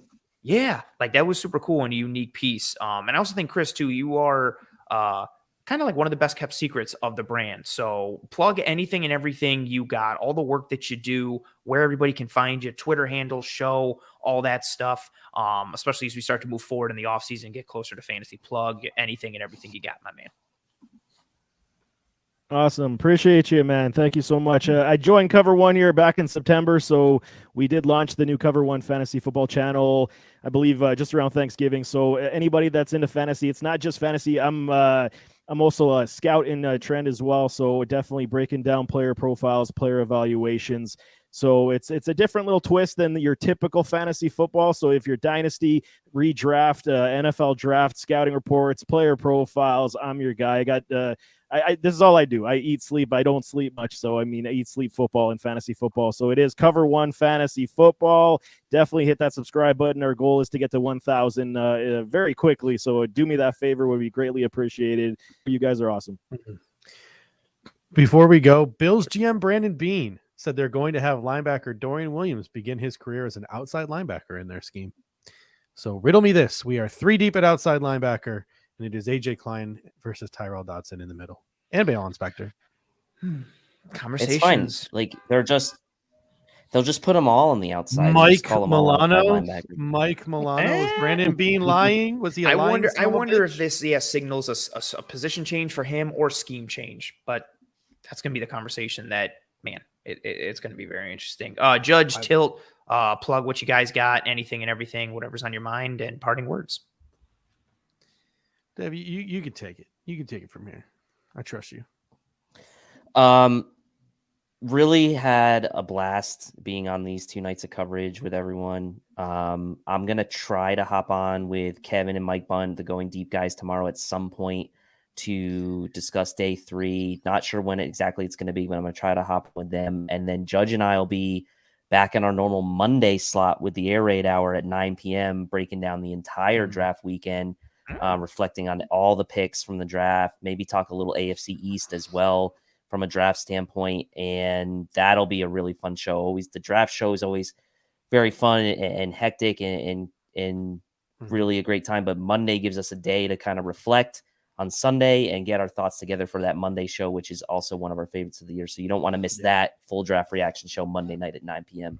And Dave, one of your favorites, Ricky Stromberg, off the board to Washington here at 97 before we head out. I But, was higher on him so than you most. got Yeah, you got I was. you got screwed over, and I get screwed over before we head out. But I'm actually I'm really looking forward to tomorrow. I will not be on air tomorrow, but tomorrow my day will be spent with my newborn in one arm as I lay watching day 3 of the draft, and my Nothing spreadsheets. better, man. My spreadsheets in my other arm. So that's going to be my game plan for tomorrow because my wife's going to be at a bridal shower. So it's dad duty and day 3 of the NFL draft for me, and I'm really looking forward to that. Good combo. We'll see how many of your favorites. I'm gonna get her. I'm gonna get her working the spreadsheets early. It's a little validation though, seeing some of these guys get picked earlier than consensus that we liked, because it kind of like validates that we the evaluation had a reason to be high on some of these guys. So I'll take that as the kind of like silver lining. Very good point. Very well said. This has been day 2, night 2 of the NFL draft here on the Cover One channel, and hosted, on the Disguise coverage portion of it. Major thank you to David Foxy, who was here earlier with us tonight. Major thank you to Chris Kaus, our fantasy football expert, for joining us and taking some draft analysis and mixing it all together in a really cool cocktail. Major thank you again to Judge and Tilt and everybody who joined us live. We appreciate the hell out of you folks for being here live. If you didn't join us here live, that's cool. We appreciate your post-live view, download, listen, whatever have you. Before you leave here on YouTube, please, please, please, and thank you, drop a like on this video. Or if you're watching later, drop a like on this video. Podcasting apps and platforms, please rate and review. Subscribe, whether you're listening on the podcasting apps or here on YouTube. We hope you and your family and friends and loved ones. Browns. Great. Just shoot me in the face. We hope you and your family and friends and loved ones are all doing well and staying safe. Be kind to one another. Take care of one another. We hope you're all doing well. Stay tuned to the Cover One channel for all the coverage over the weekend with everything we got going on tomorrow that we plug in and everything leading into next week for the analysis and coverage you need. Myself and Greg Thompson will be going live on the C1 Buffalo channel here on Cover One probably in the next 5 minutes or so. So join us there for some post-live reaction and recap. I'm exhausted. I want to go to sleep. Godspeed. Thank you to everyone. I will see you next week on Tuesday live at 9 p.m. for Disguise coverage. Also, it's either going to be recorded or live. Haven't decided yet. I have Brandon Thorne joining me over the weekend for some talk about Osiris. Very nice. Yep, I'm pretty pumped for that. For some nice. Osiris Torrence talk and evaluation, and also talking about trench players offensively and defensively, what to look for in the evaluation process and what transition and translation looks like to the NFL level. So that'll be coming on the Disguise coverage channel, either live Sunday or posted Sunday or Monday, sometime like that. Godspeed, folks. And as always, go Bills.